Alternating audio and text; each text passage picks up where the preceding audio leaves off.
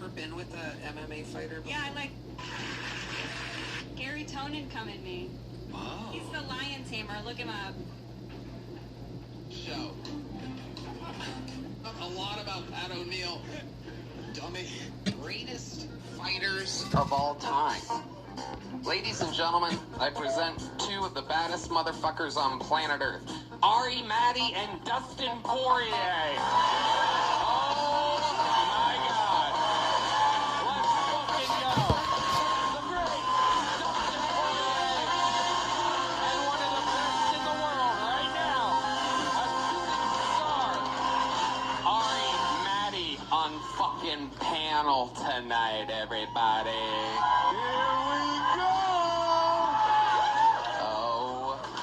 God, we're gonna have so much fun. Ari Maddie's been on tour.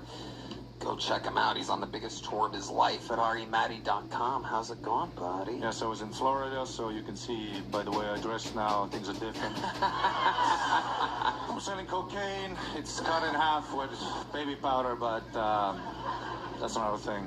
I love it. I just snort the baby powder. Yeah. I say leave the cocaine out of it. I want a goo goo gaga. Dustin motherfucking Poirier, ladies and gentlemen.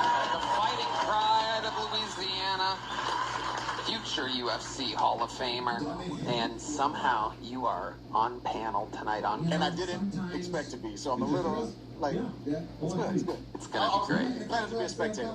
We here. If anybody roasts you or makes fun of you or anything, just beat I'll wait for him in the parking lot. Yep, beat the shit out. You can do it on this show. We give you full permission. If it fucks up our ads or anything, we'll like blur it. But people will know that you're winning for sure. You know, I did MMA too. I went 0-3. You can go on ShareDog.com. You can check it out. Yeah, 0-3. If I tried stand-up comedy, I'd be 0-10. So. I don't know about that. Really good. I was really good at the gym, but when the lights hit you, I'm a bitch. We're going to be terrible open micers, and somehow we're going to fall in love with her, perhaps. But then again, maybe none of that happens. Anything can happen. If I pull their name out of the bucket, they get 60 seconds uninterrupted. You know the time is up, and you hear the sound of a kitten. That means they have to wrap it up then, or else they bring out the angry West Hollywood bear, which rudely interrupts them. And then I conduct an interview, live, completely improvised, and anything can happen. You guys ready to start tonight's fucking show or what? I'm gonna pull a name out of the bucket, and while we go wrangle this human from the dilapidated bar next door, I have a golden ticket winner who is back. And I mean, this kid's a freak. He was on the first Netflix episode taping here, and he's a monster. This guy's built for comedy. We will see what he's got for us tonight. This is a brand new minute from golden ticket winner, Pat O'Neill, everybody.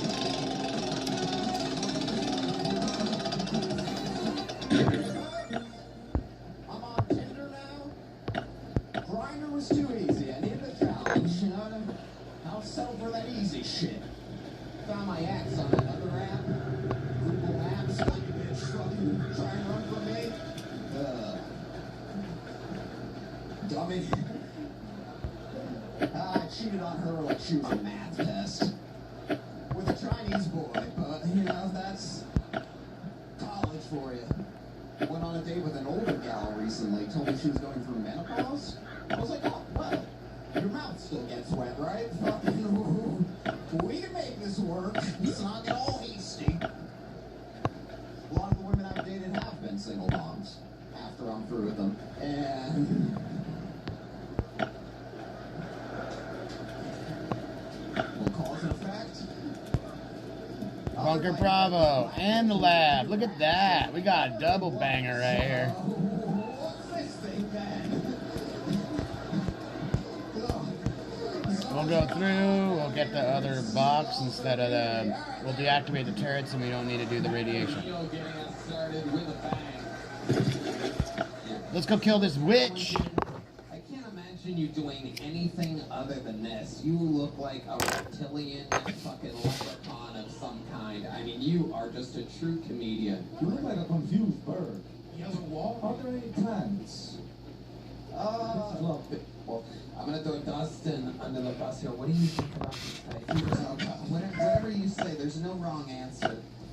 I don't know, man. Just thinking of this guy coming home to an empty, clean wall apartment is kind of freaky. I agree. He's scaring you somehow. Yeah. Somehow he is scaring her. He's scaring you.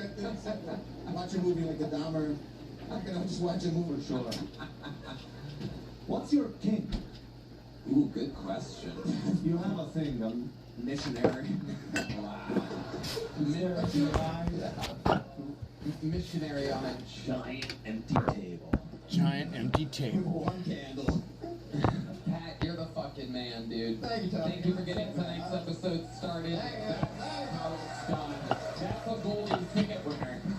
Now we go to the bucket. This is the beating heart of the show. This is where we meet everybody. This is where we met Ari Maddie. This is where we met Pat O'Neill. Everybody. Willie Montgomery, you name it. Everyone was found out of this bucket. This could be the next star, or it could be somebody who isn't the next star. Make some noise for your first bucket pull tonight. Anastasia Nadraga. Anastasia Nadraga. Nadraga?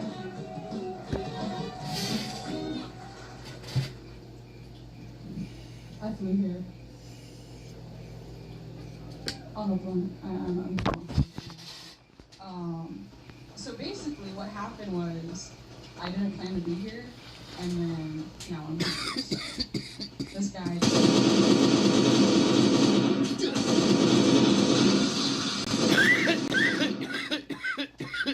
but only when people are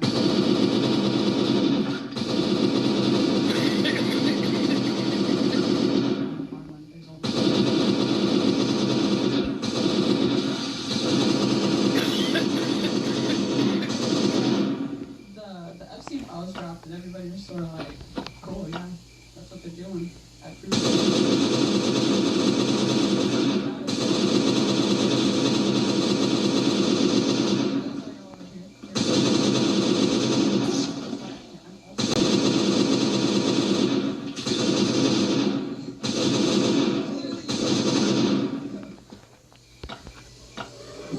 Alright, that is the full minute from Anastasia Nadraga, ladies and gentlemen. warming up. What's yeah, I bet you were. Sorry, Maddie. See, Dustin, this is me at MMA. Look like you get home. Anastasia, the mental illness is staggering. Let's talk about it. So what made you sign up for this exactly? Your story is that a friend peer pressured you into this, basically? Are you a mind reader? You know what else I'm thinking? You said that like 5 seconds ago. Oh. Well, he said mental illness, so you know. Yeah. Again, I don't have to read minds to be able to see what's going on in there, Anastasia. Anastasia? Are you like Russian? Oh my god. We don't talk about that. What are you, a fucking mind reader? What are you, a fucking mind reader? Correct in this day? Anastasia, let me ask you a question. You brought up the Epstein files. Basically nothing other than we should be doing something. What do you think we should do? What do you think we should all be doing now that the Epstein files have dropped? I don't know. You know, I think it's up to each individual what they want to do. You know. Great answer, Anastasia. Great answer. You're And solving they the want to world. be Pat O'Neill's couch. So, let's talk about it. What made you do this? Yeah. Where you are right now? In the world. That's where I am right now. Hey, wow. Doesn't get much worse than you. You're the worst. You can't answer basic questions. And you love it. I can tell. Look at that. Look at that fear in your eyes. You're done. Bye. You get nothing. Go. You get nothing. Bye. Woo your way through the rest of your life. I can't imagine what the rest of it's like. Go that way. You're kicked off. Yikes. Ah, Ladies and gentlemen, if you need it. what a palate cleanser. By the way, That is the lovely Heidi. proof that the bucket is real. The bucket is real. Let it be known. This is a very random improvised show. I mean, holy shit. Either she has serious problems. Now, yeah, she has serious problems. Hello there. This podcast is sponsored by Shopify. Starting something new isn't just hard, it's terrifying. So much work goes into something, and this thing especially, that you're not entirely sure will work out. And it can be hard to make preparation whatsoever, and the inability to answer basic questions. And his name is Benny Bruce. Let's give him a shot. Very real Benny Bruce.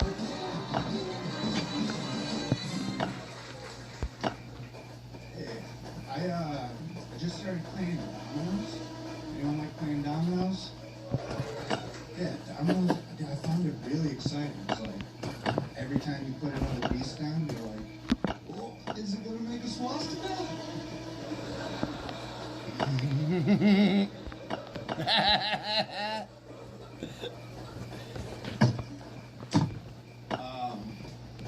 Just moved here to Texas. Hooked up with my first Latina. That was pretty cool. And then, like, I'm not really into dirty talk. I started going down on her, and she's like, "Sí, qué rico, papi." I put my finger over her lips. I was like, "Shh, I don't like dirty talk. Speak English."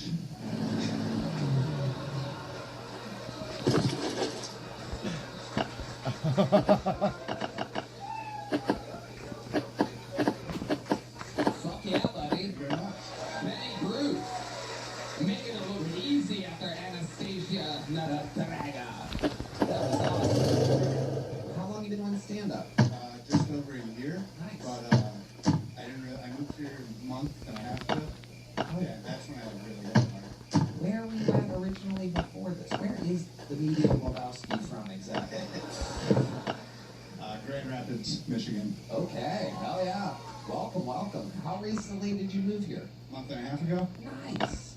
I moved out of Michigan in August. I just took my time traveling around the country. That's awesome. Tell us about that. What was that like, traveling the country? What stood out to you? What did you learn about yourself? That I need a better car. I got stranded in Alabama for a little transition. Yeah. Let's check in with Dustin. Hey, how long have you been working for ISIS sex department?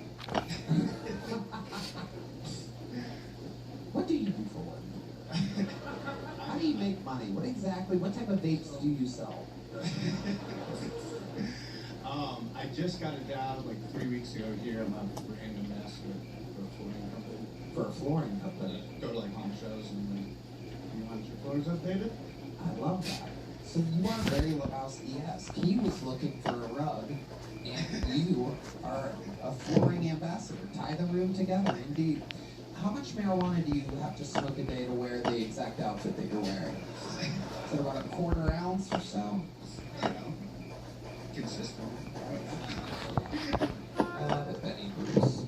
You're a very, very funny guy. How much material do you think you have of that quality? Straight up. I mean, the most I've ever done is only 5 minutes, but Yeah, cool. Well, you're in the right place to do it now. What do you love about Austin? just like the opportunity. You go up on stage every day and Grand Rapids, Michigan is a Get it. tough, weird, yeah. quirky place. Yeah. What was that like? Parents?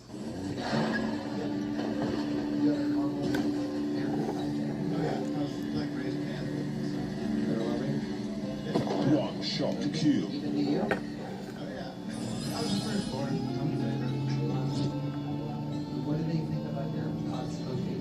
Perfect kill. Aspirations? They're about it. Perfect kill. That's amazing.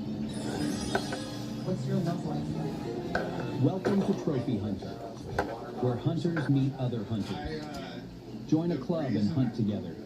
Compete in real-time club races, overtake rivals, and win as a team. Every hunt is a competition, and every shot is skill. Challenge real players, win duels, and climb the ranks. Build your lodge and show your trophies. Trophy Hunter. Prove you're the ultimate hunter. Download now. What did go wrong with it? We fought a lot. What kind of drugs are we talking about here? A lot of psychedelics. Ketamine was a big one. Yeah, but I've been off of all of it since I moved. Nice. Yeah. Very good. Still weed though. Still weed. How's it helped like your comedy? What's that? Coming off, how's it helped like your comedy? You started, you were all fucked up, huh? Yeah. I mean, I'm kidding. I started, like a year and a half ago or whatever, but like I wasn't taking it seriously until Good.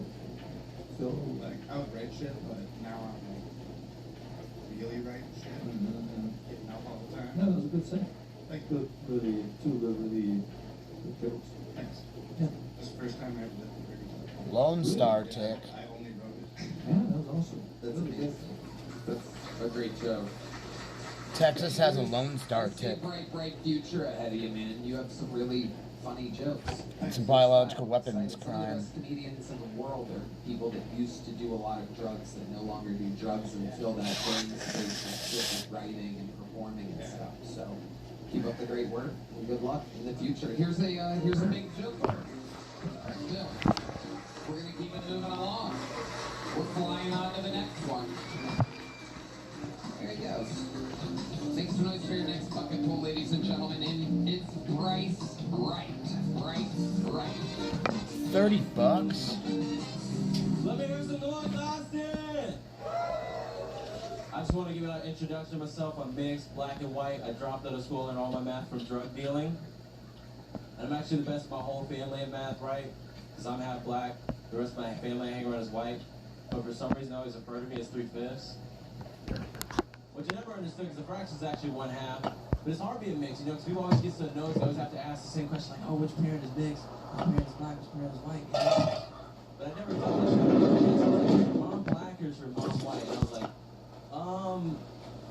my mom is fat. Yeah, that's the real reason.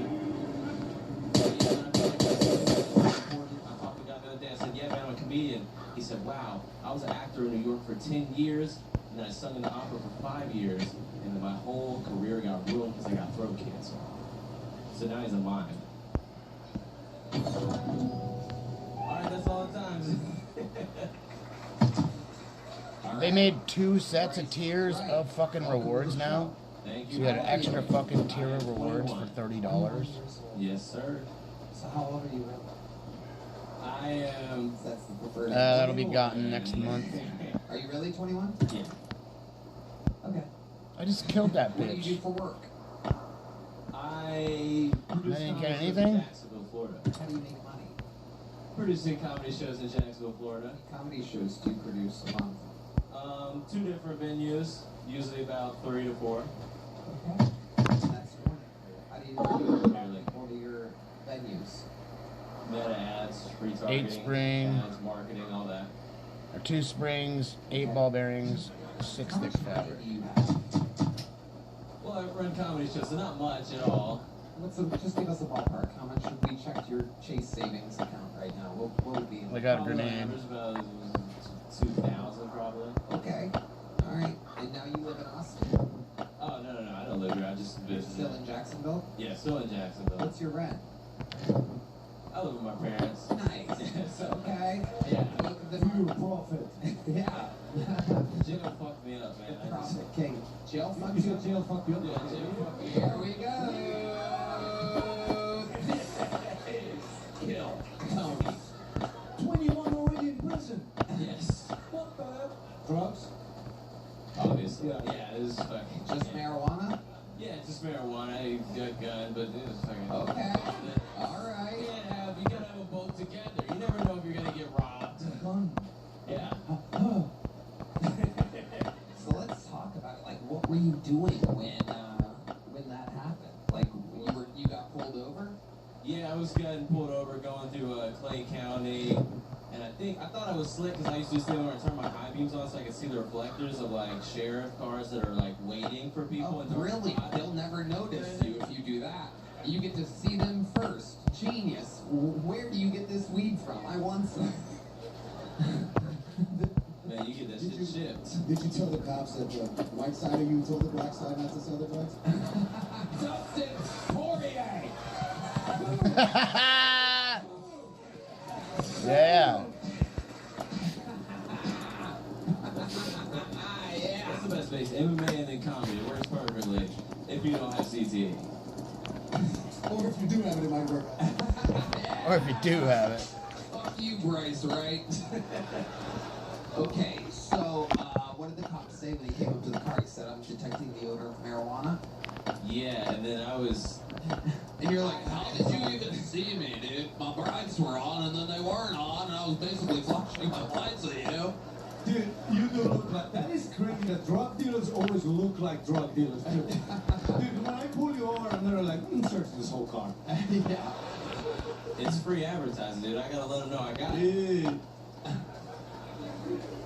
Yeah, they told me first thing, obviously, it smells like weed. I was like, you know, that's not probable cause, because I saw some shit on TikTok, and I was like, no, that's not, fucking, what are you talking about? Okay, so they said like... They love that. Police love that when you tell them, nuh-uh. Nuh-uh. Nuh-uh. Nuh-uh. Where's the gun? Where's the gun? Great. The cop? Great. Fucking dude. Where's the gun?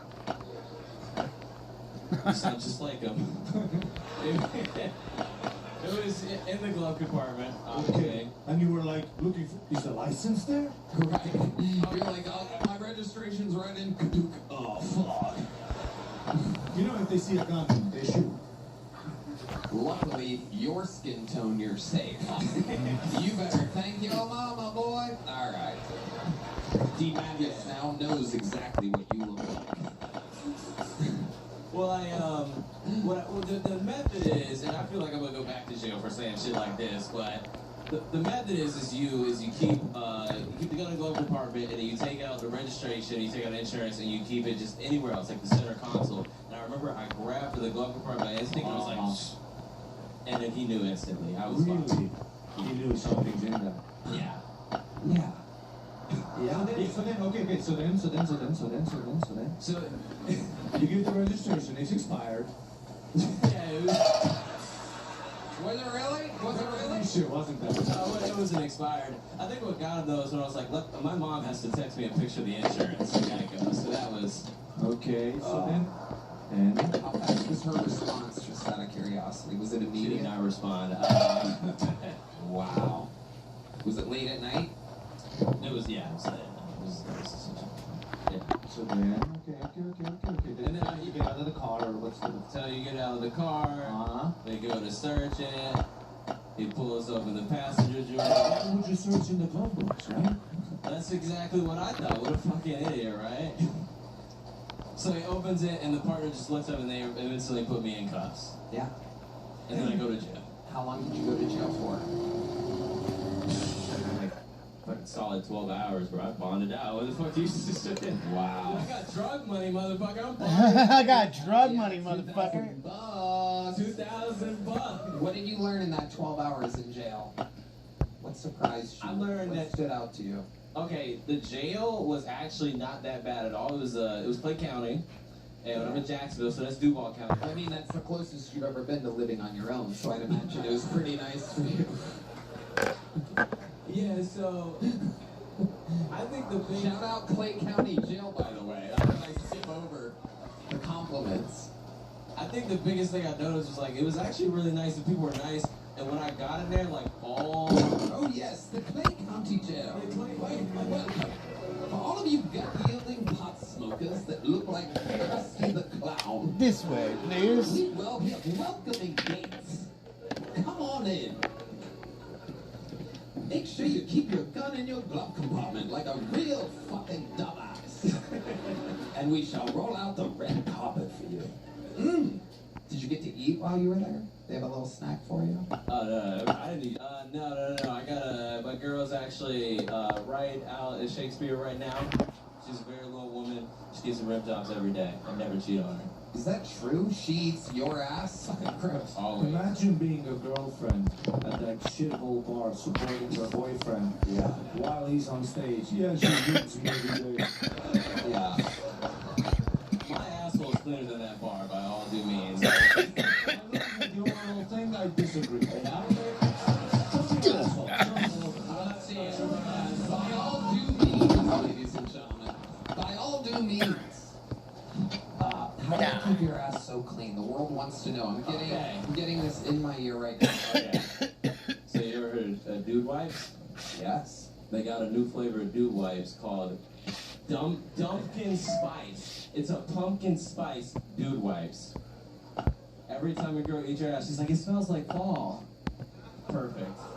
White girls love it. See her in the front row, she loves it. Look at her.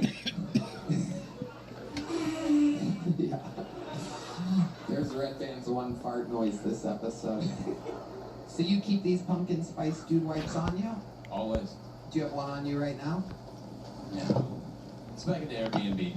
Okay. Do you have any other flavors, as you call them, of dude wipes? This is a great dude wipe commercial. No, I think... I wish they were paying back. I think they got bubblegum flavor recently. I haven't tried that one. I don't know. I'll see what's that's like. Wow. That's amazing. Mint one's the best one. The mint one's the best one. Oh, it fucking Red Band. so. Red Band just eats the wipes. It's good for bad breath. You should give it to your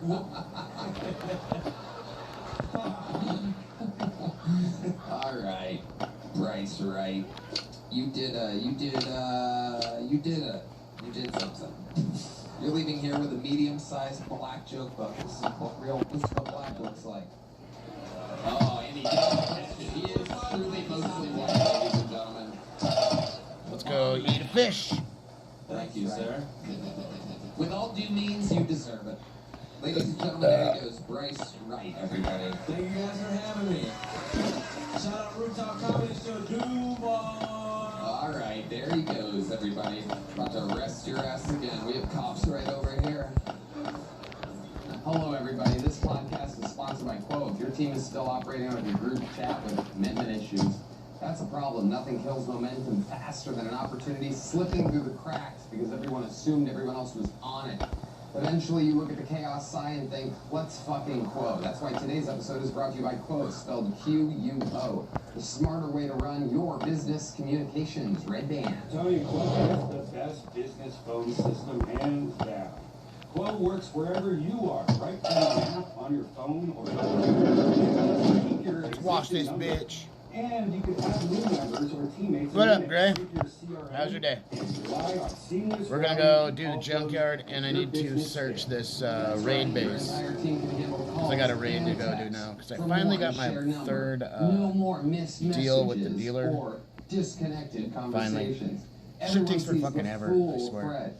So, Dinobot. And customers feel genuinely cared for. It's easy. Calls, text, voicemails, transcripts, 3 guns. and contact details. I don't need any of the one melee. clean live view with the context at your fingertips.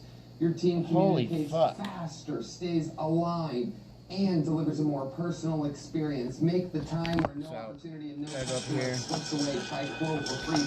I'm gonna do the lab, and I'm gonna do the lab, and I'm gonna do Bunker Bravo. No missed calls. No missed customers. And both are going to be hard. So they're not going to be hard at all. Bunker Bravo might be the hardest one. Professional support from licensed therapists and psychiatrists that you can access anytime. I popped on just a little bit earlier, and I did this real quick with that 1 hour gun. Because I jumped on and I forgot I didn't do the 1 hour gun. And I had appointments from 3:30 to 6, so I couldn't do shit. So I couldn't log on or whatnot. Alright, so I'm gonna kill all this shit first. They're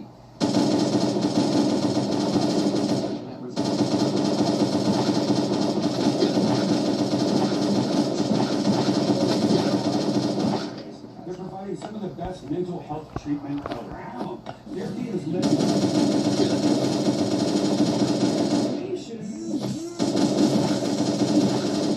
Person dies, we're fucked.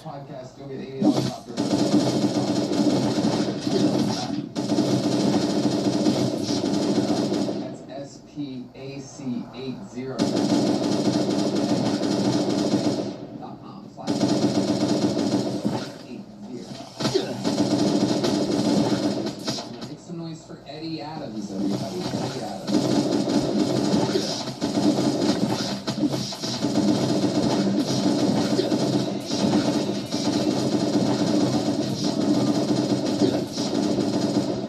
Ladies, who runs the world? The money on that?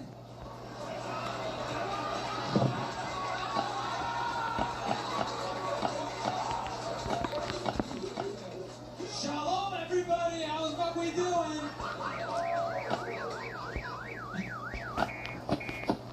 My uncle, he's a lot later.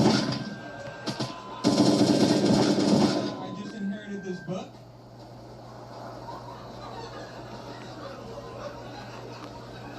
Is he wearing a fucked up yarmulke? Everybody keeps Trump's name in this book.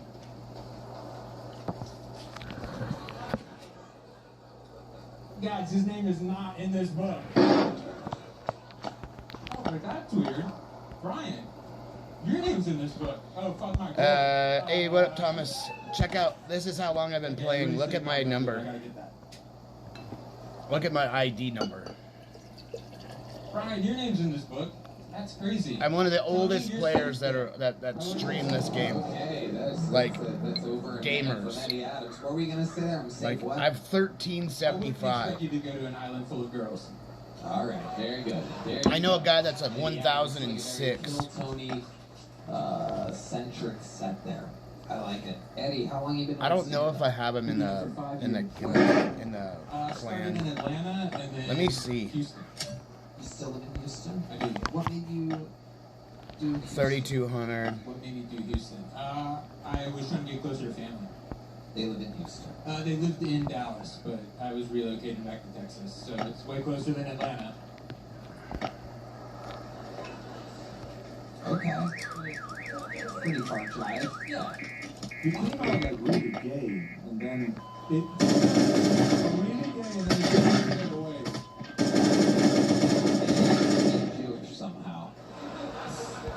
It's a way to please everybody in show business. Surprised you didn't. Hello. Last night or something like that. Gay and Jewish. All right, Eddie. Out of here. And how long have you been in Houston? What do you do for work? I sell cars. You do that in Houston? I do. What kind of cars do you sell? Toyotas. Toyotas. Are you actually Jewish? I am. So that's your real yarmulke. This is the one that I was bar mitzvahed. Wow. Okay. Break out of the closet for this. Absolutely. I also came out of the closet for this show. very gay yarmulke. My goodness. What makes it a gay yarmulke? It's not like black, it's like a flower. Yeah. It's all It is. flowery That's the and. exact same, that's the same. That's made from the drug rug that Benny Bruce wore. So I was one of the first Is it players gay to because play it's this the same game. color as your microphone? Whoa.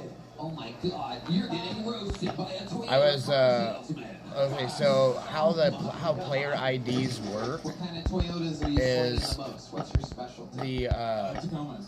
so Okay. Let's do a little thing Okay. here. I just walked into. So check this out. So how they work Walked into your car dealership. is simply that Hey, what's up, motherfucker man? I'm looking for a car. is simply this. So In the back, you want me to go show you them? game testers. Okay, Alright. for creating a game, if say you and me create a game, and so in order for us to interact with our game, we have to create the game IDs for two different players, right? So it'll be like She's Jewish as zero. well? It'll be like 0001, then 0002, and then it'll be like you'll be like number 3, number 4, number 5, right? So like you give out so That's the one. Explain to people that go and develop the game will be given an ID so they can go in and change stuff and be in the game, but they'll be completely invisible, so they can. That's how admins work. So they can go around and check shit. and that's in like all platform games now. On this game, so they can log in and into your account and check stuff out. And so so now the IDs, they go from 0 to 1,000. And if you're like I got the notification that this game was available, that it was available finally, and so I downloaded it and I started it that day. And my little girl was sick and stuff, so I literally I was like so worried about my daughter that I wasn't playing much, and so I had a fully metal base before I left the game because I left the game when I asked about, hey, why can't we make guns? And so they got really pissed at me because I asked about making guns. And so they deleted me, they banned me on Discord because I asked about making guns. Okay? That's the developers for this game. And literally, like, they won't unban me. I was like, they won't let me join Discord because I was like, hey, I play for a long time. I live stream. I've been doing this a while, and I just started coming back to this. So the thing is, I was like, I'm one of your oldest players, and they went, oh yeah, you are. I went, yeah. So where's my metal base? I was like, I want my metal 9x9 back with my stone honeycomb around it, because I had a double layer of honeycomb around fucking metal, and they were like, we can't give you that back. I went, why can't you? I was all, it's just materials, and they said it would not be fair to other players. Interesting. I feel like there's something. Like, the fuck is that about? So it kind of pissed me off, but whatever. I feel like it is. Now would be a good moment to just address the So, whole reason I got into comedy was I went to a house party when I was in Atlanta. but they gave me VIP until forever, pretty much. But it's gonna run out here soon. I'll show you. So look, I have 18 days. I had 61 days, 61 days on Christmas, and it never went down. And I agreed to do it. And it started ticking down finally. So I never saw him again. I moved away. They gave me over $10,000 worth of shit. Like, watch this. You started this. You know how they give you all this shit, right? And this stuff will stack up. You need. If there's anybody I know that needs to write actual jokes. So when we got football helmets, I never ever took one out anyways. And so it's crazy. I have 13 fucking backpacks right here, and you never even need those backpacks. And yeah, I got football helmets when there was a football helmet. I am the Lucas of. I'm the Lucas from right when so back years ago, we had a whole event for Halloween that you went and it was the first Halloween event that you go and you give Lucas all of the materials to make the costumes for let me fix this. The costumes for the zombies, so they could go on their parade, so they could do a parade, and it was down like they had like when you showed up in there, it was like wood railings that went down, and it was like a path, and then you got a chopper skin for it. So I remember getting all the chopper skin and everything else, but like I was the guy that they, because the kukuri, like if you use a I'll show you something. If you use a machete, a kukuri, or the gut ripper, I gave them the designs for those. For the mods, because they asked about, like, I was like, hey, can we get this? I was like, katana would be nice too. They yeah, we have a katana also. And so Shitballs.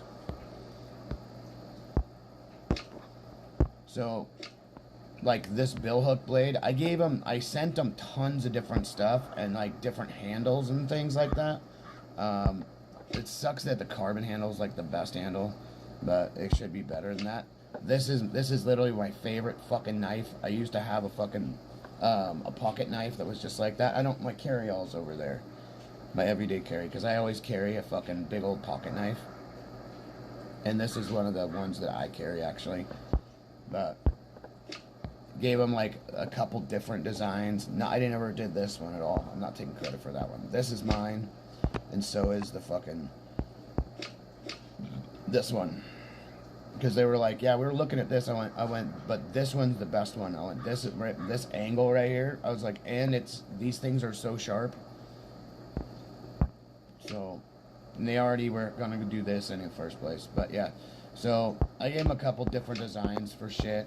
Nothing else really, because like I know more about swords and I'm trained with those things more than the gun ones. So, and the thing is, they finally gave us the Dragunov rifles.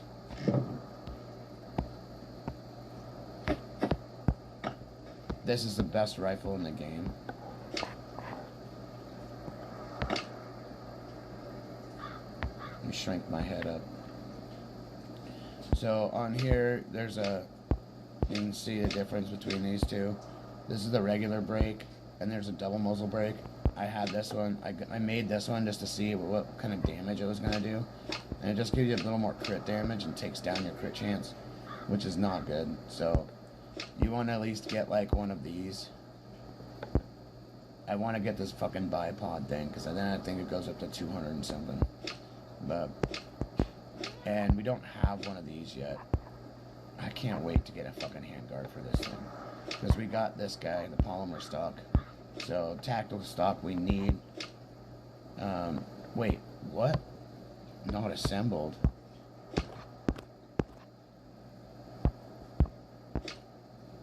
Oh, the light stock. Yeah, I don't need that. So we need this tactical stock and this tactical handguard. Even that thing is fine, but that and that, we need to get these.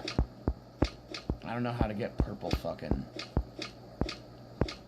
Dragunov mods. And we need to finish this guy up right here. So we got a couple of these actually. Can't make them yet. I gotta upgrade my foundry. Okay, so now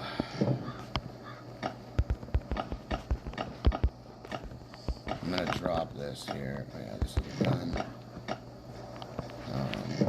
There's some room for this.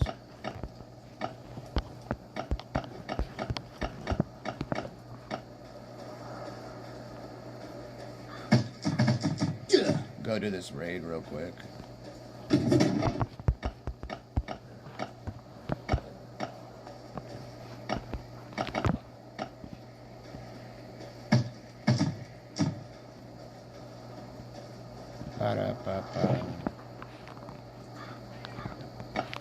Always pistols.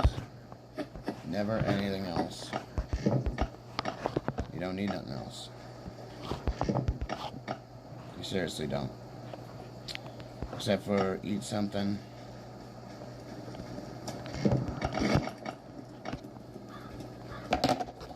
Make sure our bike's cleared out. And I don't know if there was... I want to bring... Actually, I'm not going to bring those. Bottles are down here in the water. So, pop that.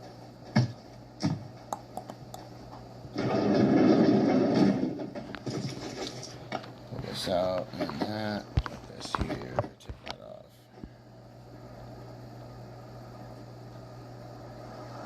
Be as efficient as possible. Here's my thing. Cargo shelving. Got this from the scout thing. From all the scout shit. And then here's where you go and you open everything.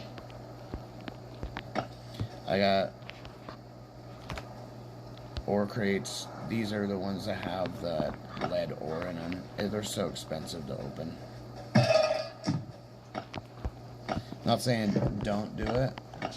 I just don't do it.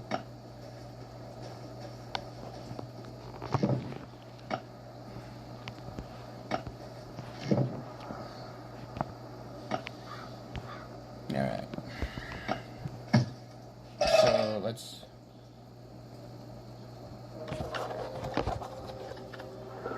What? One C4 to the front.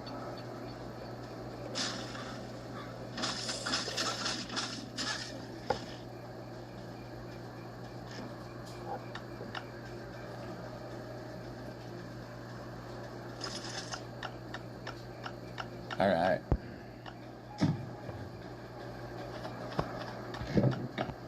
We already have tons of C4, but that's not even my C4 holder.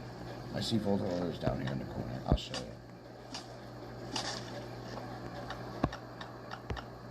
My storage for explosives. Actually, stick that there so that's full.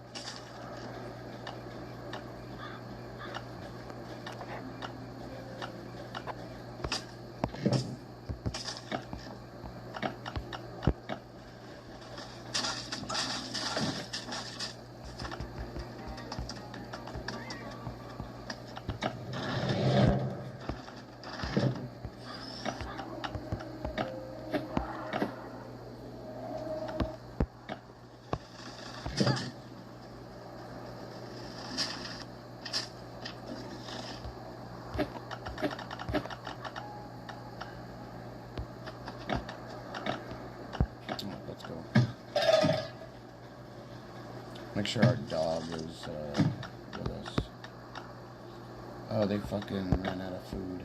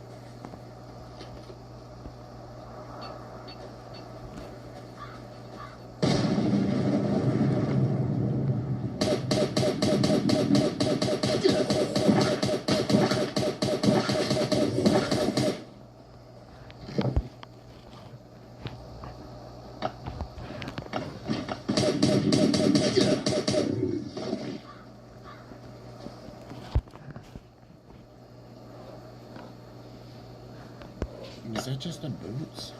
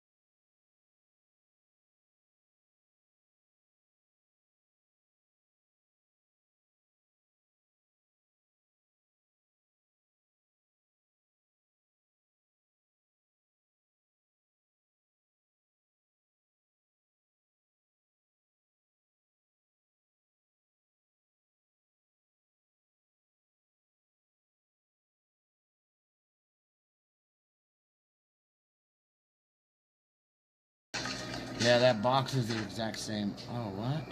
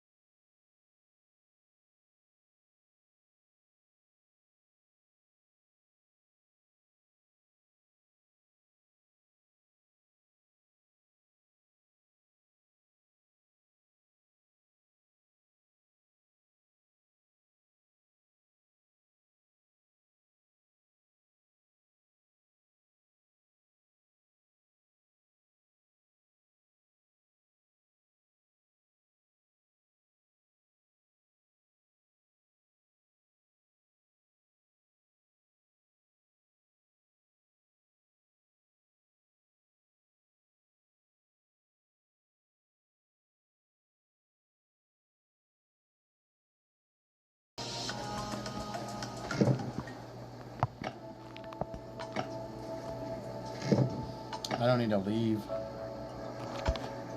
It's kind of annoying.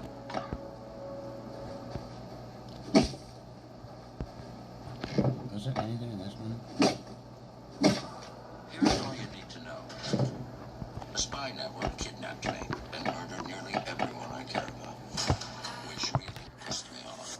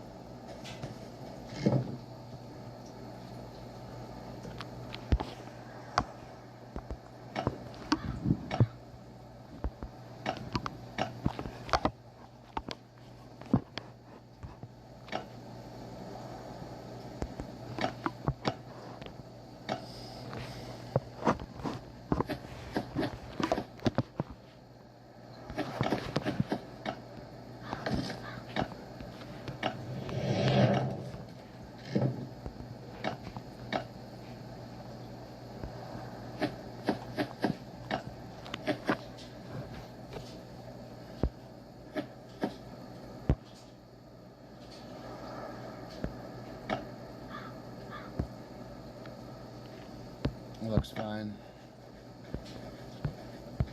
I don't want all this. Could probably just do some fresh hats.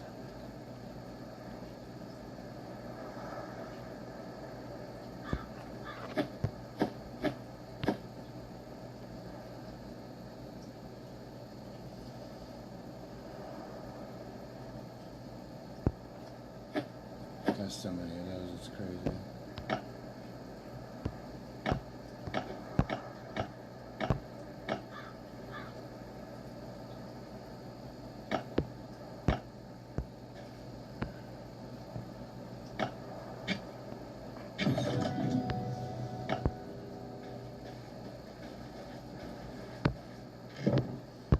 Nothing else here. This guy had no fucking bike or anything.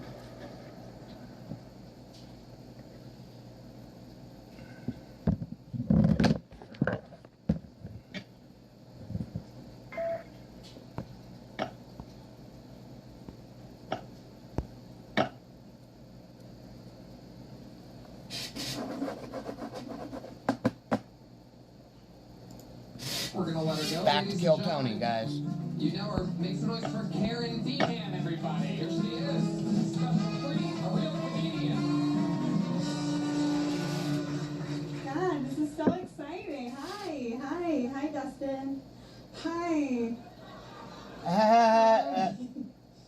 I know some of you guys might not know me. My name's Karen. I'm from Massachusetts.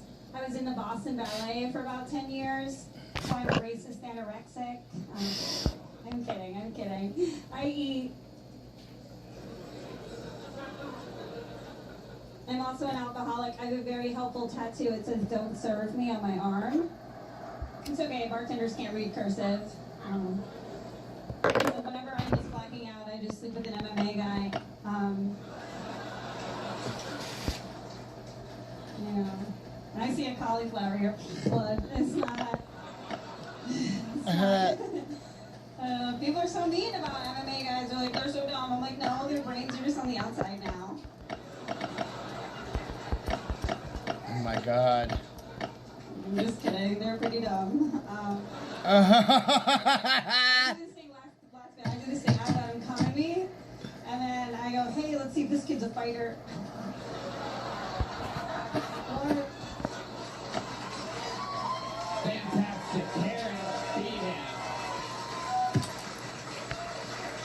That was awesome, Karen. How's life going? It's really good. Thanks for having me. Absolutely. It's fun. Is it true? Have you ever been with a MMA fighter before? Yeah, I let Gary Tonin come at me. Oh. He's the lion tamer. Look him up. Ooh, have you ever heard of Gary Tonin before? Okay. He said, yeah. Really?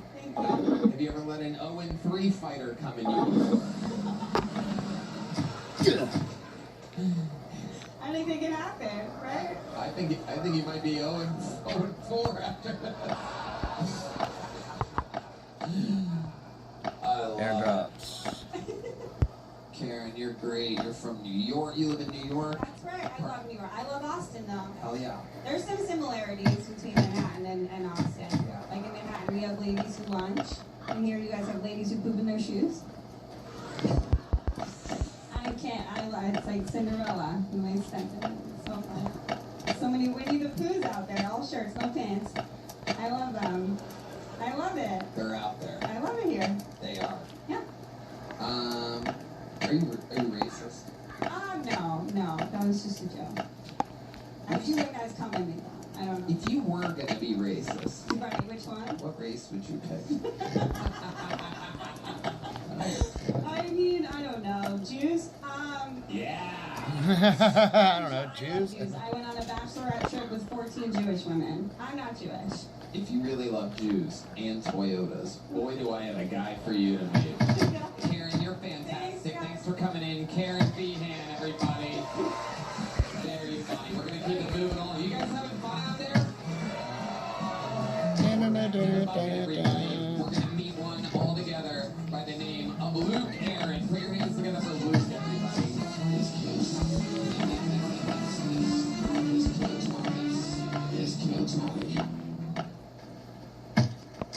Dating is hard nowadays. I was sleeping with this one girl. I absolutely loved her. I would have done anything for her. But turns out she had no heartbeat. It annoys me when old people say, oh, you guys have it so easy nowadays. Like, yeah, y'all had to go to war or whatever, but we also had to deal with trauma. You know, I remember I was like, oh, we had to deal with porn advertisements. I remember I was like 12 years old, and I looked up nude girl with breasts. And then all of a sudden, an ad pops up for where, you know, there was a midget that got gangbanged by basketball people. You know, that shit scarred me. That basketball people? Oh boy. Yeah. So for the old people, for their trauma, they got called a hero and got a purple heart. All I got was called a pervert and got a purple boner. All right, thank you. That's my time.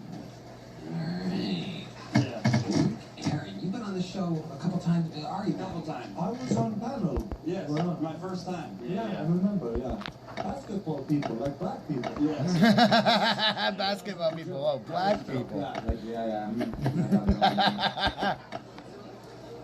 The last time you were on, you did awkward poetry. I did awkward poetry. And the first time you were on, you said you don't want to do open mics because you're afraid people will steal your material. Yes. Was that you? Still with your girlfriend that you mentioned. Actually, yes. Wow. Yeah. I do. So I know you guys hated the poem last time, but I do have another poem. But this time This time, but this one's a little more serious this time. Am I allowed to read it? How long is the poem? It is shorter. Well, I know anything is short. I just stopped you Yeah. last time. How much shorter is it? It's a bit shorter. It's If you had to guess the length from the start to the end of the poem. It's 2 minutes. That's crazy. You're out of your mind. You're out of your mind. Is there anything we don't know about you from the interviews that you've been on? I can juggle. I'm actually hilarious, but it's not coming across right now, but I swear. And then I also have a poem. What? Are you also the person that hates? You're very religious. Yes. So yeah, I am. I was. I'm not anymore. I've kind of. In college, in college, I really like. All right. Get him up. You gotta take a break from signing up for this show. This is like unbelievable. You don't prepare. You don't test out any material anywhere, and you just write very long poems that nobody wants to hear. Rhyming, like, isn't that crazy or hard? Okay. Poems aren't really a thing anymore. Yeah. Look, what? I want to hear what your response is to that. Have you never had anybody tell you you fucking stink before in your life? No. Yeah, maybe a few people. You ever play sports? I bet you never played sports. Did you ever play sports? I did play sports. I played sports. Basketball. Basketball? Yeah. Where? What's Wisconsin. Oh, you're probably fucking great in Wisconsin basketball. Yeah.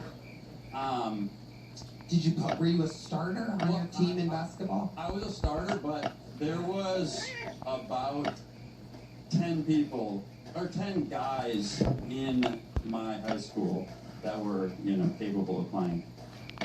One was in a wheelchair, 3 of us had autism, so I made the team. Right. Yeah. Is that the group of guys that made a midget? Yeah. Hell yeah.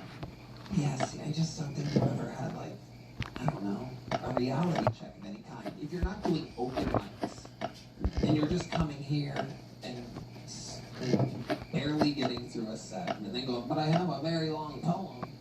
Yeah. That's not what this show is. Yeah. So you're going to have to figure out something else. Or do open mics and figure out if the material that you're going to do on the show works at all. You're really not doing open mics? I do it every Which once in a while. I do Big Buck Coffee, and then which other ones have I been to? Which other ones? How many times a week? One in Wisconsin. 0 times a week. Probably a total of 5 open mics total ever. Am I correct? Probably. Oh, this is All right. Yeah. So there you go. This is bad. Yeah. You don't have open All mics. right. Yeah. You got to do something else. You're right. All right. Give it 6 months. Sign up again in 6 months. Okay. Okay. Yeah. This isn't just the get attention show. Okay. There you go. I'm sorry. Yes, with a mic minimum. Matt Mueling, who never talks, has a great idea. You have to do at least fucking 50 open mics before you sign up. You have 6 months to do that. That's not that hard. Okay. Okay, there you go. Ladies and gentlemen, the Kill Tony exit of Loose Aaron. Sometimes shit gets real. You got a girl that didn't know what she was signing up for. Literally just wants attention. And there you go. Gay. I remember something about him. He said last time he was angry at his girlfriend for showing too much skin. Remember that? And he hated showing her legs and stuff. Weird stuff. Okie dokie. Alright. Okay. Hey Luke, you wanna come be the sound guy for the rest of the episode? Some poems. Alright. Your next bucket bowl, anything can happen, clearly. Clearly anything can happen. Goes by the name of Chase Standing, everybody. Chase Standing.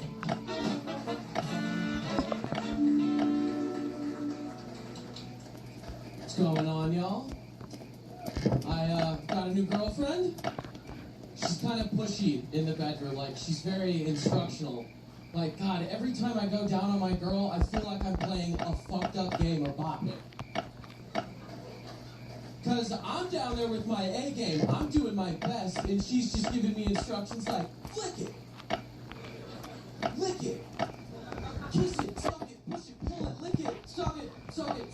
Stop it. Also, can we be real? That's like an impossible game to beat. My high score is like 3. Pass it to a friend.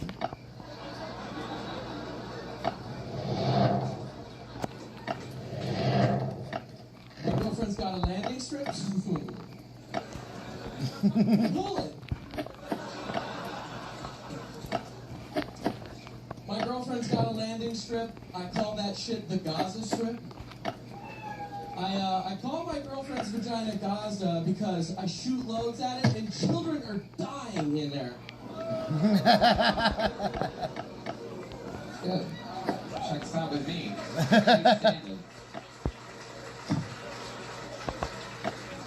Welcome, Chase. Have you been on this show before? No, I haven't. Welcome, welcome. How long have you been on stand-up? A year and a half, and I've been signing up the entire time. Wow, congrats. Finally got up. Crazy that this is the first time we've gotten you up. Meanwhile, Luke Aaron has bored us to death 3 or 4 times. Absolutely incredible. Hey, he's making my job easy.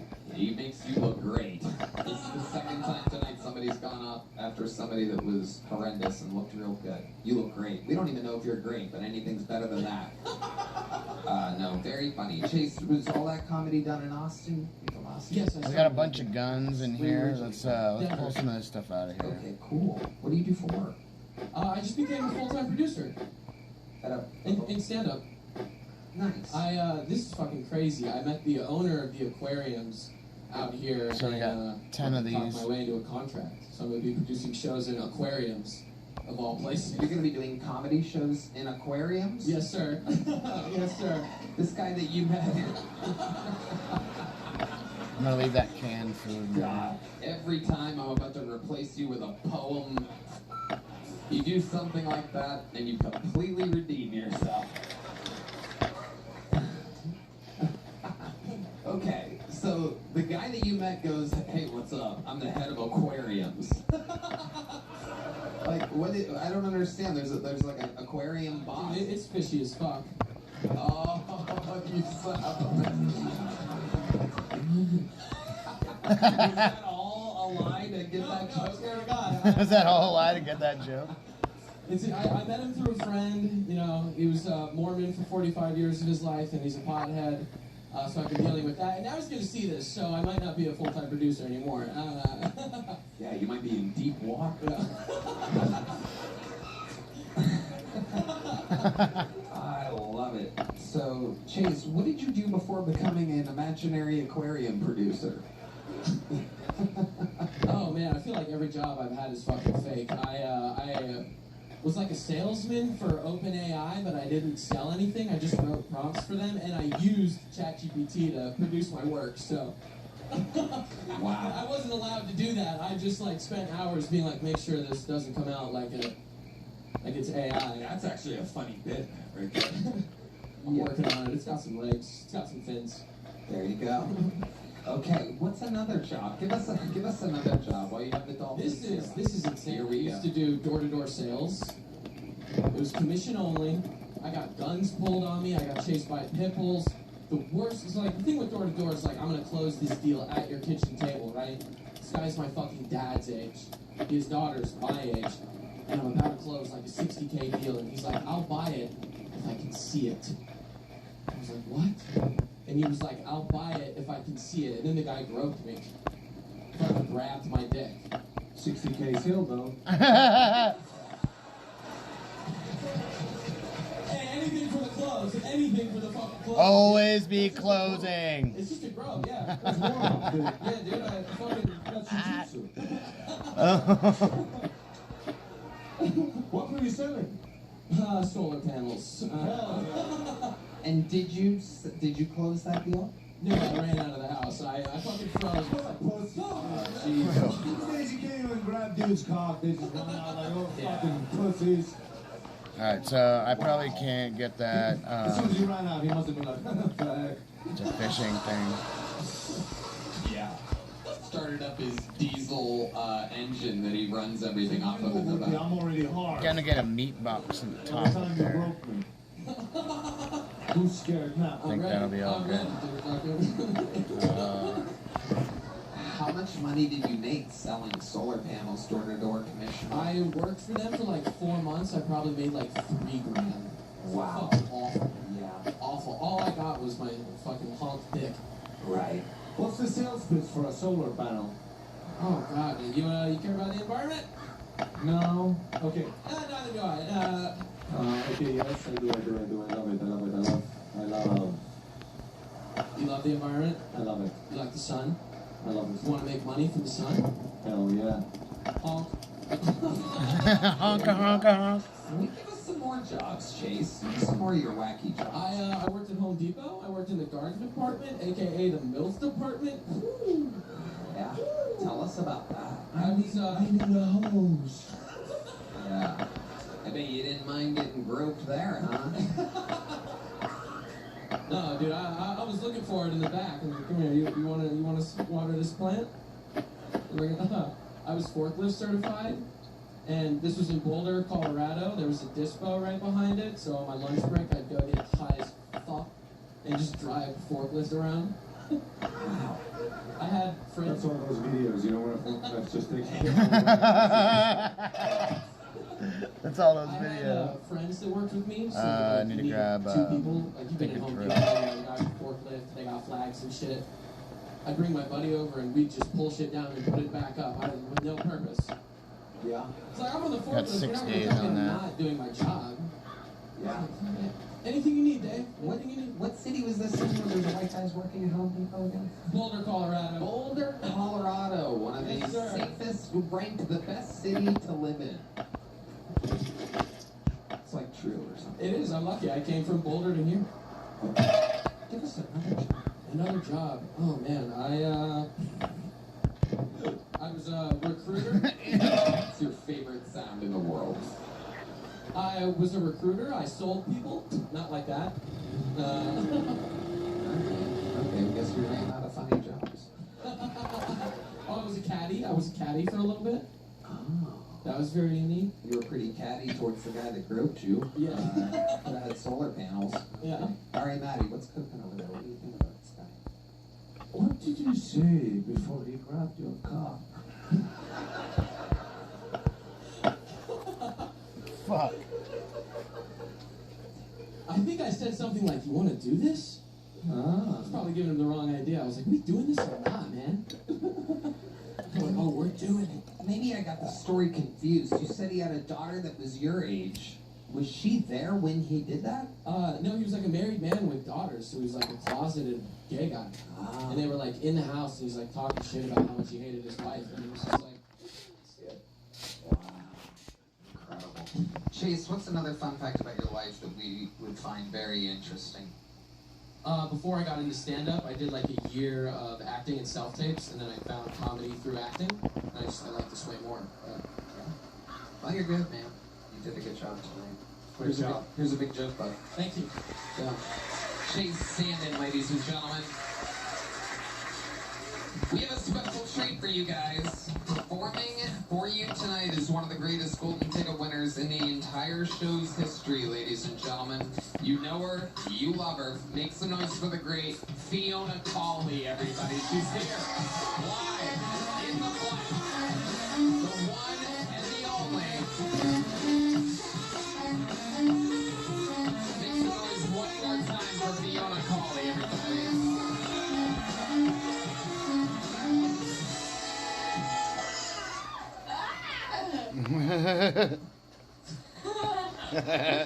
I know I've talked a lot about being married, but I used to be like a real big whore. Okay, and I don't feel bad about it. I think anyone in my situation would have done the same. Okay, you know, I was 18, I was single, diagnosed with this shit, I thought I was dying. You know, I wanted to roll into as much dick as possible. You know, and then you find out you're not really dying, and now you're like just a whore.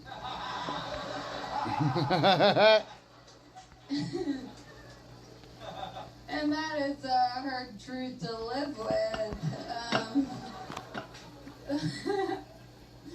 We need to go do Back in the my transport day, I had a good amount of one-night stands. Okay. But We'll do I'm a transport hub, and then normal we'll do bunker bravo. lady. Sometimes I wanted to like sneak out.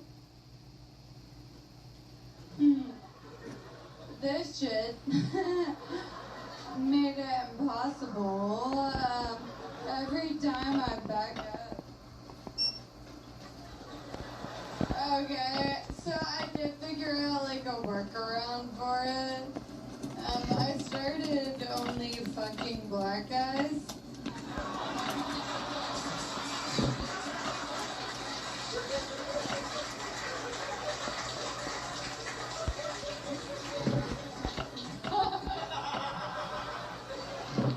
The great Fiona Colley.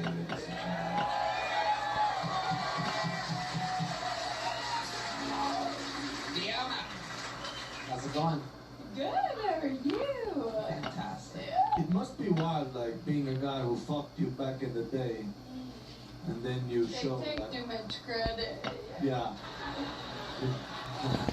And then you show the boys like, look at her now.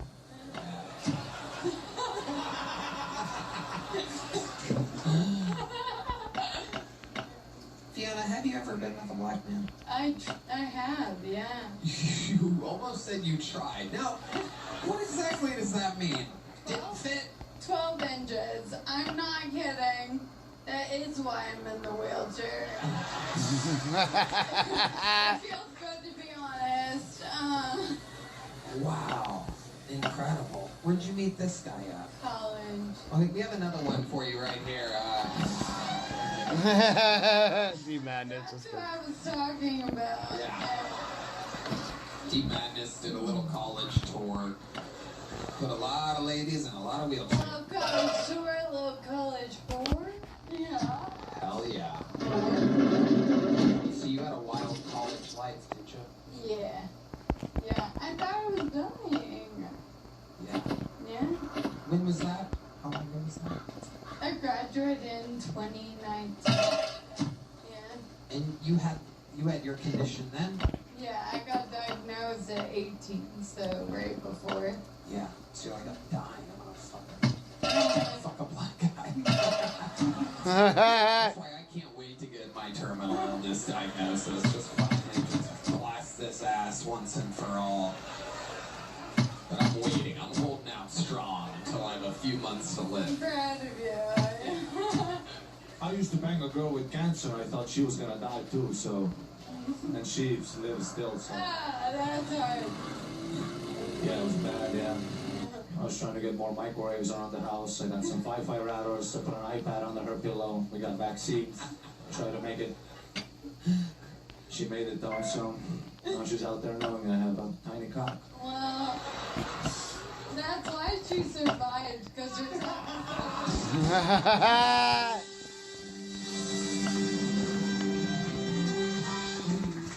Fiona, how's married life going?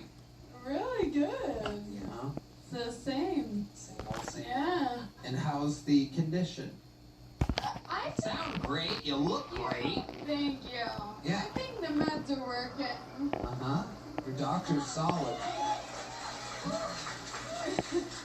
You know, it's actually funny. People ask me a lot if the medicine is working, which is a really hard thing to answer because all they're supposed to do is like stop me from getting worse. So the question is like, have you noticed nothing? You know? Yeah. And the only like real evidence I have that it might be working is every time I post a video online, there are always hundreds of people that comment, if you put this in 2x speed, she's cured, you know? And now they're commenting if you put this in 1.5x speed. Ooh. Look. So, yeah. Amazing. Rushing. Dustin? What's up? I got beef with you. Ooh. This Netflix Next UFC card's about to get a little bit crazier. Try the low kick card, she feels nothing.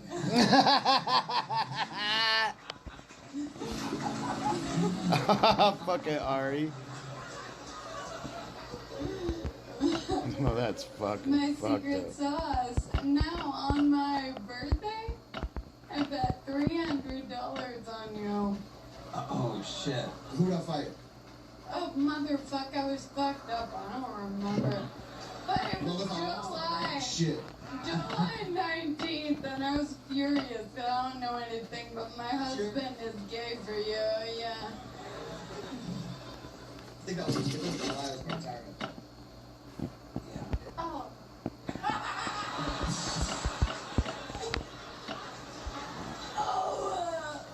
Hey, you're beautiful, and I love that you walk, and it's so good on you. What? You can walk. I love that. Yeah.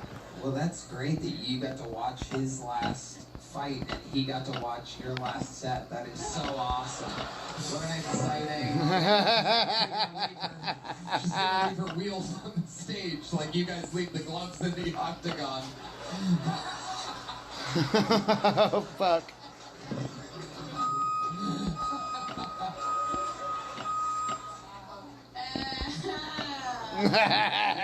It's become iconic here on the show. You do know this, right? I was doing my own show, and someone's phone went off, and it was my lap.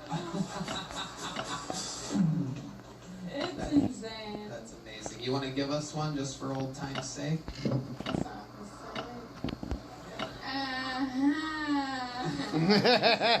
great Fiona Pauly, ladies and gentlemen.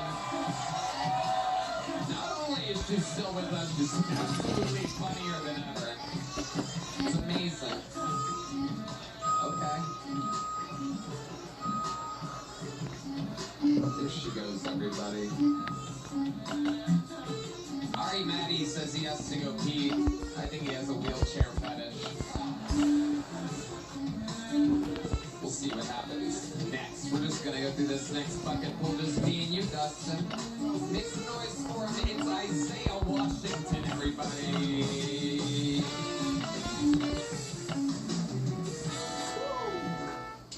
My dad was in and out of my life, but that was pretty normal in my neighborhood, y'all.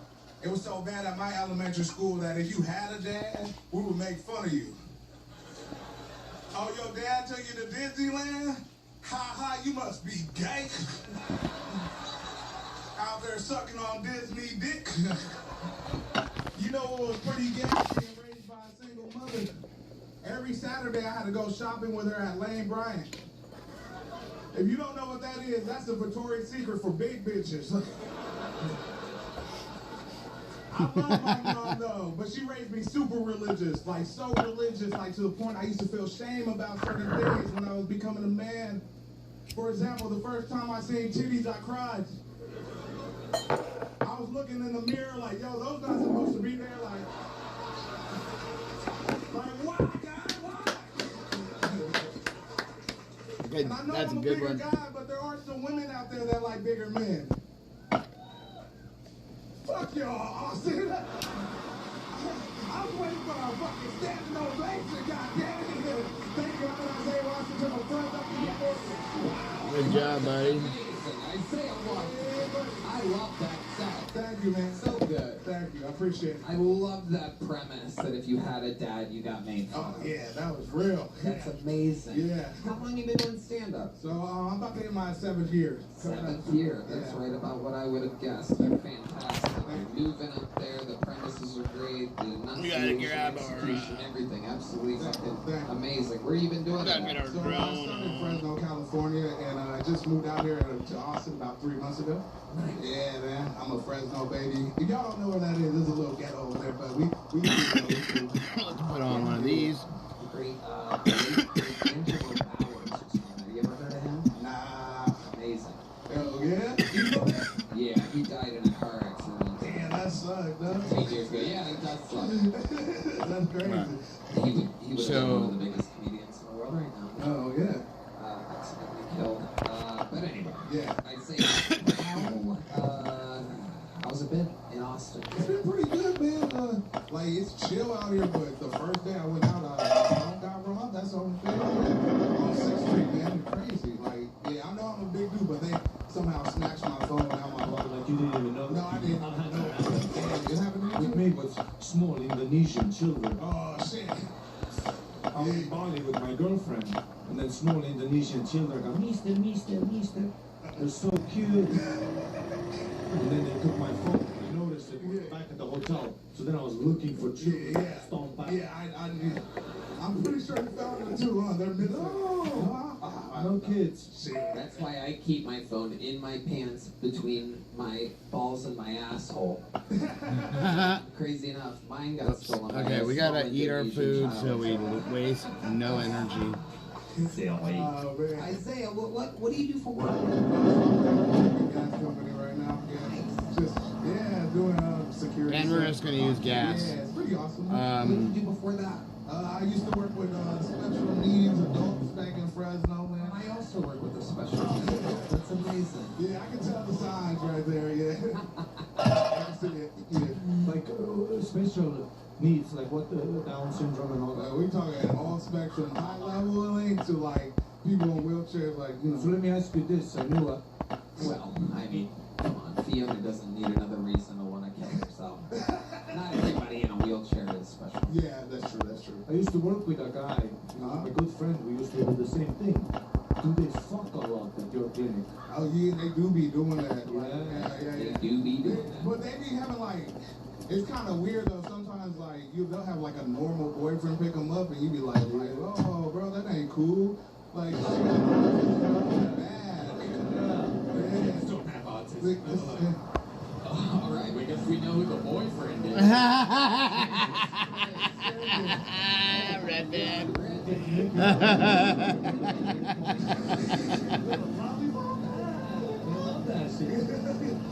I've never tried that. Red band just called his wife a fucking it was a day center, fucking so they come autistic from, like, girl. In the daytime only, then they go back to like a group home. Oh, yeah. Okay, so what's the wildest thing you ever saw recently?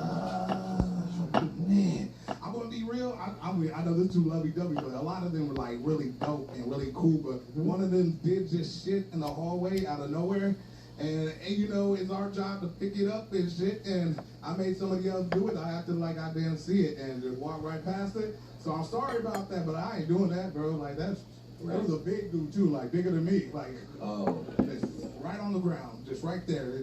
Okay, so unacceptable. Red band, why did you do that? God damn it, Red. I dropped you off at the daycare center. I do these nice things for you, and your asshole ain't retarded. My asshole isn't retarded. That's funny as hell. But that's like a good karma job. Yeah. That's why I got pulled tonight. Because of that job. You know, if you do something bad, you can bring it up to God and be like, hey, yo. Yeah, remember the time I walked past the shit, bro? Like, come on, man, give me, I'm getting into heaven for sure. Yeah. Absolutely. Isaiah, tell us more about your life. Do you have brothers and sisters? Yeah, I got a lot of half siblings. I don't got any full ones. My dad's black, my mom's Mexican. Y'all didn't know and shit, but my brothers and sisters, like in and out of my life too. Just in and out, living with my dad in Cleveland, and then I was in Cali the whole time. And seeing them every once in a while. One of my sisters about to get married. My other brother's in jail. What is your brother in jail for? Yeah. Let's just say, what's it called? Like a homicide? He killed somebody. Something like murder. Murder was a case that they wrote. Got it. Okay. Yeah. I'm not going to talk too deeply on that because it's real. It's real. But that's like cool to have like a brother. I mean, fuck with me. Yeah, don't fuck with me. Yeah. I'll call my brother and he's going to be like, how am I going? Doesn't pay you. You're Hell yeah, I got connections in the walls. Yeah. Amazing. Yeah. And your Connections in the walls. Yeah. Did you ever get to meet your dad? Yeah, I did. I got to meet him. He was in and out of my life. Like I'll see him like in the summertime and stuff like that. He'll come by and say what's up. He was in the summertime. Yeah. He was like a rapper or trying to be a rapper. Yeah. Wow. So I'll be in the studio and stuff.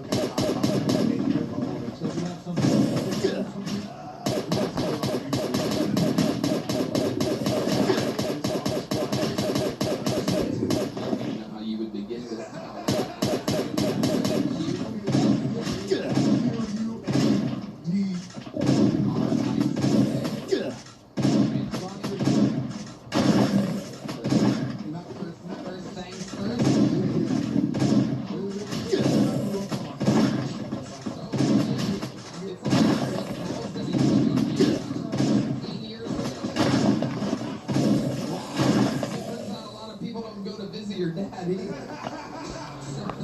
It's amazing. It's good. Hey. Only this about sudden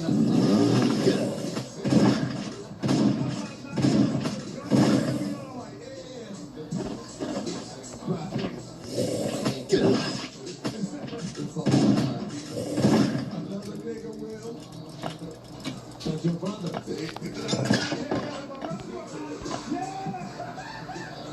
Hold on a second. I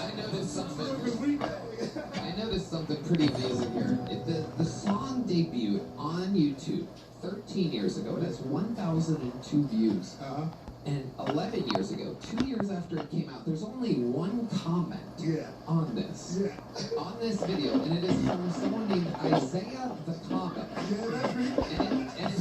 And the comment on the YouTube profile says, "Whoa, where do you find this at?" What would you like to know? I don't know who uploaded that, and all I did was have a CD of him on my CD player. I didn't even know it was out there like that. And what were you doing? Just randomly Googling your dad? Yeah, man. Stop with your ahs. These white lady ahs. Shut up. Yeah, I wanted to see if he made any money or anything like that.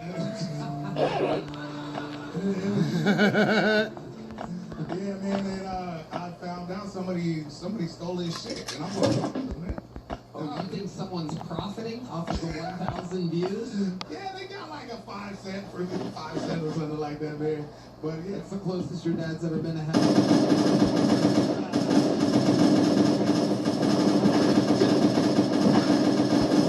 I probably let that come a long time ago. I was like, oh, yeah, let me. Now that is sad. How did your father?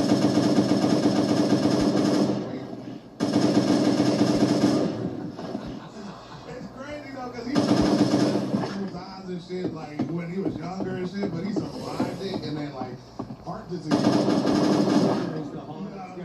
Ever. Sugar for horns. Sugar the guns like this. Yeah. Let's go. Usually you can hear zombies. Like they'll hiss or whatever. Watch. That's why I eat so much sugar, because I'm trying to kill all the sugar, dog. Like, come on, which one is it? Some of them, sometimes there's no cargo in any one of them except for the boss.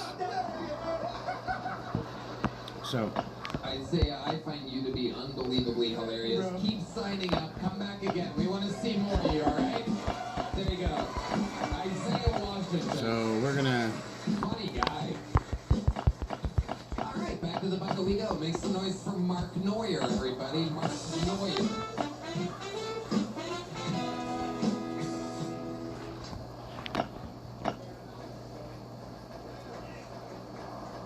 I like him a lot. I'm a big fan of Alex Jones. The thing about him is he says some things that are true, right? Because he's like, oh, we're a controversial guy. He says some things that are true, though. For example, he said they're going to fly planes.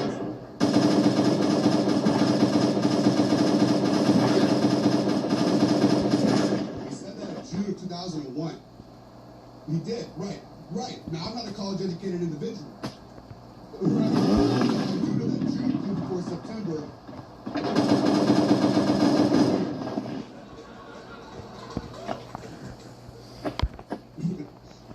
Like I said, I didn't go to college. I dropped out of high school, so I don't know if they're putting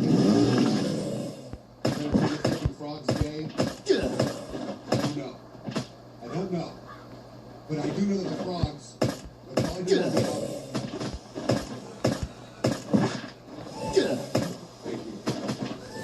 Hey, Mark Neuer, welcome. Your first time on the show? Yeah. Nice. How long have you been on stand-up? Coming up on 9 years. Where at? San Francisco. All the time? I started mid-teen in California. Still at the same time? Nope. You live here now? Moved How here 10 long months ago? ago. 10 minutes ago? 10 months. Oh, okay, perfect. 10 minutes ago? People literally have gotten here 10 minutes ago. Okay, Mark, what do you do for work? Right now I'm a daytime bartender on 6. Okay, how's that going for you? It's good money. Fun, right? Daytime bartender. Yeah. Interesting choice. The nighttime is where you make the big bucks. You'd be surprised. Huh. I think you'll be surprised.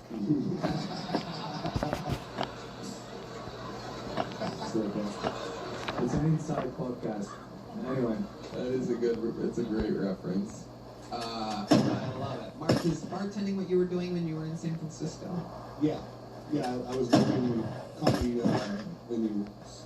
Do you steal money as a bartender too? I used to be a bartender. Anymore. On 6th Street in San Francisco. Yeah. I used to do that too. You have to. What's the scam? What are you doing to me? What's the... What are you trying to do to me? Okay, I'll open up first, and then you open. Yeah, alright. Tell us your scam. Tell us the Estonian fucking credit So if you're card. like a bartender, it's pretty easy. From one big bottle of booze, you can get about 16 double cocktails. The revenue price that the bar has is, of course, so much higher than the market price. So you bring your own bottles. And you have a side register. One for you, one for me. I was like Robin Hood, but for myself. Wow. That's a pretty good The Americans, you guys all free pour, right? I do. Yeah, you can steal it a little bit, you know? Like if it's 4 centiliters of alcohol, every 4th cocktail is for free because you dry them up short. Mm-hmm. You're very serious about this. Very serious. And then from one draft, you know, like a big jug, the draft beer, from the one big, the keg. Yeah. You get 66 beers, but with foam, it's actually 58 beers, so you can steal the 6. Mm-hmm. I gotta tell you, I'm from Stockton, California. You're losing with all these numbers. So what was your scam? Void the drinks after? Void a few drinks? Not bring them in? Right. When the people paid cash, you would just take the cash? In San Francisco. Yeah. Not at my current job. Right. Very well put. Amazing. Amazing. Note. Probably fired after Amazing this footnote. You episode. would never do that now, but you totally did. Tell us more about your life. What exactly are you into? Do you have any hobbies or anything like that? I play a lot of League of Legends on my phone. Mm-hmm. Specifically on my... Surprise, yeah, fat dude. Likes League of Legends. Yeah, I did notice you can arrest your microphone. I can, I do. It's a crazy move. I'm a big boy. Man. Big boy. You are a big League of Legends. Anything else other than League of Legends? You do anything? That's how you do it. I've been doing a little bit of putt-putt. Oh, shit. All right.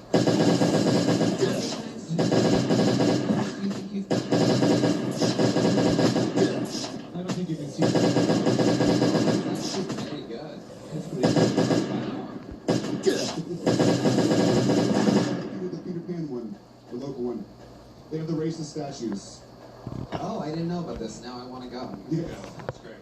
Wow. They have a dude doing a full-blown cigar. Okay. Looking over that.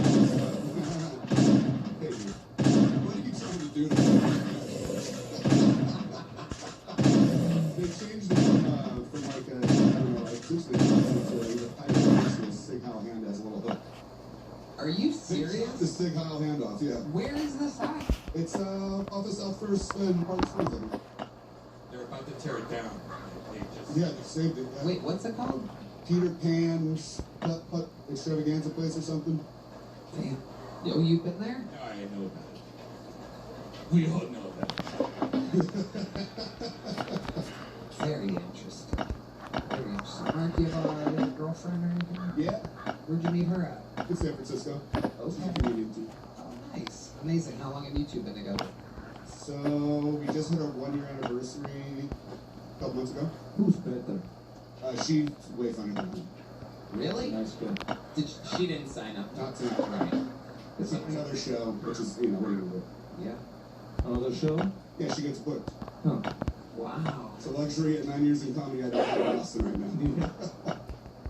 Anything can happen. Anything can change. Here's a big joke book, Mark. I like your style. Sign up again sometime. Thank you very much. We're gonna keep it moving along here. You guys still hanging in there? We're coming around the corner. Everybody good? Alright. This looks like a brand new name, so this should be fun. Make some noise for Flash Goron. Flash Goron. Here comes Splash. going, everybody? My name is Flash Gordon.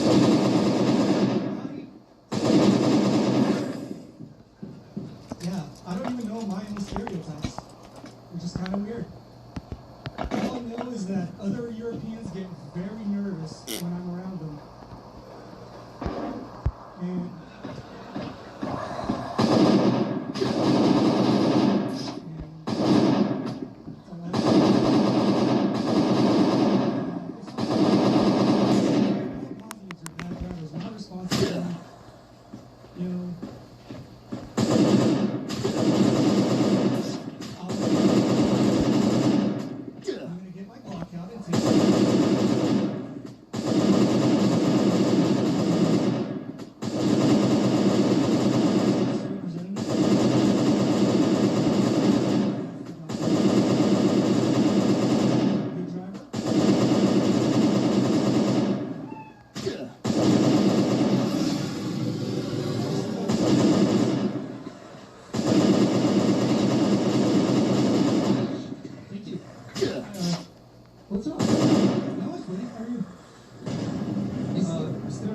Bosnians. You live.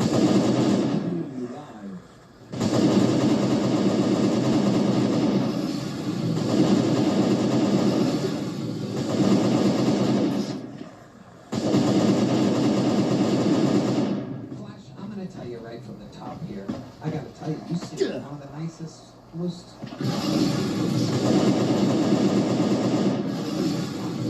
didn't know that. Thanks a lot. You're adorable. How old are you?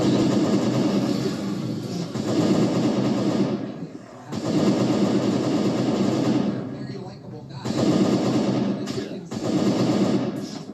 First time ever, the sound of a goat. You want to start here tonight?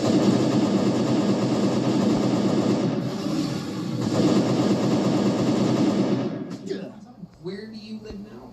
Emerald. Gotcha, bitch. From one war-torn area to the next. Exactly. What made you pick Amarillo? I didn't. I was 8, so I was the youngest in my family. I don't know if you know this. One of the most interesting fun facts you'll ever hear. Matt Mueling is from Amarillo, Texas. The original guitarist here. Look at him. Are you liberal? That's a wild question. Red man. I just like both sides equally. There you go. Very good answer. Amazing answer. He's like a very sweet guy. Yeah. I appreciate that, Art. You like watch the show and stuff. Yeah, I do. You might be one of the most nice people that I've ever pulled out of the bucket before. Can you tell us like the meanest thing you've ever done in your life? Dustin, what do you think it is? I think you broke the door-to-door salesman.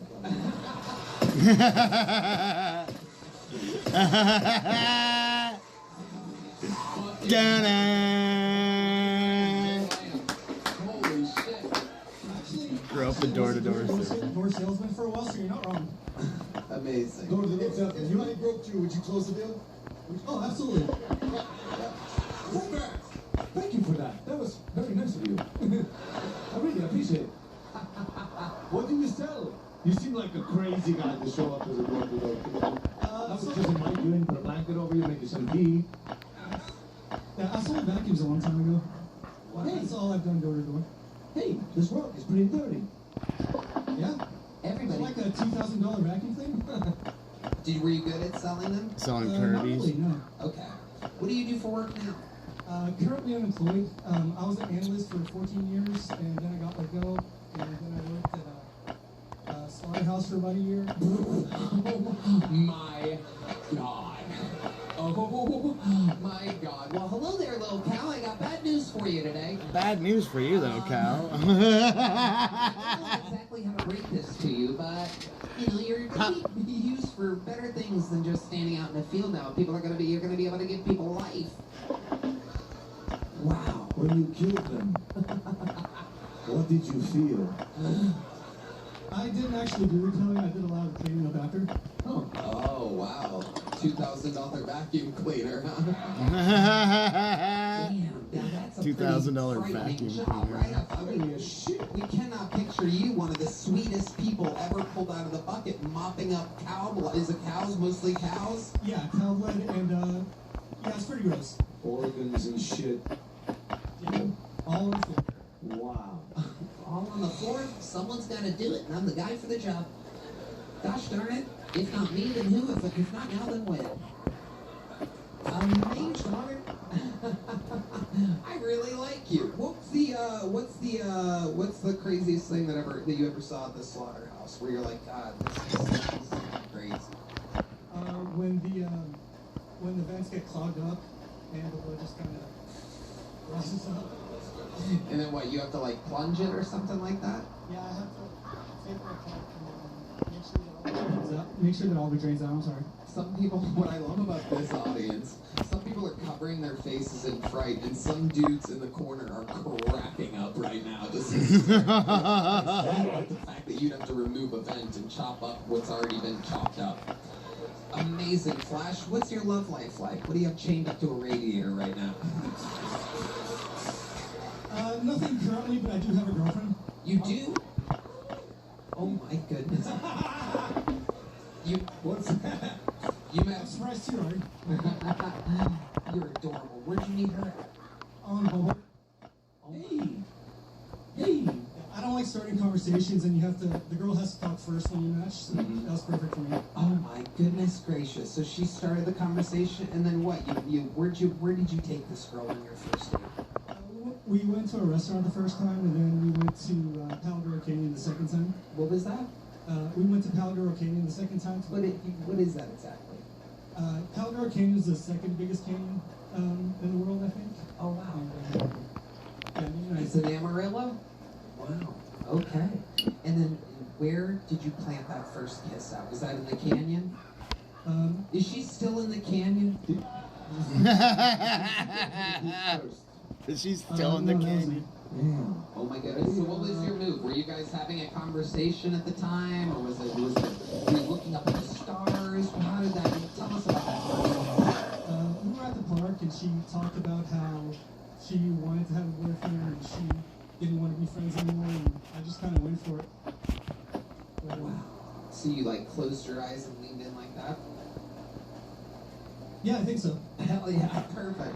Hey, would you like to kiss? Would you like to sit on my cock later?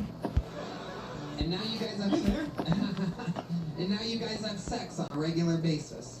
A couple times a week. I love it. Do you have any special moves in the bedroom?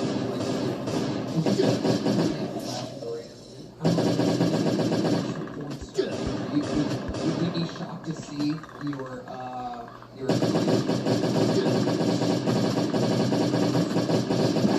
favorite thing to do.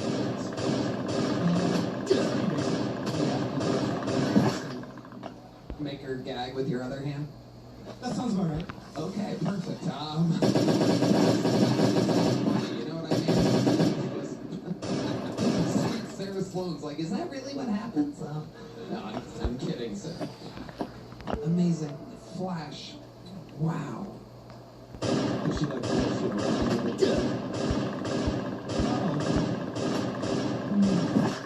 Flash, I find you to be such a sweet guy. What are your goals? Like, what do you want to do with the rest of your life? You're 37, you're currently unemployed, is that correct? That's correct. Where do you see the rest of your life going? You are comically adorable. I appreciate that. He has to say he appreciates it. He can't just let it go. He's so sweet that he has to let us know that he appreciates it. I just want to find a job and hopefully something with a lot of vacation time so I can go travel as much as I can. Where do you want to travel? Thailand? No, I like the state of Washington better. Okay. I can explain. Yeah, go ahead. Explain. Why do you love the state of Washington? So my favorite thing to do is called wing walking. It's where you get on top of an airplane while it's talking, and then you just ride around on the plane. And they used to have that in Washington. You know, on top of the plane like yours. If I told on top of the plane. I really hope we won't crash. That's a funny guy to tell your girlfriend like, hey, you want to go wind walking? Actually, I did tell her that. Are you going to take her sometime? I took her once. She didn't pass the training. What is the training for wind walking exactly? Basically, you just the plane's on the ground and you climb up and down the plane. What did she have trouble with? Climbing up. The climbing up. So is she... No, I'm doing. Was this a climb like she needed some carabiners and guy at the bottom holding the rope and... She did really good.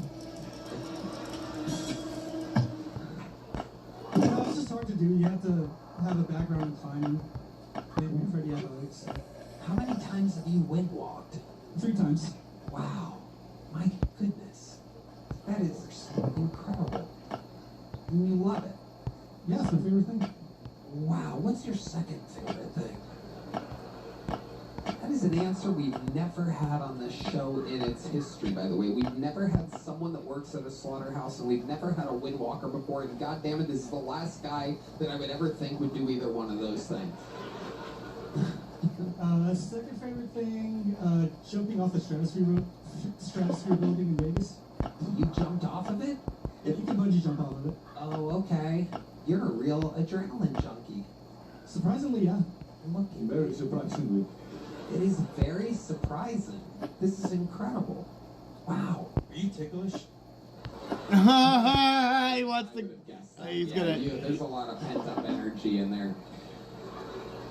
When you want to burn off some steam, Flash, what do you do locally? Like when you're in Amarillo or here or whatever, like when you want to get loose, when you feel a little antsy, what do you do? Hiking, weightlifting, video games, just pretty basic stuff. What makes you like really fucking angry? Yeah, that's a great question. Because I can't picture you getting angry now that I've met you. What was the last thing where you were like, yeah, exactly. Great fucking question. Probably from losing my job. how did you react? I tell you. Listen, you're a nice guy, but we gotta let you go. Hey, look at that. Well, Flash, what's your social media in case someone that wants to hire you can reach out to you for something? Because you seem like just a decent, very decent human being. Thank you, Tony. I had to say it. It's unbelievable. I love it. Flash Goran. Flash Goran. That's your real name. That's your real name. No, my name is Goran. I just have a nickname, Flash Goran. I love it. Because you're so fast. At work. And you still live in Amarillo, right? Yeah, I still live there. Okay, and that's where your girl lives too. Yeah. She live with you? Yeah, she does. She's from Amarillo as well, though? She's originally from LA. I'm originally from Bosnia, but we've been in Amarillo for a long time. So if someone wanted to hire you somewhere else in Texas or somewhere else, you'd be willing to do that? I'm in no way against that. Perhaps someone even in the wind walking industry could hire you. That would be awesome. Conceivably. Wow, well, put it out there. If someone in the wind walking industry or really anywhere wants to hire Truly, who might be one of the sweetest men we've ever met, hire Flash Goran. We have a big joke book for this guy, even though it was his first time and this was just okay. They're going to give you one on your way out. I've run out of them up here tonight. Great job. I appreciate you. How about one more time for Flash? You know what? Sometimes being hilarious doesn't necessarily matter. And it can come from the least expecting places, like being adorably sweet. And it might sound crazy if you're like listening to this and not watching it, but like he's oddly genuine. Yeah, you see, it really shows about the show. If you just are who you are, you can always resonate. Yeah. First time. That's a great point. He is just genuine. Like, it feels like that's that guy. Lovely guy. Then again, he could be stabbing everyone behind us right now. 100%. All right, let's get one last bucket full up here tonight. You guys with it? All right, let's see what happens here. Make some noise for B. Lee, everybody. B. Lee. My size microphone. It's a big deal for me. I get haircuts for this. A lot of different reactions on the haircut. The younger comic told me, Lee, you look like you're in your 20s and 40s at the same time. Had a little girl run up to me, said, you look like Jason Momoa, Wish.com version. Heckler told me I look like Jason Momoa if he was Aquaman who only lived in a puddle. Your laughter indicates you think these are insults, but I took them as a compliment. Just prior to Momoa, I was getting Walmart Mark Wahlberg. I'm fairly certain it's just Donnie Wahlberg. But I can never beat Donnie. Not because of the singing, dancing, acting. He can barely do that. It's because he married Jenny McCarthy. Yes, Jenny was a masturbatory fantasy in my teens and 20s. But 40-year-old me knows that would be a sexless marriage. Because she's trying to end autism. And you can't do that by fucking a retard. Alright, we got there in the end. B. Lee. Welcome, B. Lee. I was terrified I was going to get that bear. That you were gonna what? Get the bear. It comes. Oh. Go too late. I don't know if you've seen the shoe. Yeah, thank you. Amazing. I didn't hear you when you said bears. When I said what? I should have known. Because of an audio issue. It's all good. Thank you. I liked you up until that part, so now you're fucked. I was doing it more for them, Tony. I apologize. Please. I wish you would have done the set for them, too. Oh, fuck. Oh, you're adorable. It's good to see that the Geico caveman's doing good out here. Just new sweater. Of all the things that people have told you that you look like, I mean, I like to be the poster child to give it up. you look like something that Flash should be sweeping up in a slaughterhouse.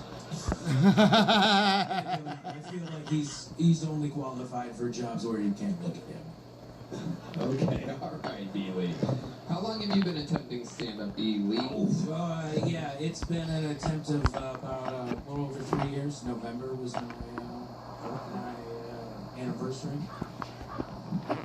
Mostly talked about 70-80% of your set were things that other people have called you. If they really called you that, or were you using that as a device? Most of that was true. And I punched it.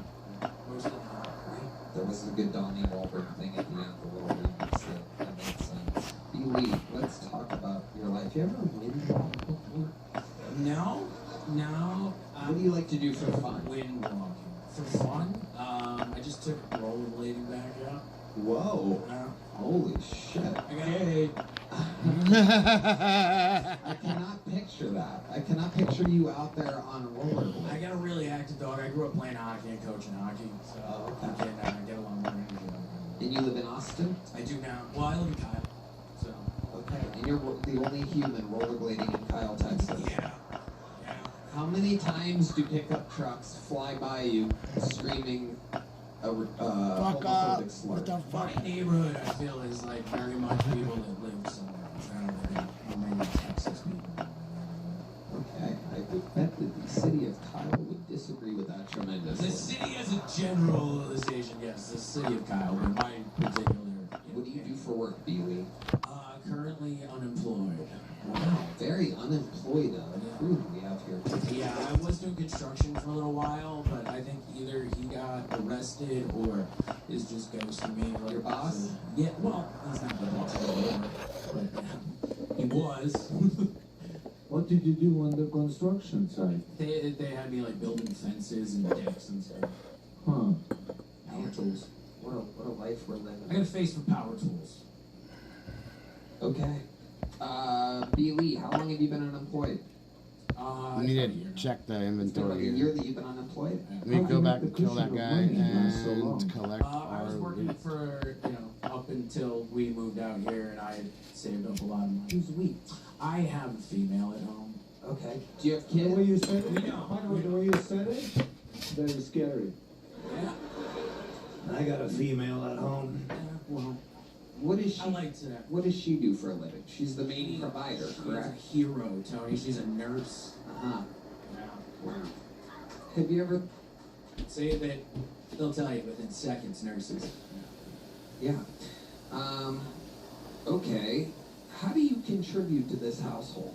I clean. I do all the manly stuff, like like breaking bricks with my head, and mow the lawn. And we got a really bad ant infestation. That's a problem here in Texas. So I had to re-caulk the whole house. That was fun, But a lot of vacuuming, folding laundry, You know, letting her vent about her day, which I would otherwise, you know, interject if I had a job. Yeah. Why haven't you gotten a job in a year? Well, I was doing the construction and then... A year ago? No, not... Well, it was less than a year ago. I didn't consider that a real job. When's the last time you worked? Before I moved out here, I was selling car parts. Yeah. How long have you lived out here? It's been a little over a year. What the fuck is going on here? So the construction job didn't last that long. It was kind of... Did your girlfriend ever ask you, when are you gonna get a job? It's been a conversation more than once. Yeah, for sure. And what do you say? Yeah, what do you say when she asks you? I say, hey, look at this application that I'm putting in. Yeah, gotta make it very evident, you know. Leave that laptop. If it's not a settlement box, I'm not gonna grab it. Yeah. The other one will give me like a ton of random shit, and I don't want. Ooh. That's definitely not. If I didn't hire Flash, I'm definitely not hiring your ass. Flash is a machine. He looks like I appreciate that, Tony. I hear him in my head saying, thank you, even though I'm gone. I really, the respect is, it's just overwhelming, Tony.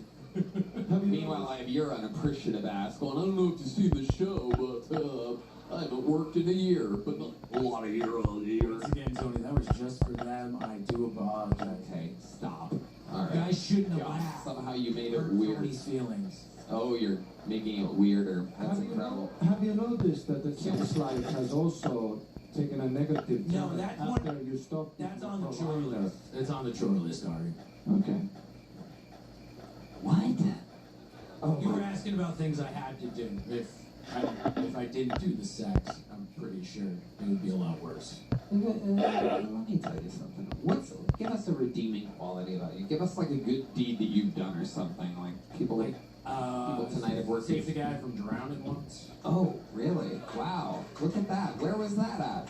It was when I was living in Vegas.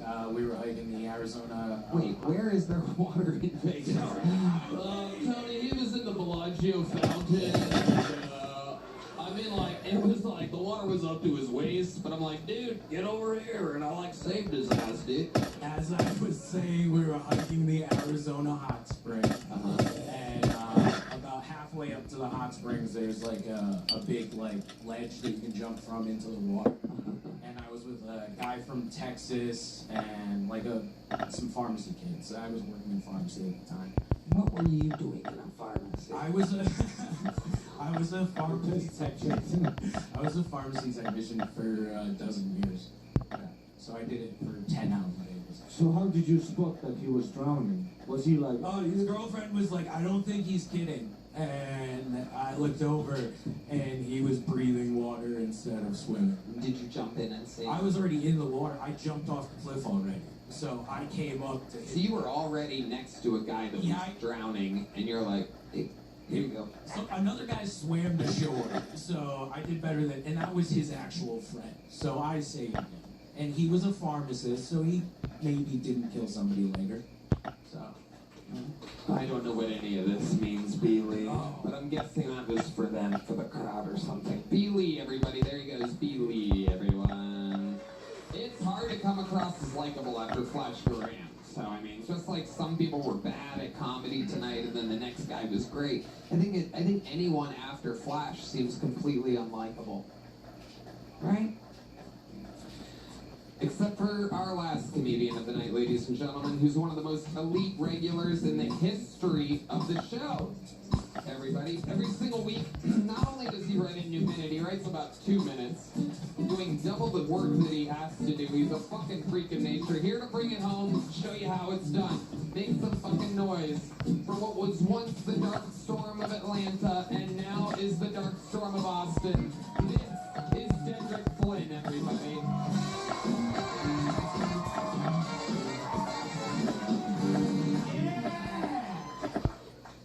When I first moved to Austin, I was working at this car wash called Surf Through Car Wash. And they hired me as a manager, and then afterwards told me that tattoos are not they can't be seen at the car wash. And that let me know these niggas aren't good with money. Because the more tattoos you have, the more people trust you with their car. You don't want a blank nigga telling you your rims are dirty. You don't want a blank nigga looking at your transmission. You want a felon with a throat tattoo being like, your filter's dirty. You're like, whatever you need, sir, just don't go back to jail. Tattoos let you know a motherfucker went through something to work here. Like, doctors don't have tattoos. Surgeons don't have tattoos. You know who do? Nurses.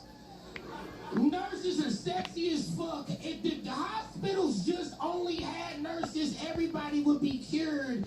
Because them niggas can't wait to shove a needle in your neck and get you the fuck out of there. All I'm saying is, if you can't punch the drywall, you shouldn't be hanging my drywall. Tattoos let me know that you're a blue-collar worker. Like, you don't do anything. You don't sweat for work. Not at all. But look at this motherfucker.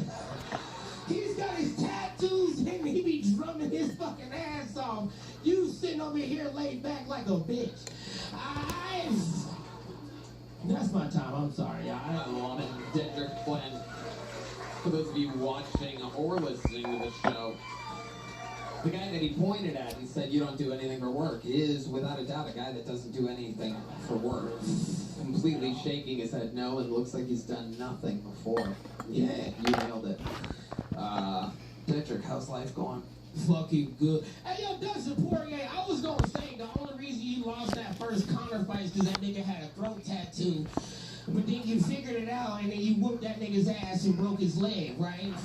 You know what I'm saying? That's what it is. So you got more tattoos after that. Because tattoos on a white boy raise their battle power. Raise their battle power. There is something to that tattoo thing. Great premise. Yes, and that is true. You did beat Conor McGregor's ass twice. Twice. It's incredible. And I think more tattoos. Yeah. And I won $1,200. Maybe you could pay that chick. That chick is she on the car. Yeah, give it. He's gotta. They pay that chick. That chick is 300. Yeah, I can. No. I love it. District, what else is going on in life? Oh man, I've been touring. Them niggas sent me up to Salt Lake City last week. Fuck Salt Lake. I'm just playing. They bought a lot of tickets, but I thought the city was nice until they started delaying my flight. And then I was like, okay, my flight don't leave for an extra day. Let me stay. I like to drink. Nigga, the bars close at 11:15. Oh yeah, it is not a good. That shouldn't be a town. Yeah. That shouldn't even be a city. Like fuck that. Like why do people move there? Mormons be tripping me the fuck out. These niggas be eating mushrooms but can't drink or have caffeine. Yep. I sold a lot of mushrooms as merch. Yeah. Isn't there alcohol less?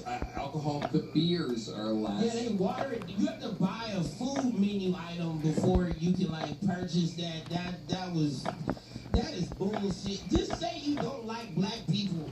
Like, you know what I'm saying? There's certain cities that when you walk in, it was like, hey, we don't serve Hennessy or Heineken. Unless. And I was like, I haven't even ordered yet. You know what I'm saying? Like, just say you don't want me in your bar.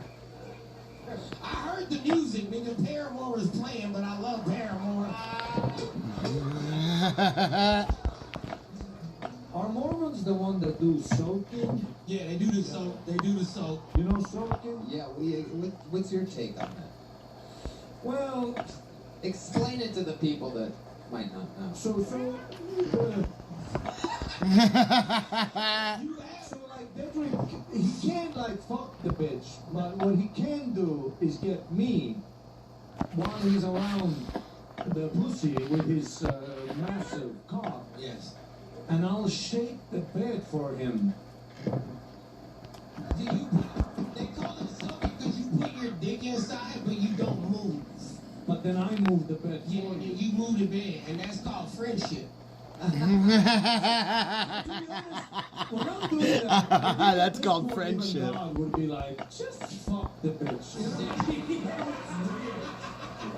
You got your friend there. For sure. It's a weird city because either you are Mormon, and which in the Mormon Bible they say that when the devil tricked 1/3 of the angels to rebel against God, God turned their skin black, so all black people are like devils. They're not wrong right now. That's kind of mean, but they said I could be white again if I get saved through the Mormon faith, and I don't think I want to be white. The word nigga sounds so good. Let me tell you something. It sounds good to us. Come on. Yeah. Kendrick, we fucking love you. You're a superstar.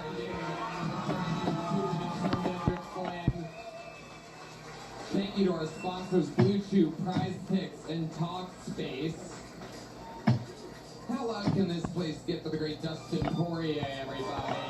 Joining us is Kill Tony panel debut. So fun. How about one more time for the great Ari Matty, everybody? He's on the biggest tour possible. He's working harder than anybody. And that's including when he's not on tour here in Austin. I mean, this is the hardest working Actually, guy. yeah, so It shows through the work. One more time. the police station is gonna reset here in a minute.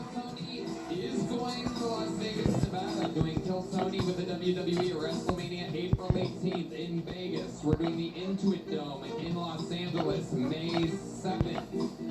And we're happy to announce we are doing Madison Square Garden again for the 3rd year in a row. August 7th and 8th. Two different shows, both nights in the greatest arena of all time. Madison Square Garden. Yeah, we got these. And 6 sold No, out just shows up there. ever. It's absolutely unbelievable. It's my favorite time of I only the year. got one of August those. in New York. What's better That was than after grabbing the full. Ryan J. Ebel is in, and it is incredible. It is indeed Ari Matty and Dustin Poirier. Let's see what Chris Rogers drew tonight. Oh, it's Dustin Poirier. Look at that. Again, only for tonight, the merch is across the street at a Kill Tony pop-up for South by Southwest. Shout out to the Kill Tony band one more time for them. Thank you to Heidi, and go to HeidiRegina.com, see all things Heidi Regina. And that's about it, right, band? Check out my new video, You Know Me, Cat Red 7 on YouTube and Spotify. Vegas, Los Angeles, New York, and of course, every show here in Austin sold out. So come see us in one of those cities, Vegas, LA, or New York. Live audience, we love you. Thank you. Good night, everybody.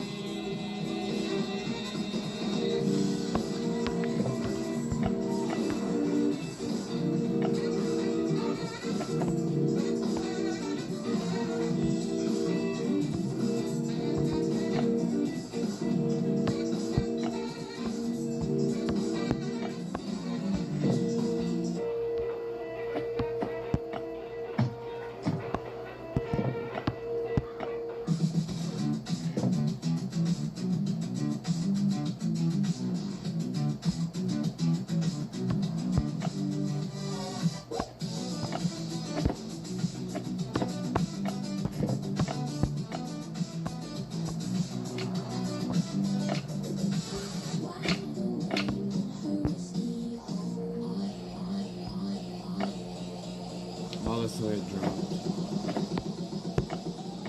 Different shovel.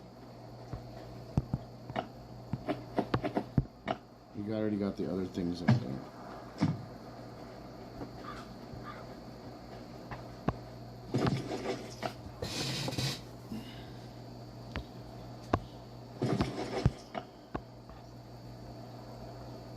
I'm gonna go grab the caps real quick.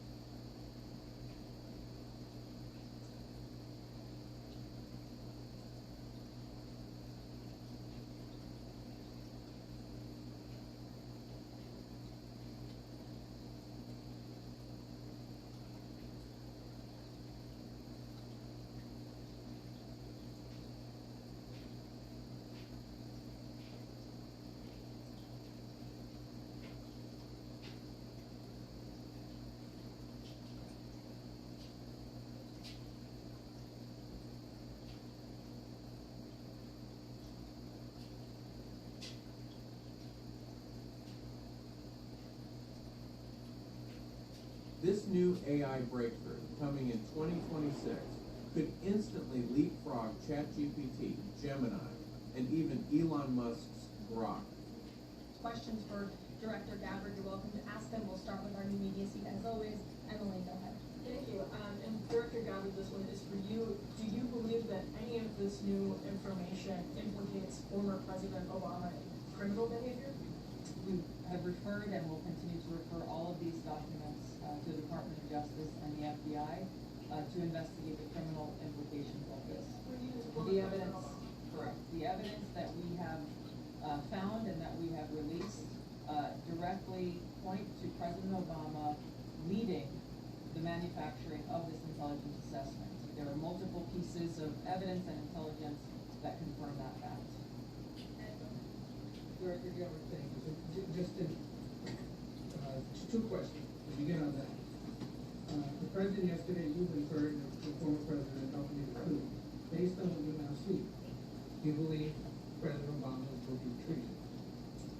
I'm leaving the criminal charges to the Department of Justice. I'm not an attorney, but as I've said previously, when you look at the intent behind creating a fake manufactured intelligence document that directly contradicts multiple assessments that were created by the intelligence community, the expressed intent and what followed afterward can only be described as a years-long coup and a treasonous conspiracy against the American people, our republic, and an attempt to undermine President Trump's administration. The Senate Intelligence Committee spent several years looking into this and unanimously agreed in a bipartisan fashion. Secretary of State Rubio was a member of that committee, that there was no political interference.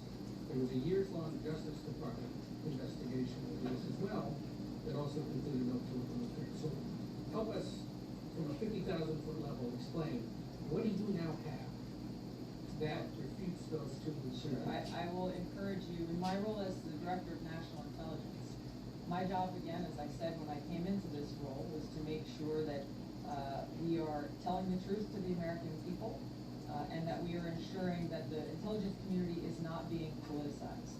So I'm not asking you to take my word for it. I'm asking you in the media to conduct honest journalism and the American people to see for yourself in the documents that we've released now, close to 200 pages, that point in multiple references, multiple examples, to include comments that have been made by senior intelligence professionals who are still working within these agencies. Yo, Barack Obama is about to be arrested. President Obama directed an intelligence community assessment to be created to further this contrived false narrative that ultimately led to a years-long coup to try to undermine President Trump's presidency. And if you believe that those two previous investigations missed that or covered it up? I'm telling you to look at the evidence. Look at the evidence and you will know the truth. Thanks, Director. You declassified these documents, if I'm not mistaken, Friday of last week, correct? We released them on Friday last week. This isn't the first time that President Trump has been president of the United States. He was president from 2017 to 2020. Under President Trump had declassified these documents. Why did that DNI do that at that time? I can't speak to what happened there. There were several DNI administration, President Trump faced messages from those who were working in the government who sought to undermine his presidency. That's been clearly detailed. What I can speak to is the fact that this was one of the first things that we started to investigate here within this Trump administration and have released the results upon the conclusion of our investigation. Has to do with what intelligence agencies around the world have said about elections. If they have tried to influence elections in the United States, in France, in Germany, in the UK. Do you disagree with that? Do you believe that Russia is a big actor as it relates to I'll point back to the intelligence that President Trump has ordered declassified, that we have declassified and released, that the intelligence reflects Russia's motives were to try to sow discord and chaos within the U.S. election, which is a clear distinction from showing a preference for or against a specific candidate, which is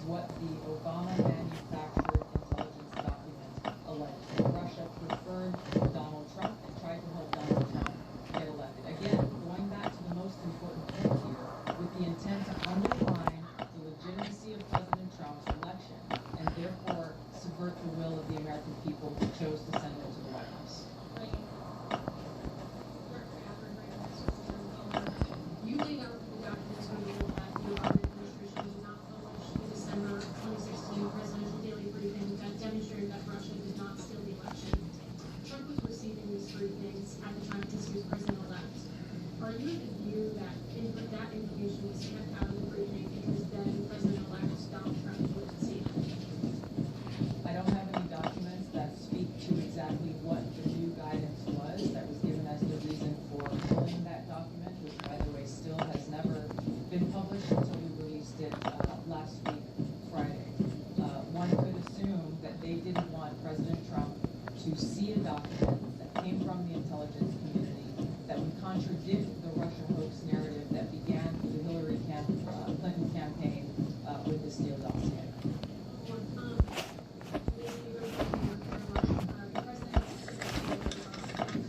Do you or the White House believe that the Supreme Court's immunity decision protects Obama from prosecution? I can speak to the president's feelings on this matter. He spoke to all of you yesterday in the Oval Office, but I also spoke to him about this morning. And he wants to see all those who perpetuated this fraud against our country, who betrayed our country and the Constitution, to be thoroughly investigated and held accountable. I need to loot this, I'm pretty sure. And I would just add, Because I ran through it, because I didn't need to pick up anything. classified, all of you in this room should go through it and take a look at this report and review the intelligence. Because unfortunately, that hasn't happened. And many of the people who perpetuated this hoax, Clapper, I thought. Andy McCabe, Oh, and many others, I didn't even run it. hired by major networks in this room to go on television and continue to spew these lies, We can run it. knowing that they are lies. And It's gonna if you all pop all my levels, so we need to run that. years after, the entire one presidency was embroiled in this scandal that was perpetuated by the Democratic We'll Party. grab our And you had unlimited major gun. Democratic Party officials in this city, namely Adam Schiff, Take this Hillary thing out. Clinton, Elizabeth See if we can get Warren, that who went on healer. television and told the American people, "Don't President Trump would be a puppet for Putin." Senator Tim Kaine at the time called President Trump Vladimir Putin's defense lawyer. Adam Schiff stated, and one of the worst things a lawmaker can do is to tell the American people, "I know something you don't know, it's just classified and I can't tell you." And that's what he said. I can tell you that the case is more than that. I can't go into the particulars, but there is more than circumstantial evidence now. And not enough people in this room, not enough journalists in this country pushed Adam Schiff to say, "What are you talking about? What evidence do you have?"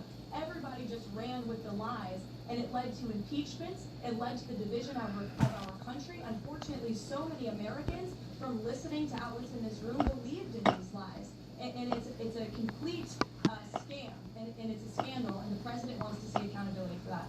Phil. Question for Director Gabbard. A spokesperson for former President Obama said in a statement earlier this week, quote, "Nothing in the documents issued last week undercuts the widely accepted conclusion that Russia but did not possess evidence." How do you respond to critics like former President Obama and also others on the Hill who say that the administration is inflating apples and oranges here, keep floating allegations of actual hacking of voter machines, allegations of interference generally? I think it's a disservice to the American people that former President Obama's office and others who are criticizing. I think I gotta grab my turtle out of there and scrub her off. By releasing these documents, they are doing a disservice to the American people and trying to deflect So their we don't need to grab any of that. in what is a historic We have heels there. scandal and negative action towards the American people and our democratic republic. The answer to that statement can very clearly be Okay, found so- throughout all of the documents that we have released. Again, showing that Russia Go has, here quick. took action to try to sow discord. We're gonna in the go election, to but showed no preference for how or much against gold we got. any singular 120. Watch what alcohol does to stop poop. See this sharp turn right here? The Cleveland Clinic calls it the splenic cluster. I call it the poop trap. It's where 50 candidate. You've long been an opponent of weaponization of the government. How do you respond to criticism that referring to Obama administration officials and even potentially the former president is just... I'm gonna grab whatever was here because we gotta run down. I think that's a very disrespectful attack on the American people who deserve the truth. They deserve to have faith and trust in the integrity of our democratic republic, which has been undermined by President Obama through his direction of this manufactured fake intelligence document, knowing that it was filled with lies and knowing that it would and could then be used for all of the actions that came after. And I would just add, there needs to be accountability for that weaponization code that we've seen. And no one has been a victim of the weaponized government more than President Trump, not just because of this political scandal. You all recall his house was raided. So I think, it's very disingenuous for people to say, how dare they speak of former President Obama about this based on evidence and based on intelligence, when the former President of the United States, Donald Trump's home was raided, when he was forced to sit in a Manhattan courtroom and many other courtrooms across the country for crimes he never committed, when he was impeached and indicted, and the entire country witnessed that. That's the weaponization of justice. Now the president is back because the American people see the truth. Nearly 80 million Americans re-elected him back to this office, and he believes that we need to have justice and accountability. And I think the nearly 80 million Alright, so it's going to take a little bit to walk back here. So we're going to walk here. I'm going to flip my character. This is how I'm going to conserve my energy. It was 70. Okay. By every Republican on the Senate Intelligence Committee, including the acting chair at the time, now Secretary of State Marco Rubio, who sent a statement that they did not find any evidence of Russia. Yeah, I'm pretty sure I'm going to grab my turtle and go and scrub her because she's like not going up. And I don't like the look of her shell right now. In that statement that you made then, and secondly, what would you say to people who believe that you're only releasing these documents now to improve your standing with the president after he said that your intelligence assessments? So I want her to go up, Well, and first she's I want not to going correct up. something that you stated, which was citing the Senate Intelligence Committee's report as being one and the same. I think you said the Intelligence Community. The Senate Intelligence Committee has a very different function than the Office of the Director of National Intelligence. The evidence and the intelligence that has been declassified and released is irrefutable. I'm going to let Caroline speak to Secretary Rubio. I'll speak to all questions. First on Secretary Rubio. He put out a statement in 2020 following that Senate Intelligence Committee report, and he said what they found was troubling. We found irrefutable evidence of Russian meddling, which the Director of National Intelligence just confirmed for all of you, that Russia was trying to sow distrust and chaos. But what's the outrage in this, that Secretary Rubio did not say at the time, the Democrats were saying at the time, is the fact that the intelligence community was concocting this narrative colluded with the Russians, that the president's son was holding secret meetings with the Russians. Fuck, not mine. These lies that were never true. And he also said at that time, we discovered deeply troubling actions taken by the FBI under Comey, particularly their acceptance and willingness to rely on the Steele dossier without verifying its methodology or sourcing. The Steele dossier that many outlets in this room ran as the gospel truth, and it was cooked up and paid for by the Clinton campaign. As for your second question, Caitlin, I think who is saying that she would release this to try to boost her standing with the president? Who has said that?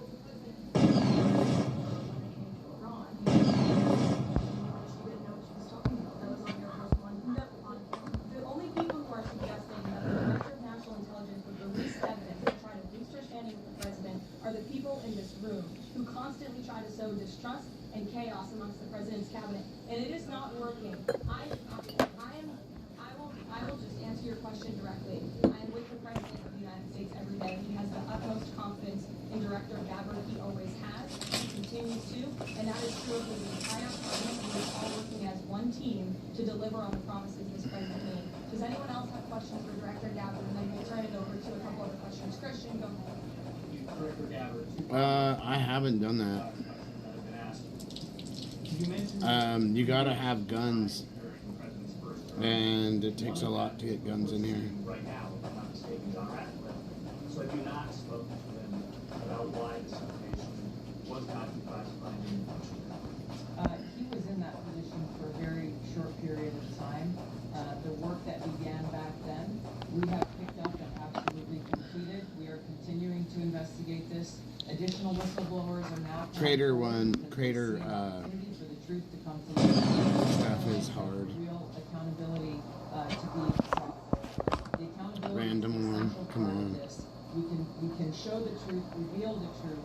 The accountability needs to occur to be able to start to restore that trust and in the integrity of our democracy. The charging to DOJ, but the statute of limitations on conspiracy is 5 years. So what else would they prosecute? Usually find the fireplace. And that's a great question for Attorney General. We are providing all of the evidence, all of the intelligence that we have, both redacted and unredacted versions. referring it to the Department of Justice.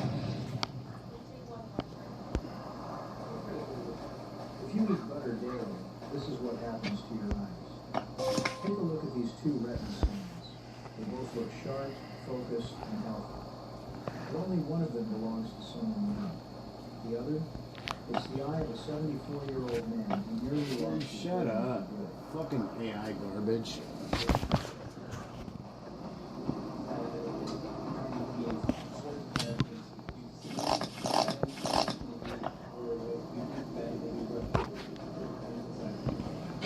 All I have seen is what the Intelligence Committee have reported through their investigation. I think the underlying point there is that we understand from intelligence what Russia said that they had.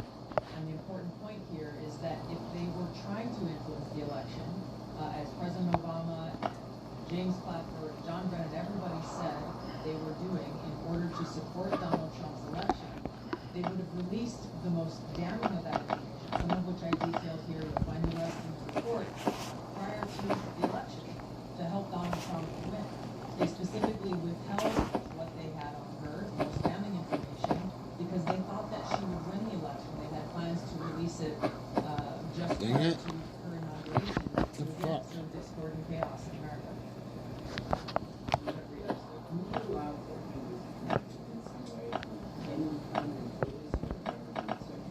I haven't seen any evidence or information that reflects that. If anything comes before me that changes that in any way, support the President's statement loud and clear. If any credible evidence comes forward, we want the American people to see it.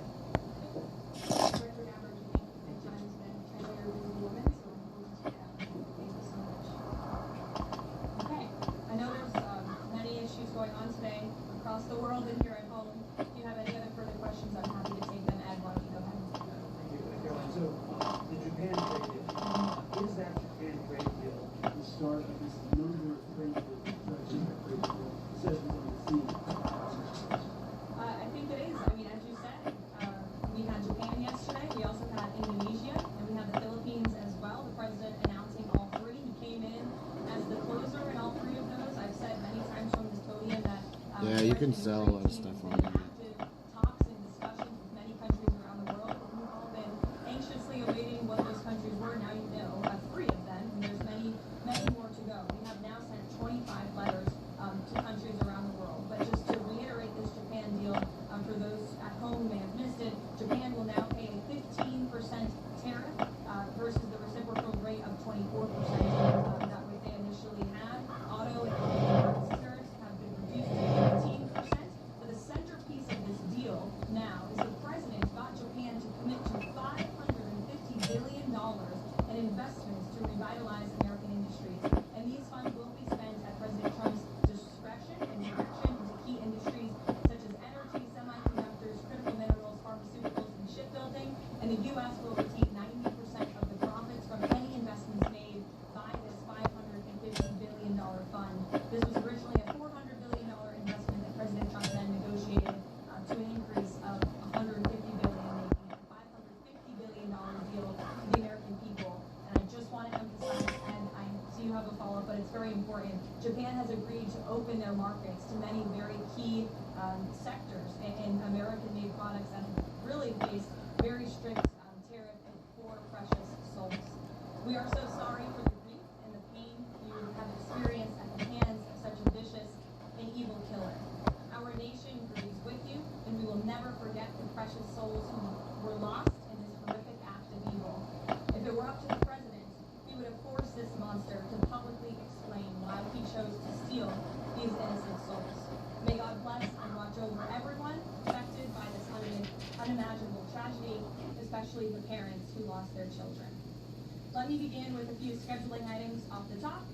Later this afternoon, President Trump will deliver the keynote address at the Winning the AI Race Summit here in Washington, D.C.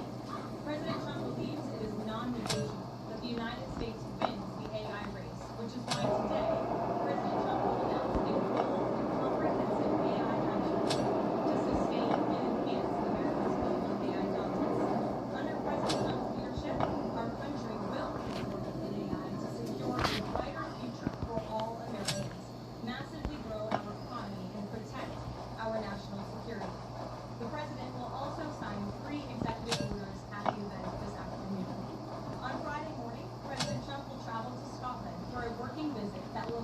Yeah, I'm okay. I didn't see your chat. Hold on a minute. To refine the historic U.S.-UK trade deal.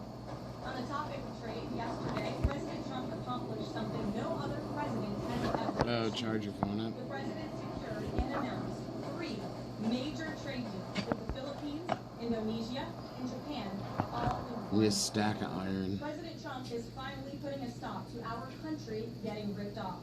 As a result of the president's successful negotiating tactics, many foreign markets are now being opened to American industries for the very first time, and harmful trade barriers are being broken down. Thanks to President Trump and his country's early forward, aim to open access to American-made products for the first time, which will lead to a boom in sales and profits for American businesses right here at home. As President Trump said, he will only lower tariff rates if a country agrees to open their market to American-made products. If not, they will continue to face tariffs and pay a steep price to do business in the United States of America, which remains the best market on the face of the planet. Also this week, the president officially marked 6 months here at the White House. He made big promises to the American people on the campaign trail last year, and he has unquestionably delivered on his promises in record time. The president has defeated the Biden inflation crisis to make America affordable again. Core inflation is currently at its lowest level in 4 years, and prices for everyday goods are falling. The president's pro-growth policies have fueled massive job growth across our country. Since the president has taken office, our economy has added nearly 700,000 new jobs, with native-born American workers accounting for all job gains. The president has put the economic needs of families and of workers first. He signed the largest tax cuts for the middle class in American history, including no tax on tips, overtime, and Social Security. We have also seen the president unquestionably deliver on his promise to secure our southern border. He has ended Biden's invasion 2 months in a row, 0 for good reason. The president has also, as you know, initiated the largest mass deportation campaign in American history. The president has also restored law and order to make America safe again, another campaign promise he vowed to the American public. The United States of America is currently on track for its lowest murder rate on record, following this shift from the last administration to the Trump administration. The president has also ended Joe Biden's reckless war on American energy.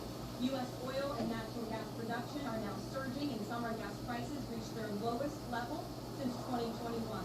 The president has also rebuilt our military, another campaign promise, which has signed the largest military investment in decades to modernize our armed forces with cutting-edge technology to replenish our stockpiles and provide American troops with the best equipment in the world. The U.S. Army, Navy, Air Force, and Space Force have all reached their recruitment goals months in advance. The president has restored America's standing on the world stage, brought back peace through strength, and brokered numerous peace agreements to end wars. Again, all of this in just 6 months. He obliterated Iran's nuclear program to end the war between Israel and Iran, got NATO members to raise their defense spending to 5% of GDP, and secured a ceasefire between India and Pakistan, as well as brokered a historic agreement between Rwanda and the Democratic Republic of the Congo. The president has already received 3 different Nobel Peace Prize nominations for his peacemaking efforts. Again, all of this progress, all of these accomplishments have occurred in just 6 months. We are truly just getting started, and we look forward to working with all of you for the next 3.5 years. On another matter, over the past few weeks, Director of National Intelligence Tulsi Gabbard has revealed shocking new evidence that former President Barack Obama and top aides of the Obama administration conspired to subvert President Trump's 2016 election victory and undermine the democratic will of the American people. While publicly pretending to engage in a peaceful transfer of power, in private, former President Obama went to great and nefarious lengths to try to sow discord among the public and sabotage his successor, President Trump. The new evidence released by the Director of National Intelligence, who is here with me today, confirms that the Obama administration manufactured politicized intelligence, which was later used as the justification for baseless smears against President Trump in an effort to try to delegitimize his victory before he the throw some stuff in. Thing there, but we just gotta visit districts right now. So. Was a massive fraud perpetuated on the American people from the very beginning. And the worst part of this is Obama knew that truth. And so did all of the other corrupt officials involved in this scandal, including former CIA Director John Brennan, former Director of National Intelligence James Clapper, former FBI Director James Comey, former Deputy Director Andrew Gates, and many others. Director of National Intelligence Gathering further, there was no corruption, except on the part of Barack Obama and the weaponized intelligence agencies at the time.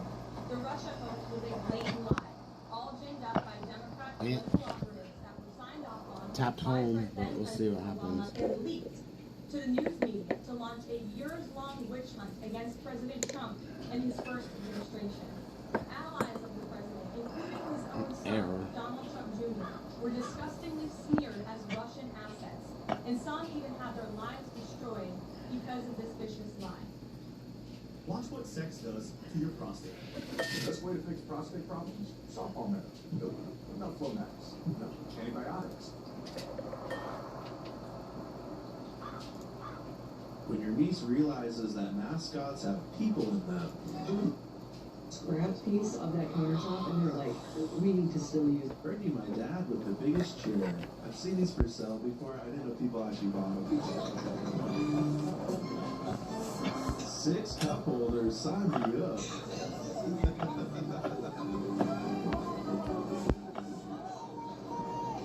Would you rather eat a baby goat or a mashed baby? A mashed baby? Yeah. What's a mashed baby? Nothing, sugar. What's the matter with you? So much went wrong here. Listen, Dad, keep this one there, piece of skirt. You're not going to swing the other one back. The blind leading the blind. We got 3 more inches.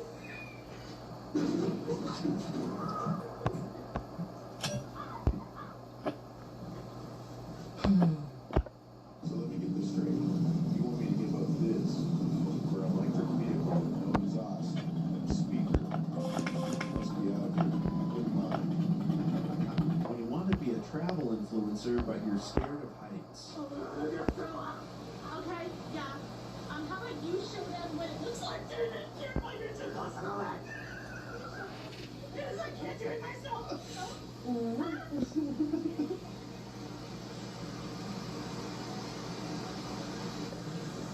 Your phone. What parents think happens when the curtains are open. Oh, Callum, how many times do I have to tell you to shut the curtains? The neighbours will be watching. Oh, wow. You're getting good now. Well, you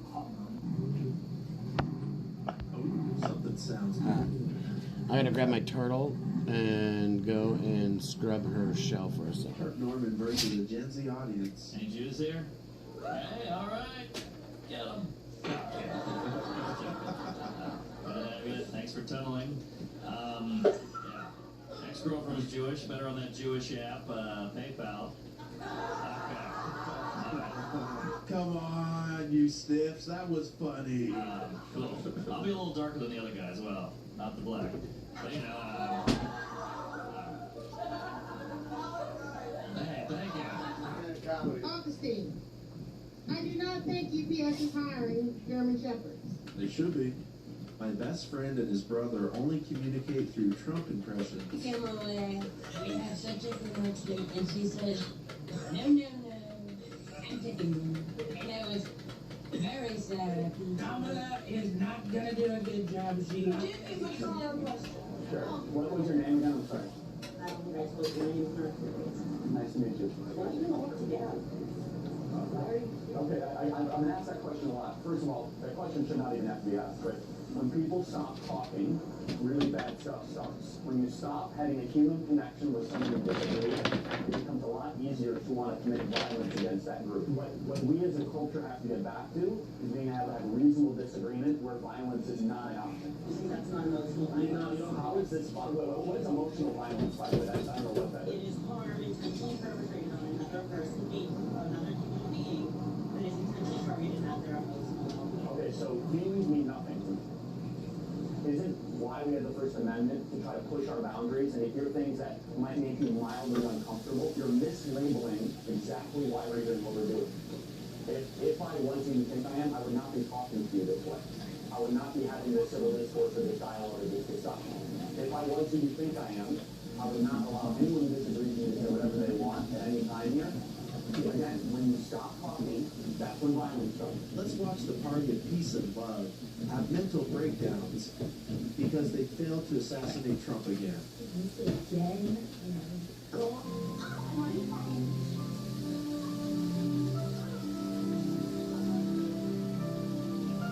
Imagine faking your own assassination attempt for the third time, and then everybody's just upset that it wasn't real and that you didn't croak. I wake up each morning hoping he has died. I go to bed each night hoping by the time I get up in the morning, he has died. They missed again? It's America! They missed again! If somebody misses, One more time! Nobody wants to work these days! Nobody wants to get out there and work! Every single one of these loonies should be on some sort of list. Now, this is my son that pulled me over because I was speeding. Now tell him why. Yeah, exactly. You said it. You were speeding. Well, I know not to say it when. Yeah. But anyway, my thing said 60 miles an hour. You said 60 when you looked in the mirror and seen you like you up. If anybody else would have put you over, you'd have went to jail. Then you'd have been calling me from the now. You know, it's all these computers in this car is messing up, so that was probably wrong. You had to be going at least over 65. At least 65, because I had to go at least 65 to try to catch you. Well, you weren't supposed to try to catch me anyway. I gotta go to the daycare and see about your daughter. Look, slow it down. I don't want to have to come try to bail you out of jail, right? Oh, well, I'll be in jail. Okay, all right. Slow it down. I'll see you later. Thank you, sir. This is all happening at 7 a.m. This trip was the best. $53. Wow. That tooth fairy be rolling deep. So I can buy a chip for you, chip for me, and chip for life. They all cost for one. Oh,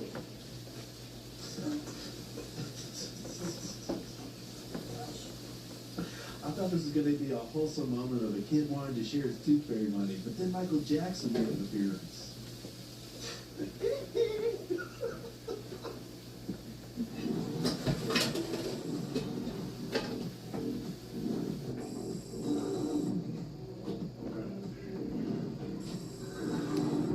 I had to fix my turtle. I should So you know, the fuck Jeff. out. So what are we looking at here? Marshall?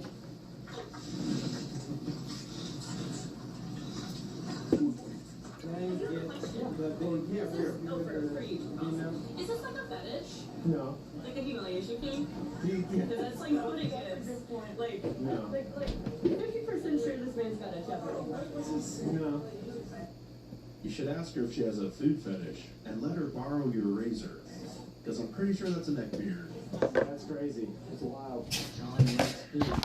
If you can hear us, if you're with us, please, please, John Wilkes Booth, if you're listening, please. Also, the person that at Trump at his rally was exercising that right that all of those Republicans were fighting for. So, can you really blame them? No.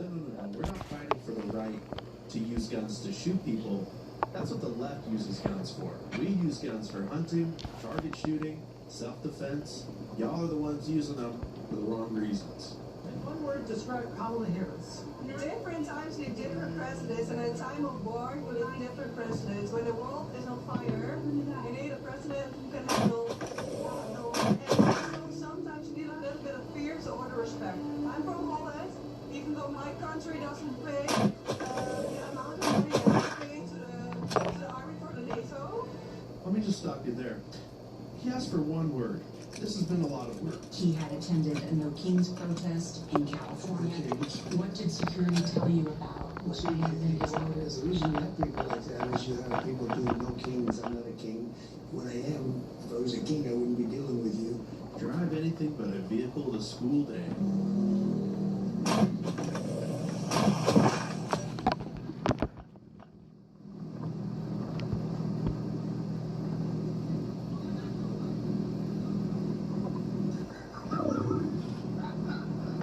Kurt's widow, Erica, who was attending the White House Correspondents' Dinner last night, was visibly shaken and upset, rightly so, when she thought there was a shooter at the event.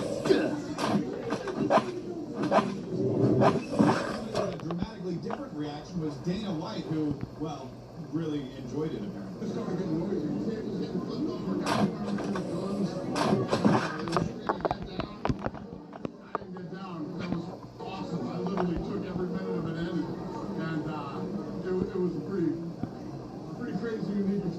NFL draft, but the dog was just waiting on his opportunity.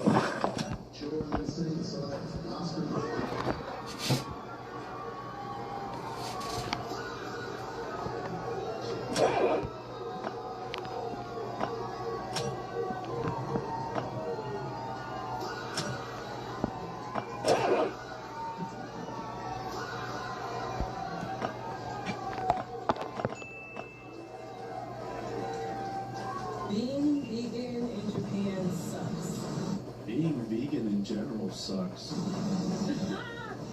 It sucks. Hey, does it suck worse than being a felon on the run for stealing everything from Beads R Us? Robert has some serious speed. Oh my god, Robert. Oh my god! Robert, oh my god! Oh my god! Oh my god!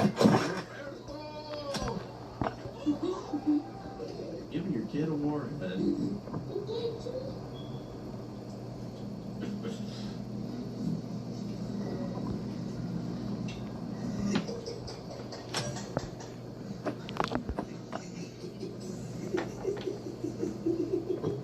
Give your kid a warhead and get that smoke.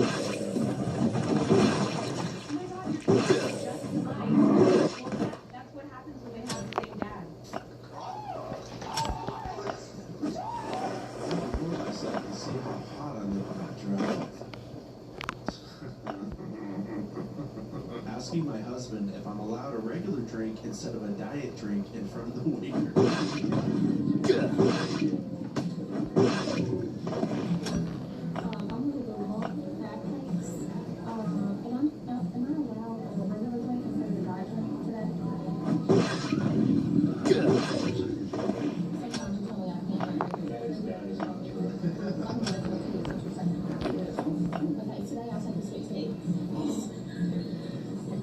Okay, look, take these two fingers right here. Hold this.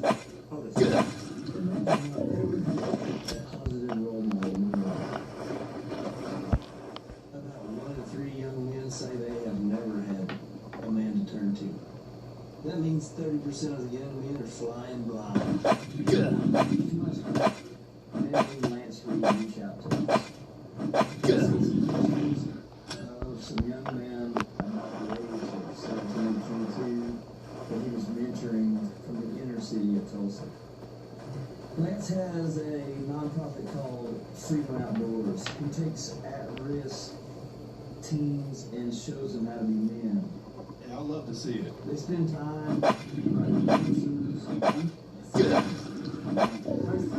First time, that's right. Phil's first time. How to fish, how to cook, how to build things. He teaches them how to be a man. In other words, Lance is filling me out. And when I saw these pictures, I knew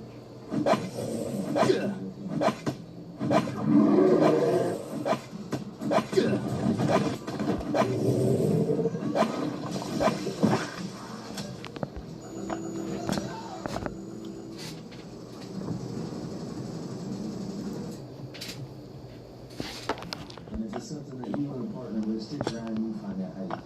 FreedomOutdoorsTulsa.com. Involved. Our mission is to lead fatherless and at-risk young men into life-changing encounters with Jesus Christ through the outdoors. And I love it. Getting excited over cooking pasta in oil.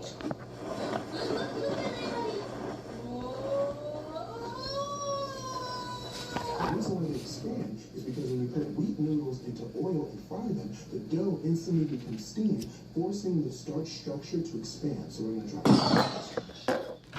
Okay. Okay, let's see what's... Oh my goodness! Whoa! What? Isn't this how they literally make the cinder twists at Taco Bell? Okay, now Now I need to put cinnamon sugar on it. Okay, I'm gonna put cinnamon sugar on this. Yes. But story time is so funny that he can't even handle it.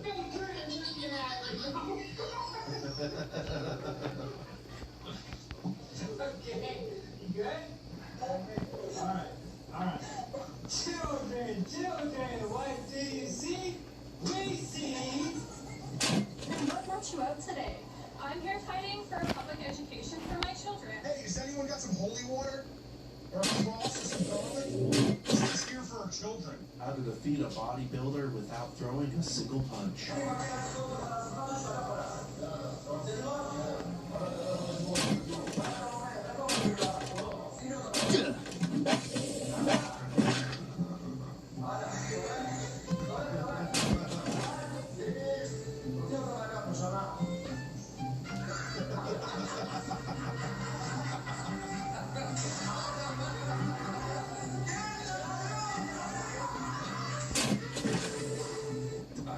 This guy at a festival said, look at this.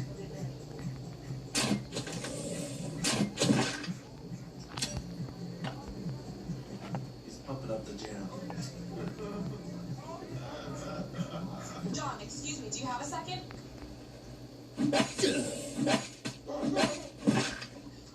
Can you talk to me about the 2026 NFL draft? Who would you like to see on the Buffalo Bills this year?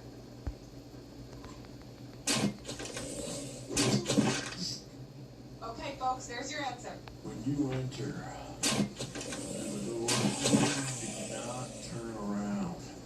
To look more confident.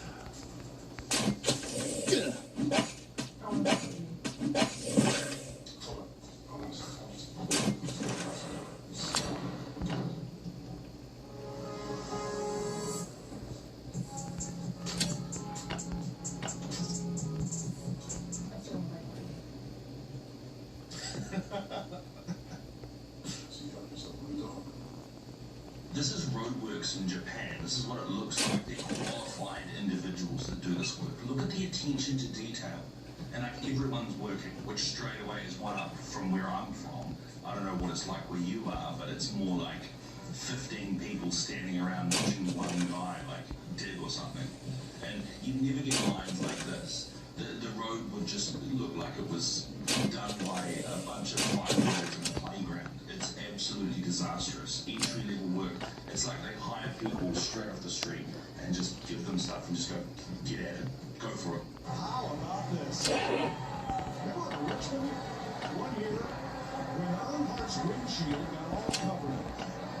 And he sat on the windowsill, tore the car, and wiped the windshield. Where do you remember that? That's cool. Sat there just about like this during the race, under caution. Climbed back in the seat, put the belts back on, got back to racing. Because he didn't want me to pit stop and go to the back.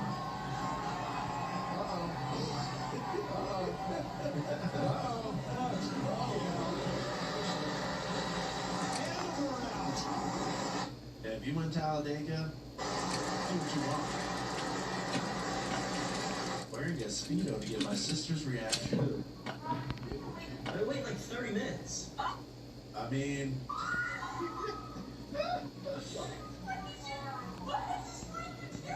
I'm wearing a Speedo. No. No, it's my Speedo. It's my style. Why are you wearing a Speedo? Because I can pull it off.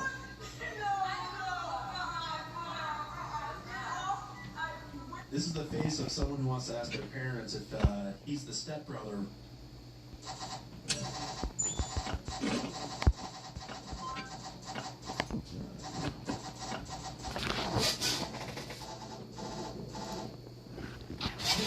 Manifesto is a stunning thing to read, Mr. President.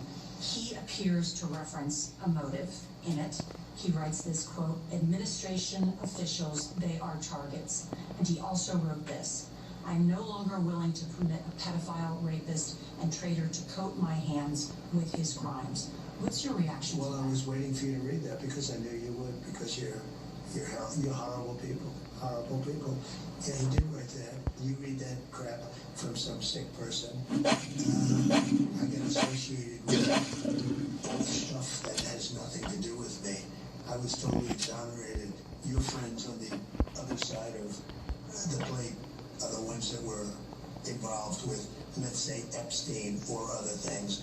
But I said to myself, you know, I'll do this interview and they'll probably, I read the manifesto, you know, he's a sick person. But you should be ashamed of yourself reading that, because I'm not any of those things. Mr. President, I was please never, excuse me. You shouldn't be reading that in 60 minutes. You're a disgrace. But go ahead, let's finish the interview. The other thing that he wrote in the... When they say, oh, the left doesn't use this kind of language or rhetoric. The guy is a convicted felon or convicted rapist. He's a pedophile. He's the worst human being. If we're relying on this guy's morality for the most powerful country in the world, then we're all in a lot of trouble. The reason why he no longer comes over to my house. He's pulling out the sword. Okay. Just, you know, a whole samurai sword. Oh, and the blicky. Oh, okay. I think she's ringing the doorbell next time. This dude reviews In-N-Out.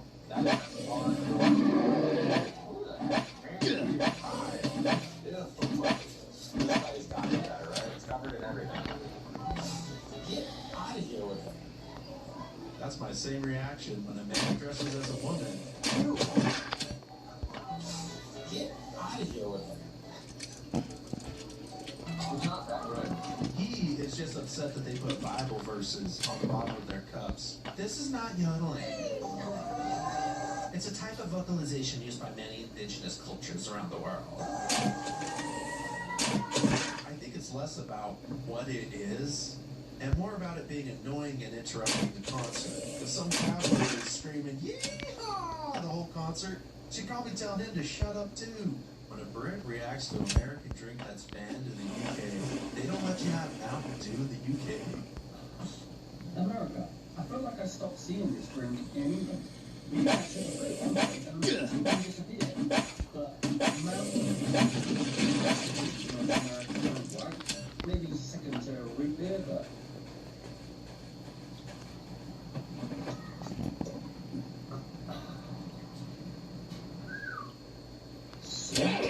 nectar.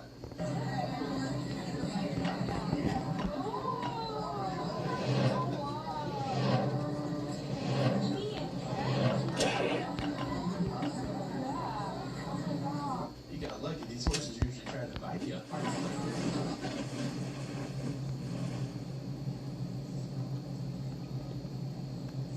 Is this cop agreeing with this woman?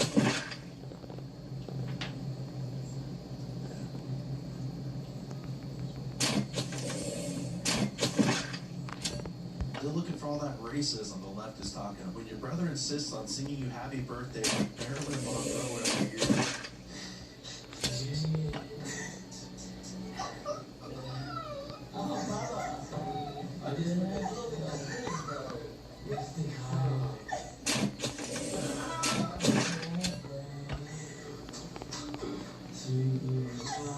At least it's not in a dress. Is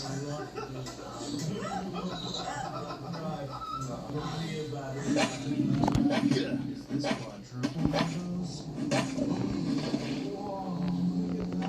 What? I'm counting 6.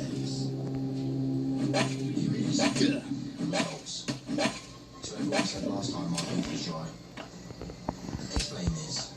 No, you explain. Because obviously you ain't learned nothing. Because it's dry again.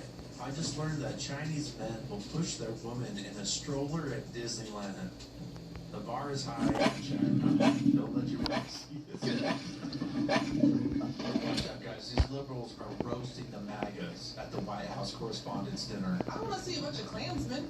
That's what's in the White House right now. It's just a bunch of Klansmen dressing up in their best and looking their worst because you can't dress up Mar-a-Lago face. If you got into the correspondence dinner tonight and got a chance to yell something at the crowd, what would it be? I can't can't say it on camera. Those who live in glass houses should not throw stones. I'd say they can't throw chins either, but you don't have one. His inserts for Legal reasons. I am just going to go ahead and guarantee right now, as I'm watching Trump's speech, that he is definitely setting himself up to promote a ballroom like this. This is all a PR stunt to get the American people behind the ballroom, so that we can protect free speech with the ballroom while he ruins it. Oh my God, this is so stupid.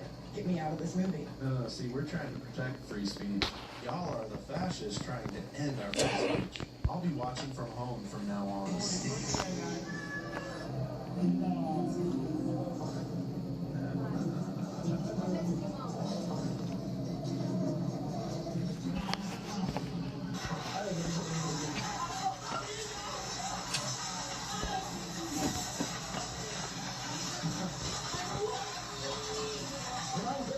Thanks, bud. What's your first move? With my family schedules under control, we can actually put time together. Skylight Calendar is the perfect Mother's Day gift, and it really makes me... Fuck off. Ooh, number 2 or 3?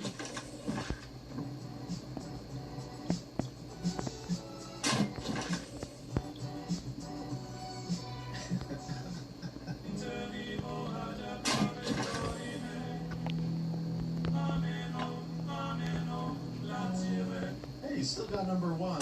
Married an influencer. What is she trying to influence? A Lamborghini gets run over by a lifted truck. Sure. Can't even see the Lamborghini with the truck lift. Oh. No comment about the driver. Oh. Here's my impression of Stone Cold Steve Austin with Mexican. ¿Qué? ¿Qué? ¿Qué? Baby, una cerveza. Dos cervezas. Tres cervezas. Cuatro. I thought our neighbor was doing construction. I thought our dog just fell asleep. Big fluffy dog.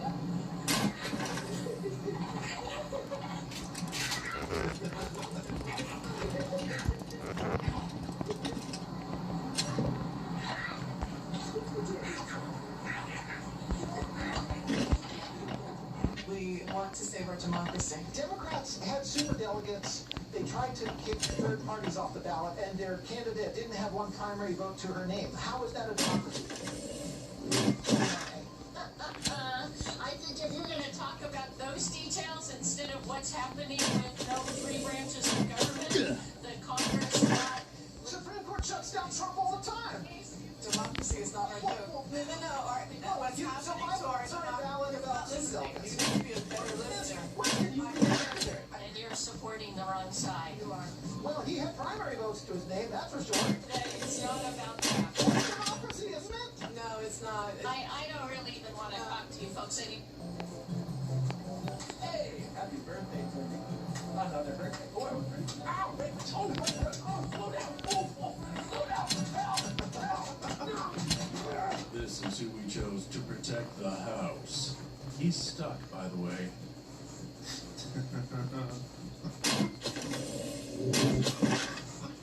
The best gym session you've had in a while.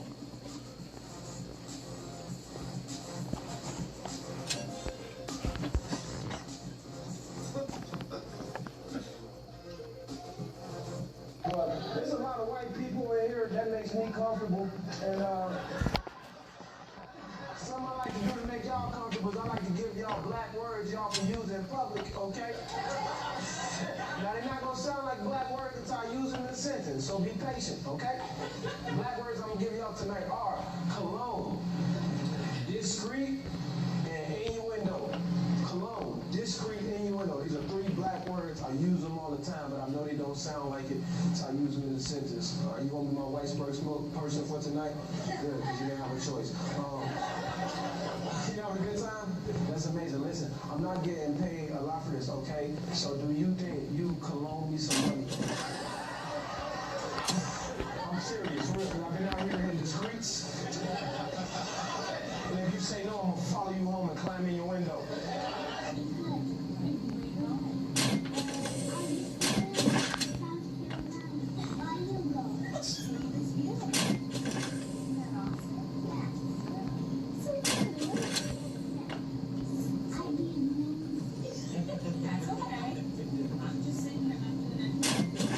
Seeing how Papa reacts to mommy crying versus daddy.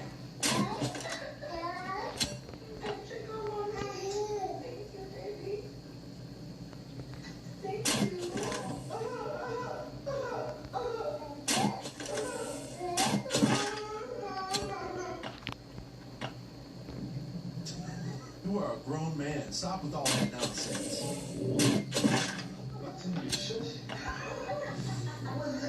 You like open borders? Yes. Do you like the front door? Not often. What's your address? No, why not? Why not? My fiance found this bulldozer grown up in the woods and asked if he could buy it. The owner laughed and said it's parked where my grandfather left it decades ago when it died. If you can get it running, you can have it. Don't threaten me with a good time. That old Iron Man. Is he playing? Is this Red Dead Redemption? He's driving his horse. 1 horsepower, that's all I know.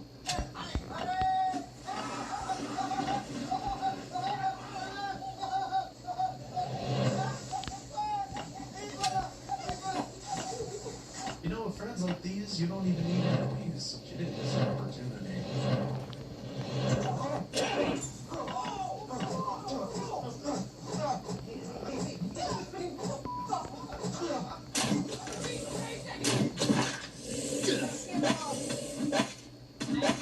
Whoever told my husband about this automatic water blaster, he has been tormenting the whole night. For months, I turn around, he's got one of these, and I can't get back into the house without getting soaking wet. So I went and I bought 3 more for me and my kids so that we can get that as soon as we get home from work. What I like about this one, it actually has a rechargeable battery. Once it dies, you just plug it in. The battery can last you forever. She has not even had a charger yet, and she has been using this like non-stop.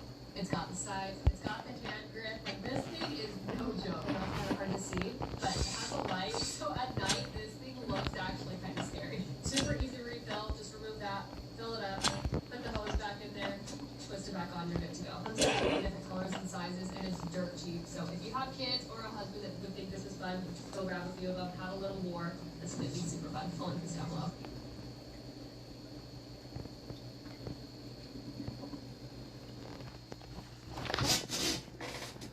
They say higher education is outdated, irrelevant. At Grand Canyon University, we share.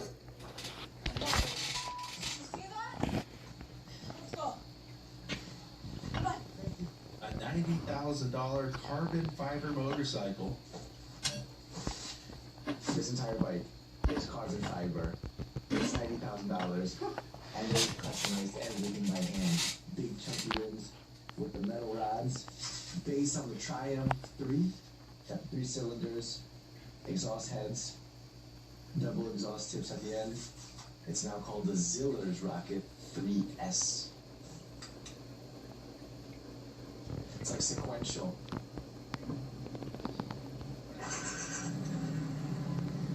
Alright, y'all invite me over to this barbecue.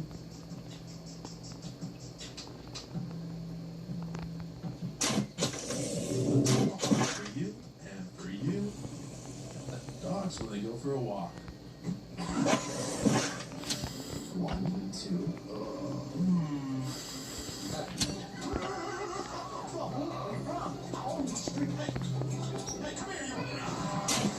It feels like a fever dream. I showed my husband what kind of romance I want. Nailed it. After 20 years of marriage, he almost died. It's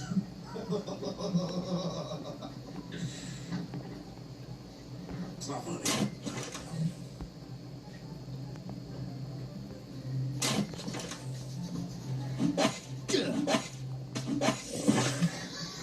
When twins pretend to be the same person. If I had a twin, these are the types of shenanigans I would get up to with them. Is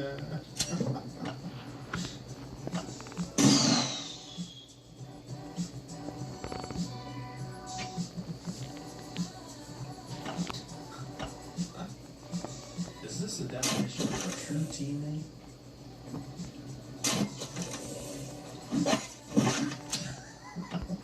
She's got your back, though. Okay, so the Lamborghini was on the left side of the road, admittedly. But still. Let's see, car in front of you. Oh, man, that shit's gonna be like, what? Then you get a tow truck with a crane on it? Didn't he just back off the dang thing? Ooh, here's the aftermath. Why is every single man that I'm attracted to a Republican? Because you like men.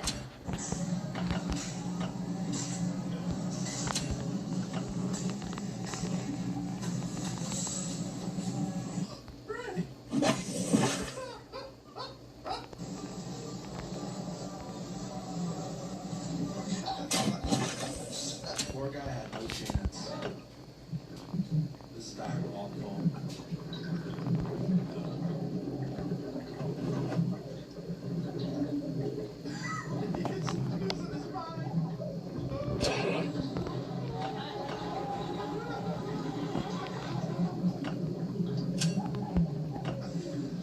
It's just evil. A little baby fell in love with your boyfriend at puppy yoga. This is how you should do puppy adoptions from now on. Puppy yoga, you get to take one home. A frightening encounter with a bear in Sierra Madre, California.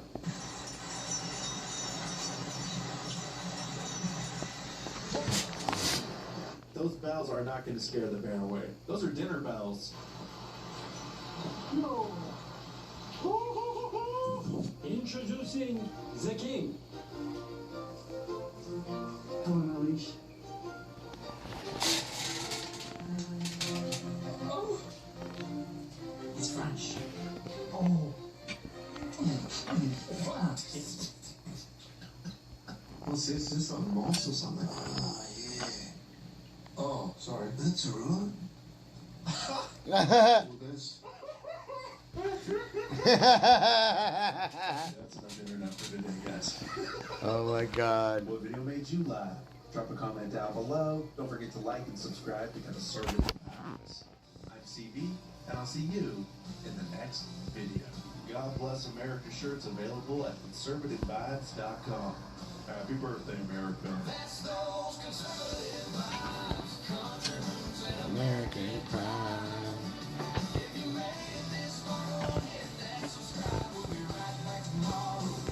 Conservative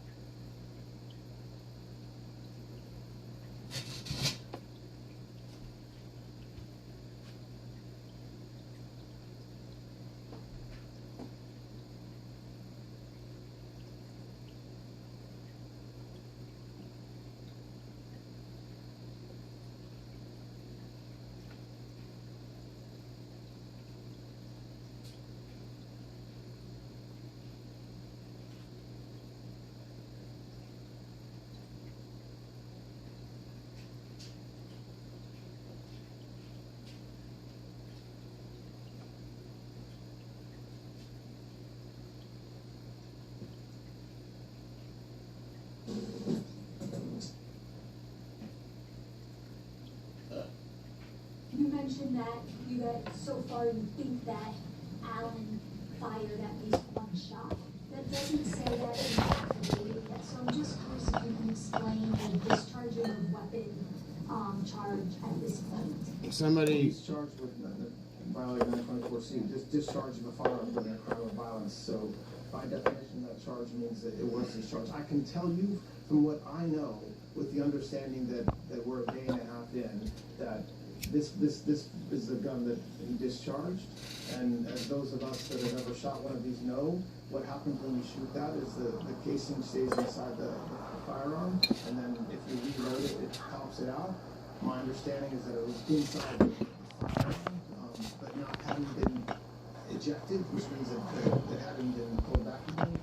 But again, I want folks to understand I'm the acting attorney general. I'm not on the ground doing the investigation, so I'm telling you what I've been told, and if that information changes, I'm sure we'll let you know. The U.S. Attorney also mentioned that one of the charges possibly would be for assault on an officer, and I noticed today it's a different charge. Is this because you've determined that what he shot didn't actually strike the officer?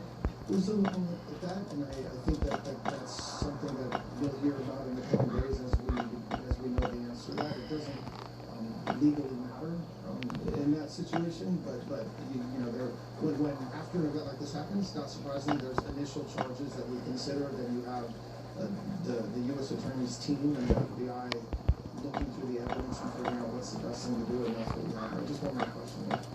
I have two quick questions. One, I just wanted to clarify, you said the one officer fired the weapon 5 times. Was that the only officer that you discharged the firearm? I want to be very careful in answering that question because this is, when you do ballistics evidentiary collection and research, it is very complicated. So when you fire a bullet, the bullet ends up somewhere. Sometimes you find it, sometimes you don't. And so from that, with that qualifier, What am I doing here? I believe right now that there was 5 shots fired from the same firearm. But there's a team of folks looking at this that are experts, and the evidence collection team that were in the area of the hotel where the shots were fired have worked all night. They have the evidence they collected, but it's not an exact science from the standpoint that, for example, the buckshot, when that shot scatters everywhere, and sometimes it just disappears depending on where it hits. So you don't have to. Hopefully, with that qualifier, that's where we are right now.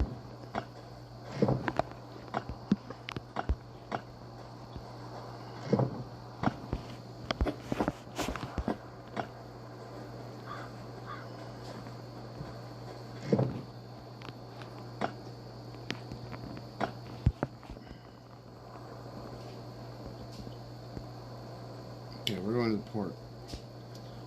And then we can go grab our stuff for Bravo. This looks like we got 1, 2, 3, 4, 5, 6. And a half of those, which is good. And I can use, I'm going to have to use some of these on the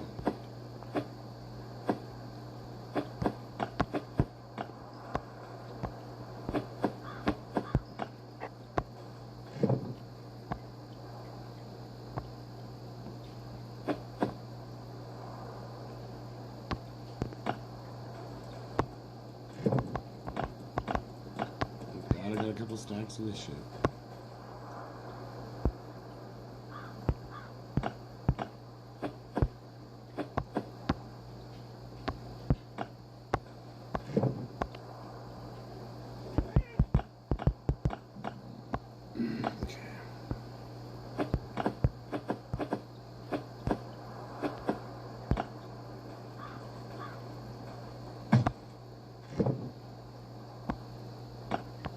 Left those other ones over at the fucking bunker. Let's get her.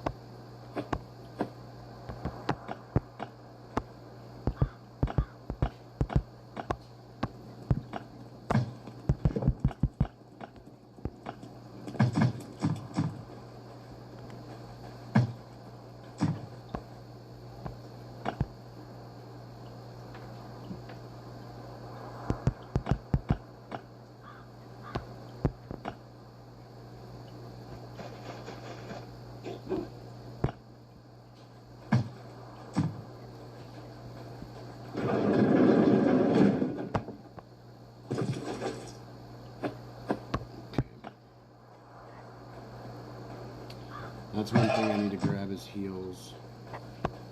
Grab that.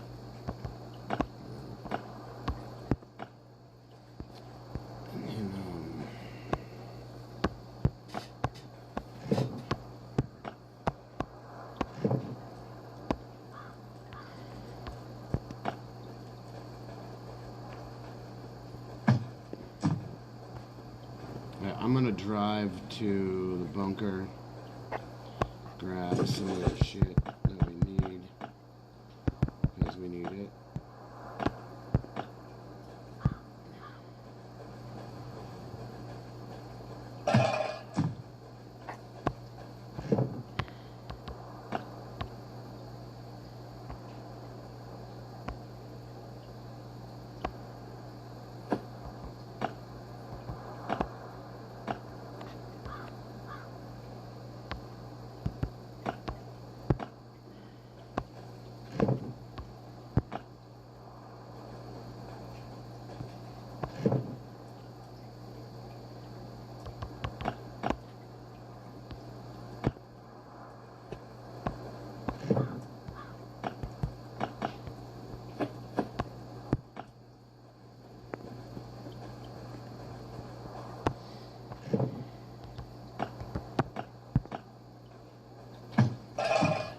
Need 2 seaweed.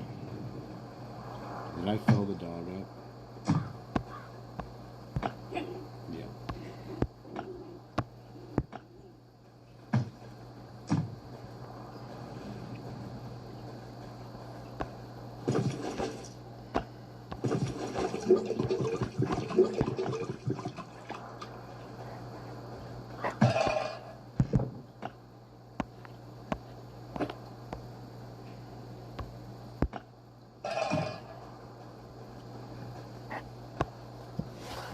Let's watch some Timcast and see what they have to say over there.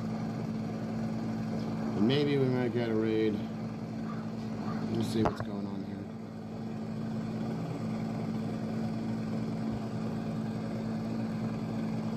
The U.S. Treasury's new digital payout mandate is a direct threat to the autonomy of Social Security recipients. Let's see. This is how you go and see if that healer, the healer's here.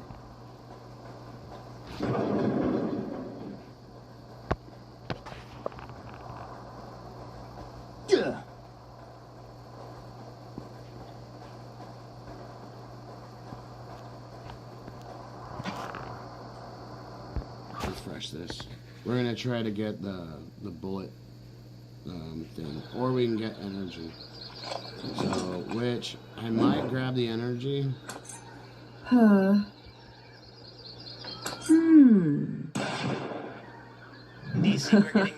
Yes.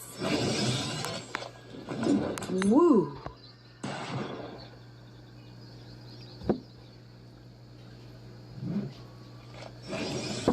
Oh yeah. Before being the third assassination attempt on Donald Trump. Now, admittedly, there were more plots, but this is the third actual attempt. Security camera footage showing this man, identified as Cole Allen, charging full speed into the White House Correspondents' Dinner before being subdued. And right on cue, you know, exactly what you'd expect. There are many people on the left that are saying it's staged, it's fake, no one believes it's actually real. And these people are not the majority, because when you check the search trends, my experience, I mean, I was out doing what one would call touching grass when all of this went down. I was actually at a bar, and I saw people freaking out. The conversations were pretty intense. People are genuinely worried about this. And it's reasonable to believe that this lefty guy from California, who wrote a manifesto saying he wanted to kill Trump and Trump administration officials, tried to do it. Now, he's been charged officially with an assassination attempt against the president, which carries upwards of life in prison. Why don't they just give him charges in D.C.? We're getting new information as, of course, this story is developing. But we'll go through all of that, as well as a few other stories. But this one, obviously, is the big breaking news. And the interesting, fun element of the story, surprising to say, considering it's a horrifying story, is that people believe Trump is a time traveler. I know, right? I said it was going to be weird and fun, but there is a post online, a social media account with only one post from 2 years ago, the name of the shooter, The image, the profile picture, is a Pepe the Frog wearing a black tie, holding a glass of Chardonnay or champagne or something, and it looks just like Trump did in the C-SPAN video, I believe it's C-SPAN, of when this shooting started happening. Many people are saying this proves Trump is a time traveler. There's a lot more than just that element of it. 1 month ago, people found these old drawings from 100 years ago of an airship with a golden-haired man, a blonde guy, piloting it. An artist from over 100 years ago drew these weird airships with Trump written on them. And so, of course, this proves, according to conspiracy theories, that Trump is a time traveler. We'll break down the serious element of the story and then the serious nature of the left's response, saying that it's the right who's been violent. We'll talk about that and a lot more. Before we do, we get a great sponsor, my friends. It's Pocket Hose. You guys got to check out Pocket Hose, man. This thing's amazing. I'm excited to tell you guys about the #1 expanding garden hose, the brand new product, the Pocket Hose Ballistic, the #1 expandable hose in the world. Super lightweight, easy to manage, easy to store. Turn the water on, it grows. Turn the water off, and it shrinks back to pocket size. The Pocket Hose Ballistic is reinforced liquid crystal polymer used in bulletproof vests, making the anti-burst sleeve practically bulletproof. And that liquid crystal polymer fiber is actually 5 times stronger than steel. Comes with the pocket pivot to give you total freedom of movement. At the spigot with 360-degree rotation, you move it follows, and the water flows enhanced with an upgraded UV coating. So the hose looks new year after year. Re-engineered thicker washers that resist leaks. Pocket Hose carries over 100 patents worldwide. It's amazing. Now, for a limited time, when you purchase a new Pocket Hose Ballistic, you'll get a free 360-degree rotating pocket pivot and a free thumb drive nozzle. Just text TIM to 64,000. That's TIM to 64,000 for your 2 free gifts with purchase. Again, text TIM to 64,000. Message and data rates may apply. Check the Pocket Hose for sponsor the show. Don't forget, join us at timcast.com. We got some big updates coming, but you got to get in the Discord community. Tens of thousands of people hanging out, sharing news. Not what you know, it's who you know.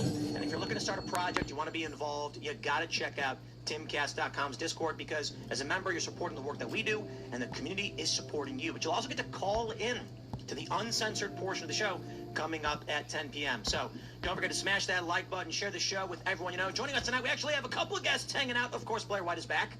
Thanks for having me. Always fun to be here. Who are you? What do you do?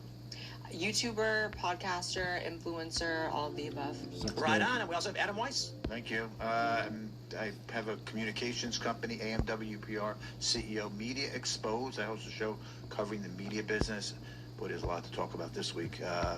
It's on Real America's Voice News, and I'm publisher of Impact Wealth magazine as well. We'll see about getting that microphone maybe secured for you if we get a chance. Oh, is it falling down? A little wobbly. We'll get it. We'll get it. We can force Ian's here. Hey, everybody. Good to be here. Good to see you, Adam, Blair. Always a pleasure. It's going to be a great show. Hey, Brown, dude. What's going on, everyone? Yeah, I'm excited to be here. We got some interesting stories over the weekend, although it wasn't too busy, but there was something that happened, I think, Carter. I'm also hanging out, so let's get into it. Something happened to someone. Something. There's an incident, something at a hotel, bunch of reporters. Some people did some things. Well, here's a story from the BBC. Suspect charged with attempted assassination of Trump at Washington dinner. Cole Thomas Allen, 31, was also charged with 2 firearms offenses. When he appeared in court in Washington, D.C. on Monday, he did not enter a plea.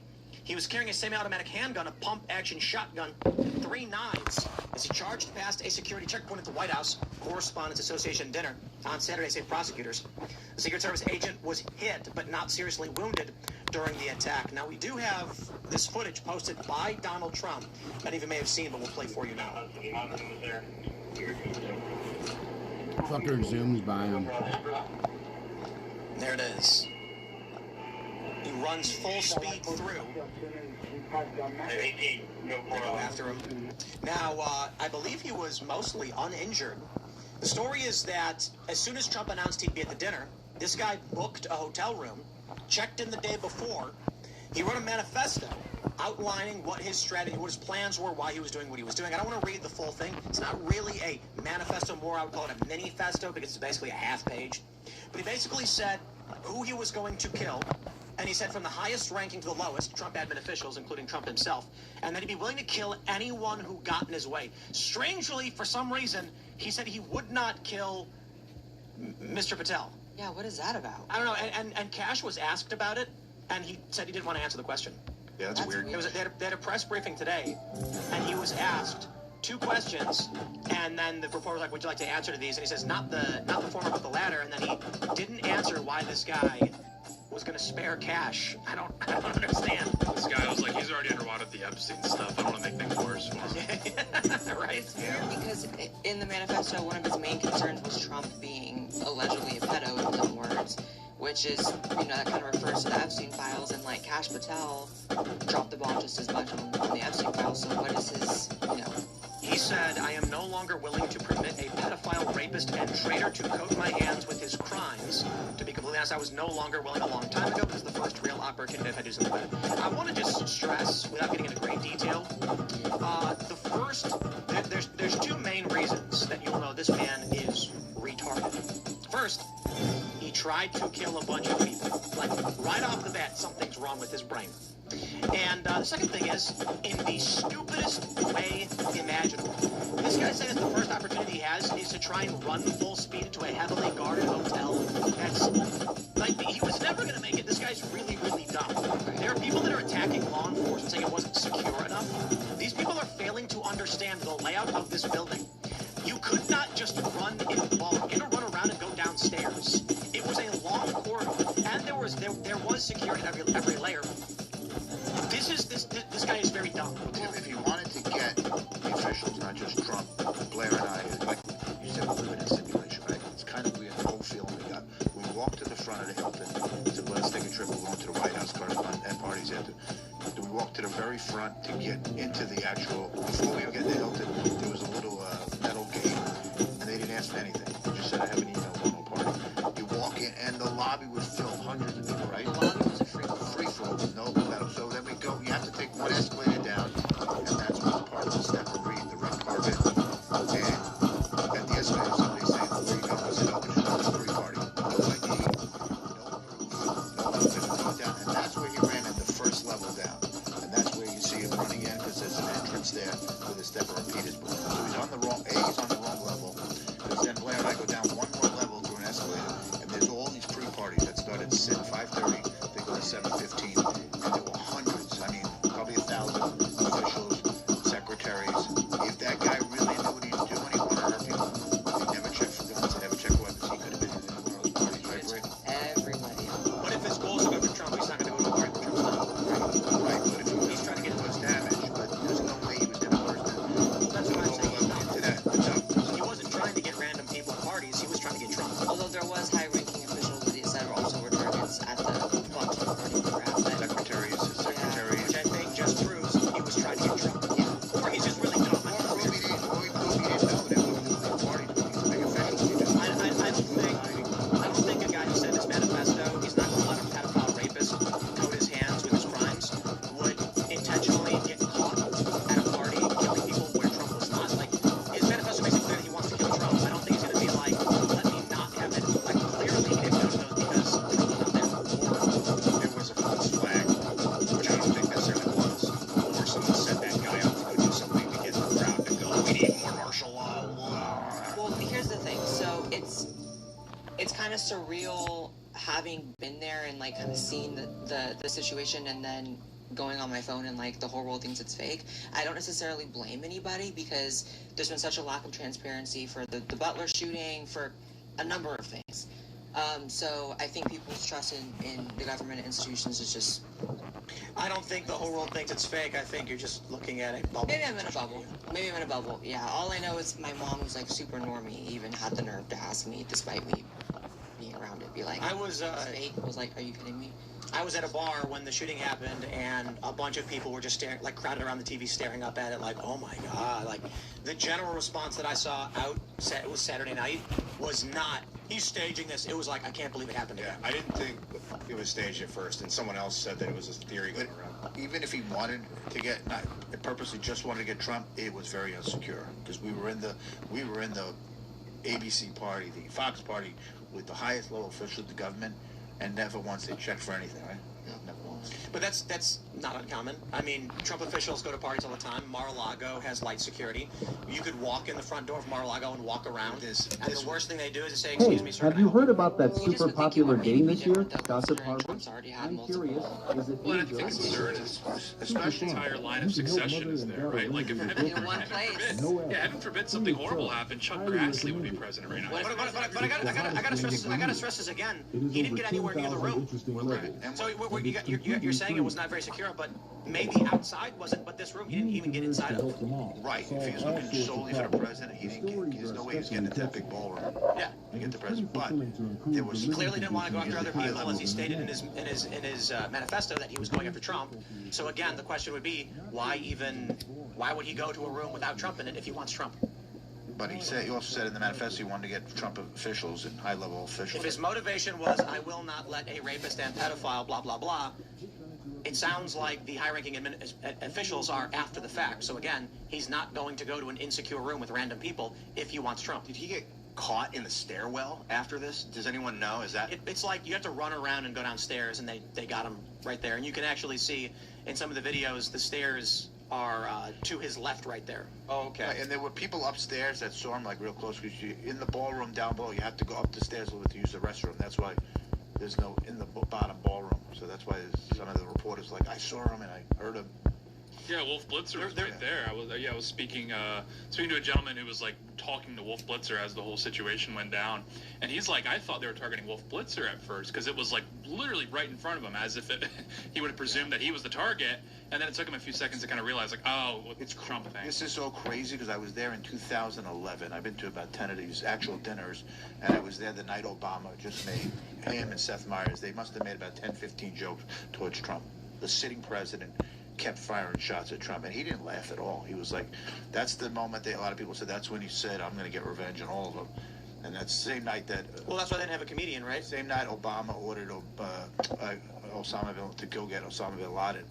They didn't have a comedian. And Carolyn Levitt said before that some shots are going to be fired, making reference to like, it's the White House Correspondents' Dinner, right? They have comedians come in, they make jokes. They wouldn't have one. They didn't have a comedian, they had a mentalist. And so they said shots are going to be fired tonight, and then we're talking about meme magic. I mean, maybe we'll pull this. Jimmy Kimmel said something about Melania Trump looks like an expecting widow, made a joke, and then like...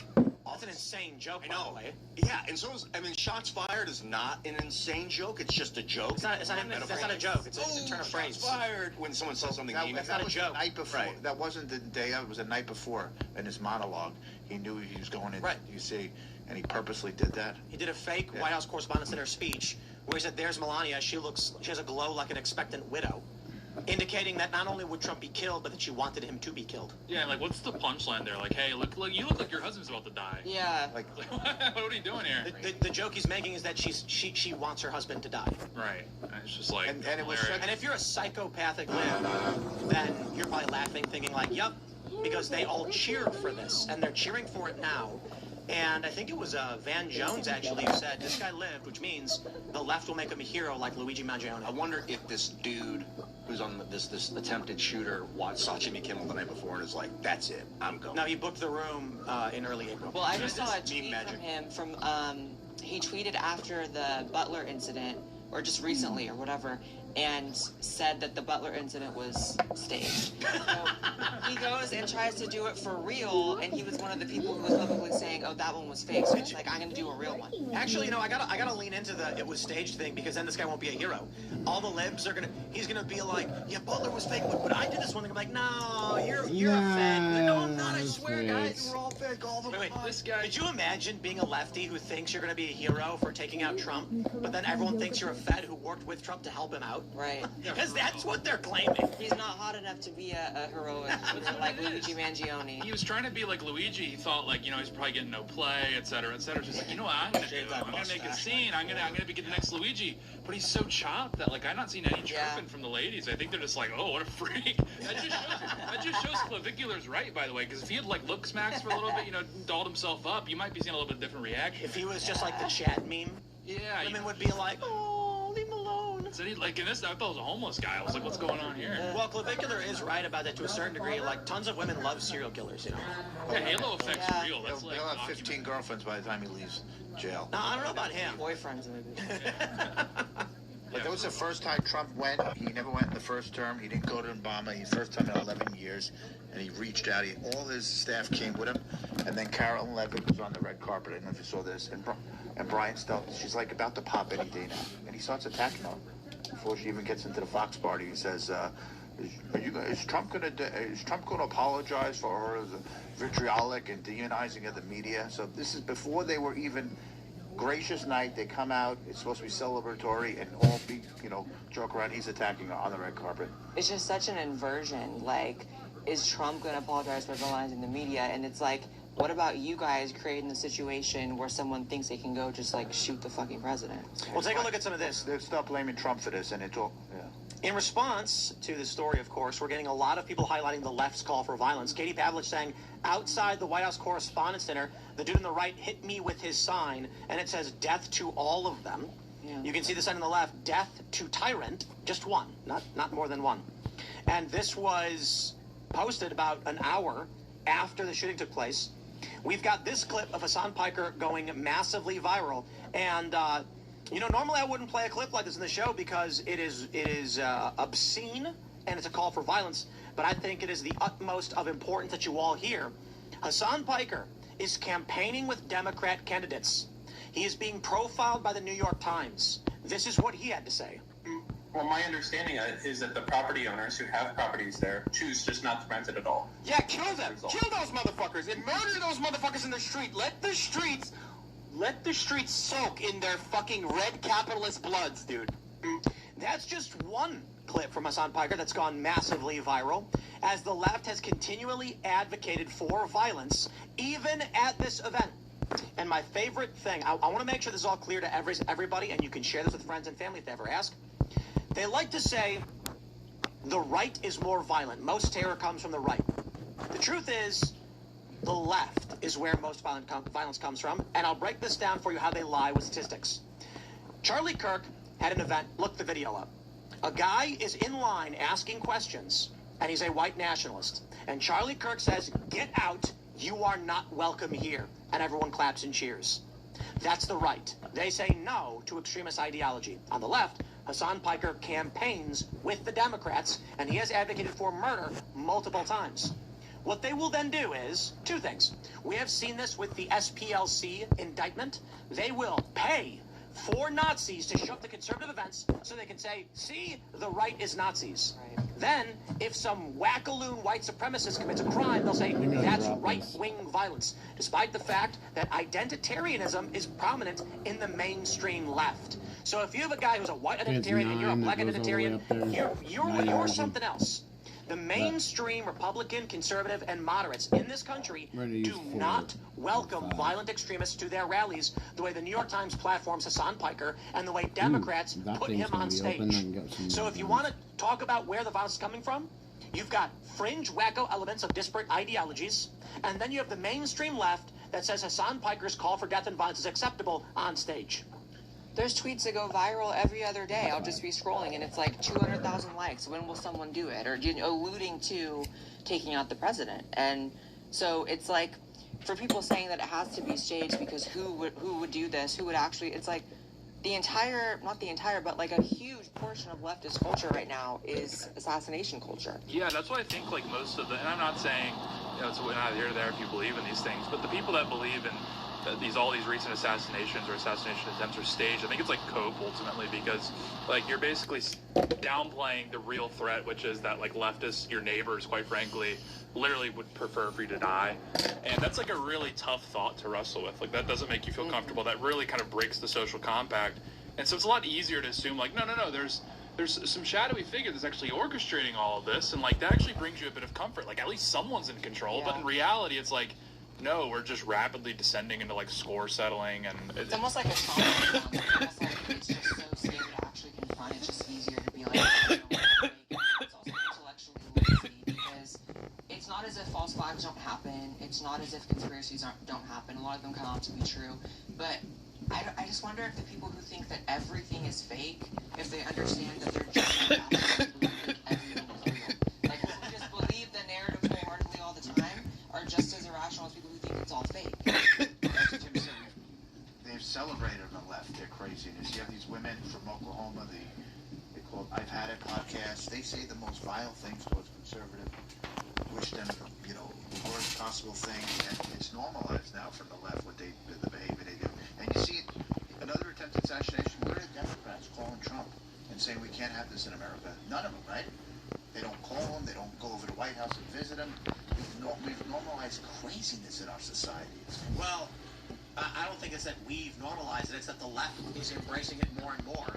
And I think the issue is, you know, look, you got a nice little golden retriever, and he's looking at you, and he's wagging your tail, and you don't really think twice about it. Then you got a ravenous, rabid dog screaming and snarling at you. You're like, I'm gonna stay away from that one. It's easy to reprimand the dog that's being nice and bop him on the nose, but that ravenous, rabid Rottweiler, you're not going anywhere near, and that's what we have in this country. Conservatives don't want violence, don't want people who advocate for violence. They denounce it, the left cheers for it. It really comes down to one simple question. If there's a run-of-the-mill regular person standing in the street, and one person is wagging his finger at him, I'm gonna yell at you. The other person who's threatening to murder them, they're gonna say, I'm gonna avoid you, please don't hurt me. That's what we get. That's Antifa. Like, why do they let the criminals go? Why does Antifa get away with whatever they want? It's like I've said a million times. There is no fear from any of these big these big tech companies that Carl Benjamin will. I don't know what that thing was. I just like rubbed my belly on it. And burn down a social media headquarters. It's not There was like something on my it is a guarantee where my toggle is right Antifa will there, come where with my bricks and thumb's sledgehammers moving around. and kill people. You know, the problem is the media. We're sitting at reverse it. If it was 9 years ago, and 100 feet from the Hilton, those protesters were outside and say, "Kill all of them," and it was Obama was president. Oh my God! Every media be doubting every one of those people. Yeah. But yet we're talking about the signs, and nowhere in the mainstream media. They're 100 feet outside lunatics with signs, "Kill them all." Bethany Mandel's got this tweet about Katie Porter. She said, imagine Barack Obama surviving 3 assassination attempts, and 18 hours later, Republicans sent a fundraising email like this. F Trump, Katie Porter writes. I'm Katie Porter. Some of you know me as the whiteboard lady who held CEOs and billionaires accountable in Congress. So today I want to start with one simple, powerful message we all agree on. Say it with me, F Trump. That's right, F Trump. Together we're going to kick Trump's A in November. I mean, heck of a thing to send right after Trump was addicted to an assassination attempt. Yeah, and you know, like you may like sort of hand wave that away, like that's just Reddit language, it's very Redditor language. But if you read the guy's manifesto that attempted the assassination attempt on Saturday, he literally opens it up like, "Hello, everybody!" Like it's like this, so glib. It's like that's what makes it so disturbing. And so they're like literally rabid animals, but then they're like coaching it and they're couching it rather. And, I'm gonna grab like, armor. Reddit speak. And that's the most horrifying part. He's literally like, well, that just happened. Like that's literally like the vibe you get when reading it. And this guy's actually intending on killing the president.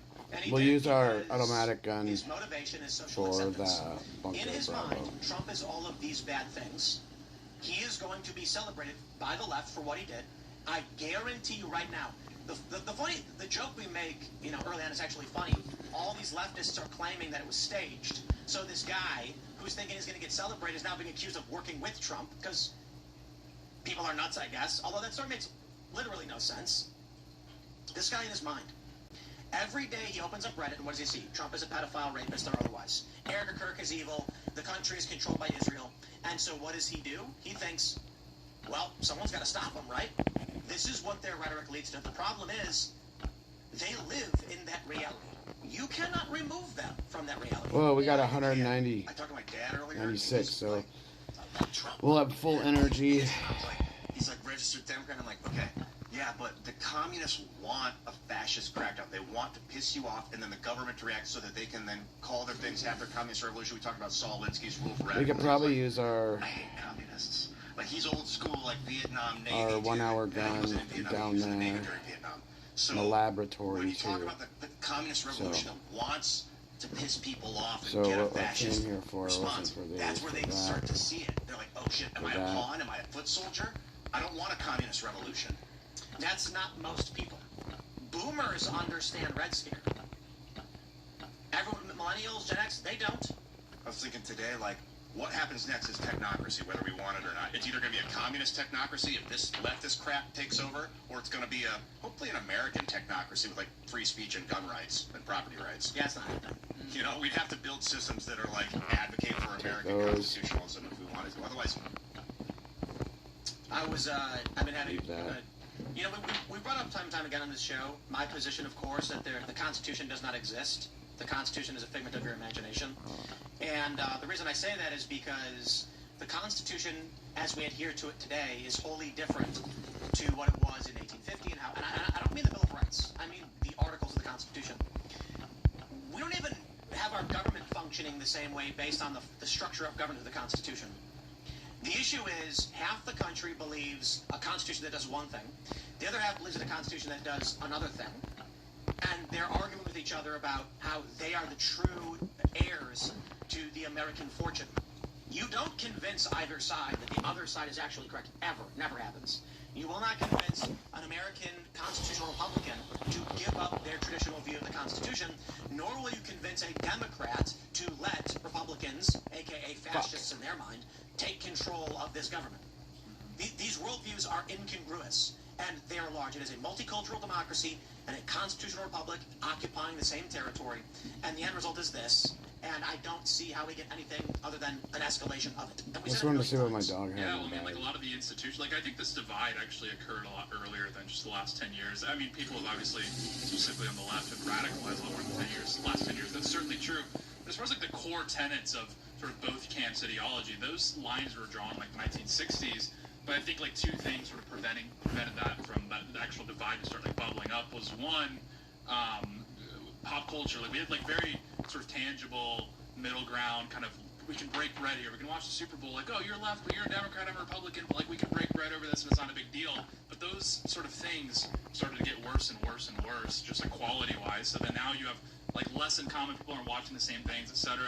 And then B, obviously, I think Obama actually was the one that really sort of stuck his thumb in the wounds that already existed. I think that it had existed for 50 years at that point, and he stuck his thumb in there, and that just inflamed tensions dramatically, not led to Trump, and now we're in this moment. When I grew up in the 90s, I had a group called the Young Conservatives of Suffolk County Law, and then Young Conservatives of New York, and we used to carry petitions on the ballot. And then at the end of the day, we'd all go to this place called the Landmark Cafe, but Democrats, Republicans, we'd all get together and hang out, we're all friends. That society basically doesn't even exist anymore, right?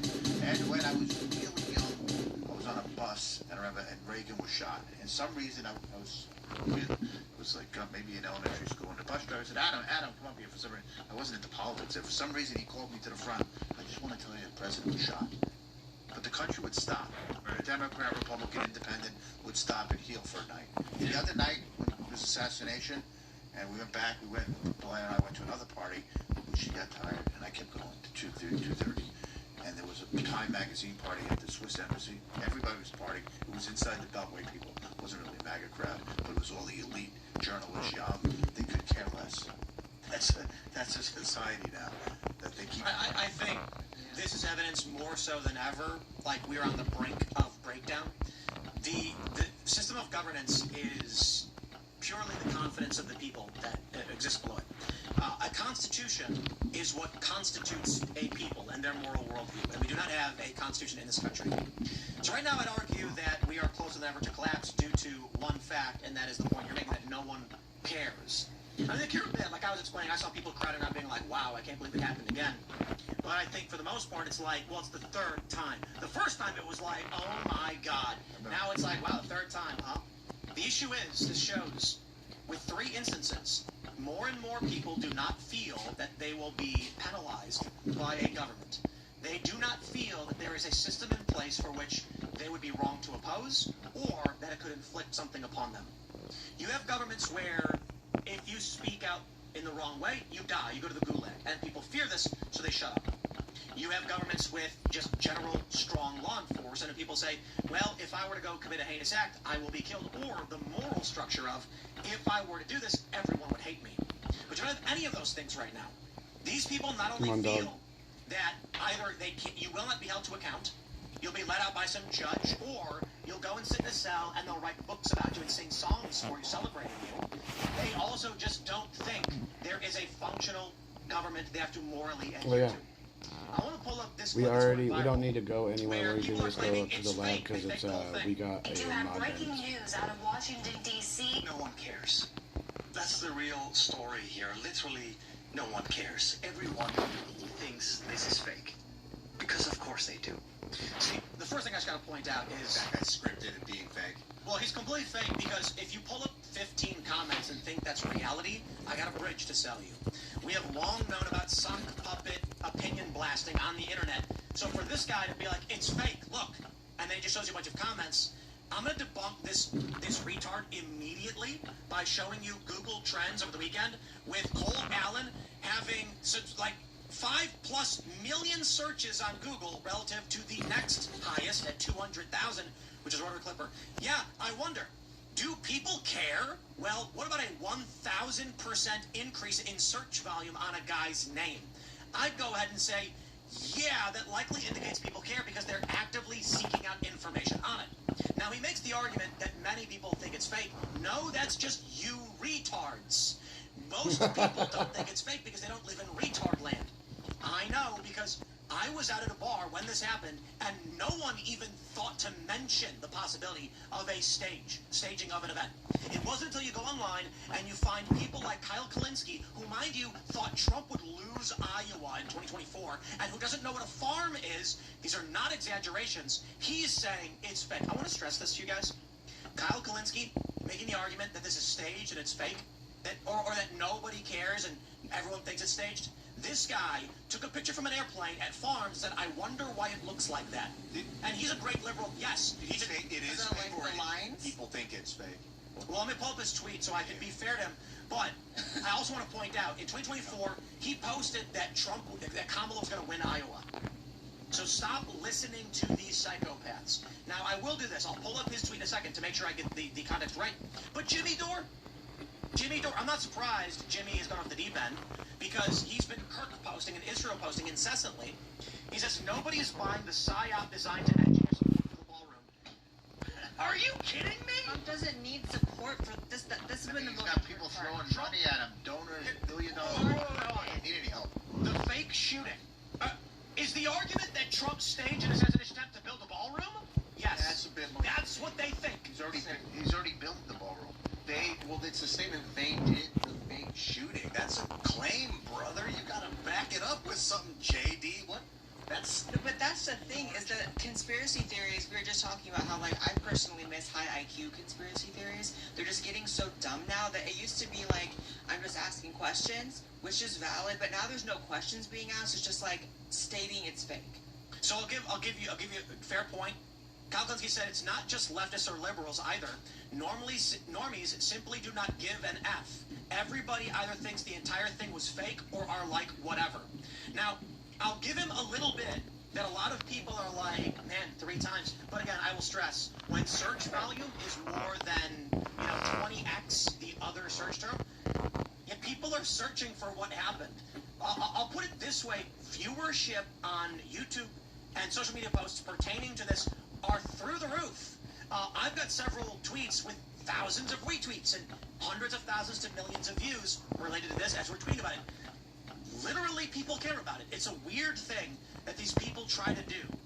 What Kyle's actually doing is not saying people don't care about it. What he's actually saying is you shouldn't care about it. He is doing an appeal to the masses. He is saying to appeal to majority. Hey, everybody thinks it's fake. It doesn't matter, right? That way you look at that and go, yeah, I agree with everybody. And most people care. For telling me what the truth and how to be. Yeah, and anyone that claims about what everyone else thinks is probably someone to avoid their opinion. If it's a slanderous hyperbole, irrational statement, you don't know what everyone thinks. You probably don't know what most people think. You probably don't know what he thinks.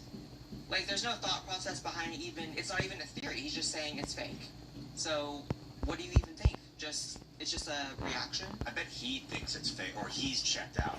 Kyle is. Well, because the only alternative to just saying it's fake is having to admit, if you're a partisan like he is, and you're on the left, that your side is the side engaging in this. Like, unless you want to pull out some bullshit both sides thing, but it's really not both sides. Only one side's president's been shot at in recent history. Only one side had a podcaster, influencer murdered in cold blood, Charlie Kirk. If it was both sides, there'd be leftist podcasters getting shot at, and God forbid, I don't want that. Biden would have been shot at, and thank God it didn't happen, but... I made an offhanded comment about Gavin McInnes, about the Proud Boys, how I was concerned that it might, when the Proud Boys and Antifa had been fighting in the street a little bit, I was like, it reminds me of the brown shirts and the black shirts, the Nazis and the commies going at it pre-World War II. And Gavin, I gotta fact check. I gotta do a correction. Do you remember when Antifa was attacking Proud Boys? Yeah, and then some of the Proud Boys struck back. Is what happened. They got funded into it, and then they fought back. Yeah. But I made the statement on this show that I'm gonna grab my automatic gun like street now. violence. And Gavin heard that, he was like, "Oh no," and just immediately reduced the level of violence. That is never the intention of the Proud Boy. That wasn't supposed to be. It was like a gang of, it was hanger-outers, drinking dudes that got riled up, but their intention was not to do some. Right, so if even this, quote-unquote, as the narrative goes, this extreme group of Proud Boys, right, if they're willing to de-escalate, we're not seeing that on the other side. These groups don't de-escalate, and you don't even have to be a huge figure or all the President of the United States to have Antifa show up to your stuff. When I had we have 12 of those rifles. YouTube, I was doing live talks. The ones that we need, those equalizers. That were Antifa. This was years So, and years ago. we'll see how good those things will be. Bike lock bandit, they called him. He was at Berkeley and had a bike lock. He was bashing people in the head with it. Right. So that just scales leftist. Yeah. I wanted to take a look at the Chronicle, the events, because Trump is called every name in the book, every day of the week. And he finally decided to go in front of 1,500 of his most vocal critics, right? Cordially going to go there. And the night before, we were in New York for a play, and I said, how are they going to treat him? I don't know. Are they going to stand up and protest? Are they going to boo him? I wasn't sure how they treat him in the room. But then another assassination attempt happens. After that, he says, I want to keep going. Oh, fuck, look at that. To be closed down.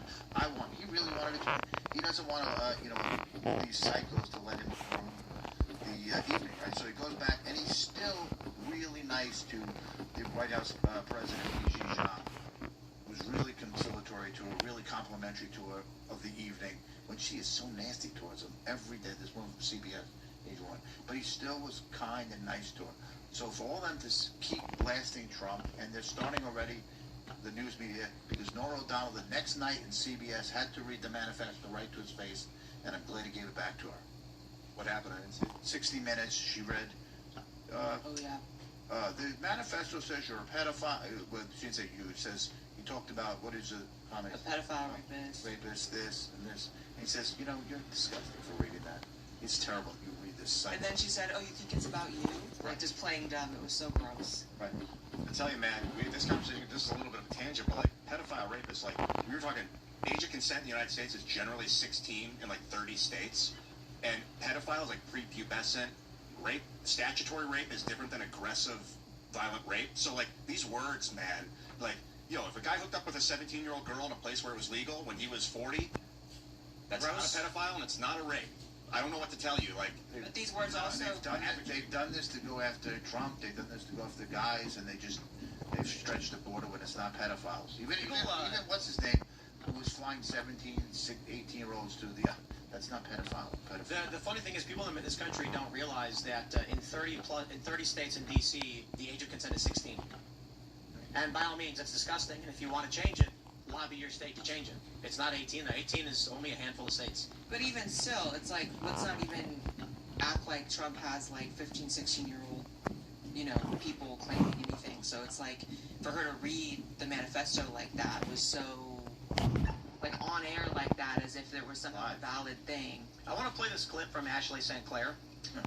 Following the shooting, a ton of pro-Trump accounts said we need a ballroom, which helps ignite the conspiracy theory that Trump staged this to get a ballroom, which makes no sense because a shooting, they can advocate for a ballroom from it, but it's not going to create any legal standing for them to get a ballroom. But here's what she said. Actually, I have to unmute it as one does. There you go. So, last week, I told you guys that all of MAGA is paid and they coordinate their messaging in lockstep via group chat. That's false and an exaggeration, and, Ashley's a friend.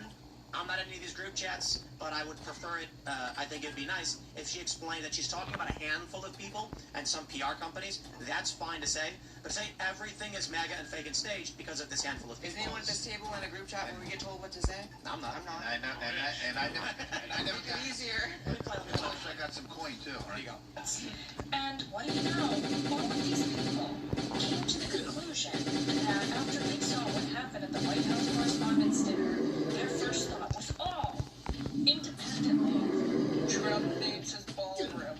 I want to highlight Mike Stern. He's actually in this chat. The statistical likelihood of this happening in a vacuum, if we are to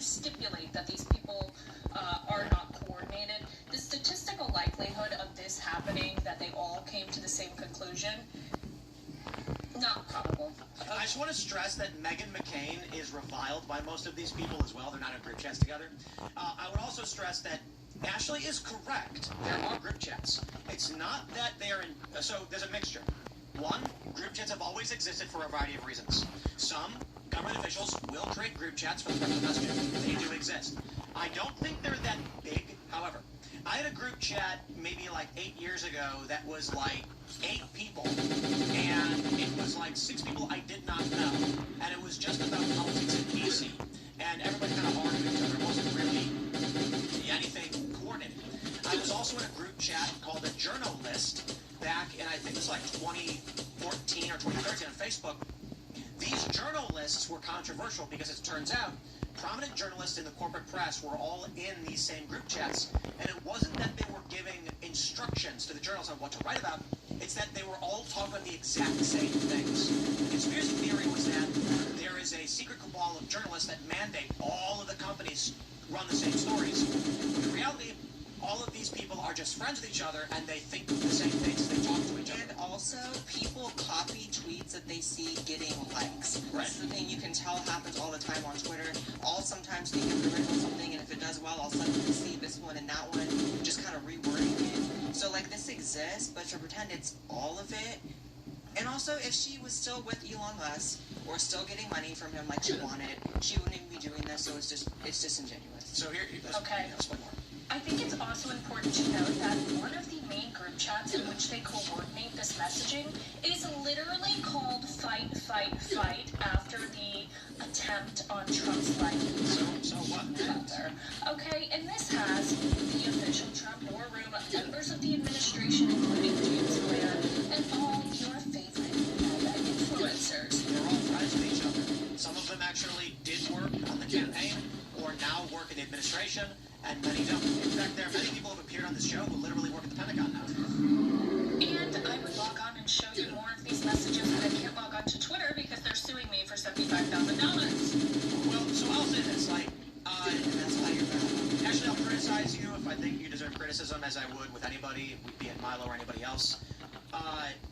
This is I would give it a good old 50% correct. There are group chats. There are government officials in these group chats. They don't create these group chats for the express purpose of, hey guys, I'm going to give you the official government narrative that you need to say.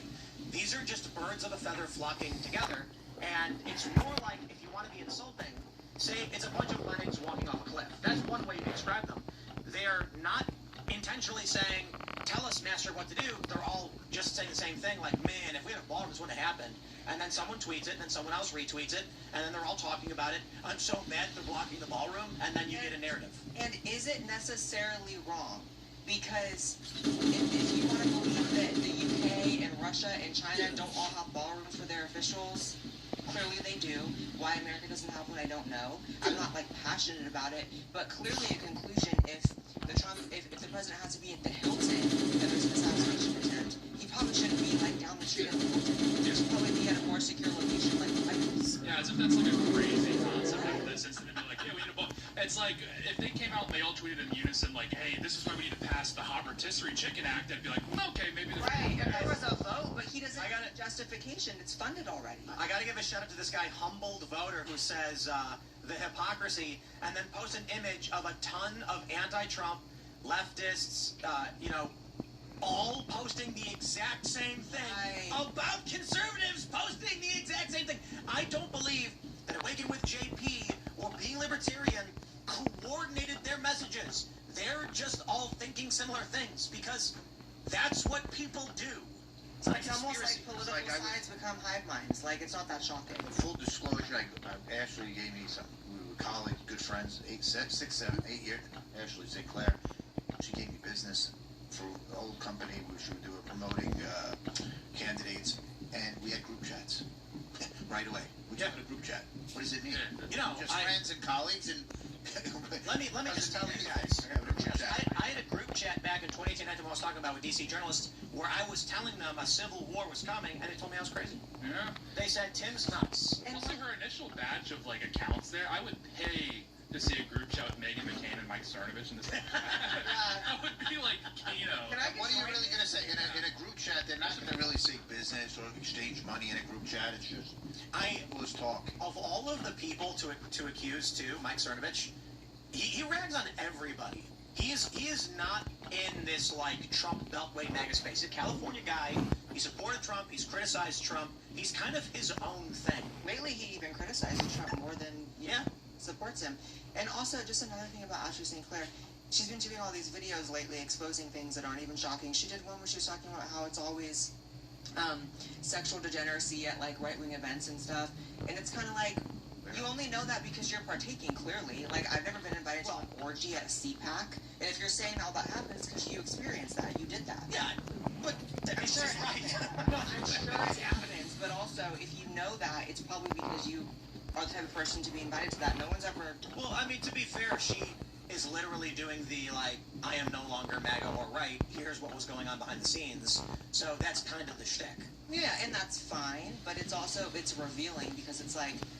It's a lot of projection, in my opinion. Guys, you hold her all the way up to Elon Musk. I have to rag on the right every so often, you know. Actually, I should just do it more often. You create Ashley St. Clair, and they should not. And I've made this warning over and over and over again about what happens when you refuse to forgive people. Ashley St. Clair was a prominent voice on the right, helping people on the right. And you may say, well, we don't like her, she's gone bad, blah, blah, blah. Well, she was getting attacked mercilessly. She was getting insulted. She was being barred from events. She was on the outs with Elon. Fine, I get all that. Her fight with Elon and their kid resulted in people on the right attacking her and calling her names. So she did the only thing a human being can do, found community elsewhere. So when the right said no, she went to liberals and said, please, I have nowhere to go. And they said, denounce everything you've ever said before, and she agreed to do it. By all means, you can criticize her for that. But this is what people do.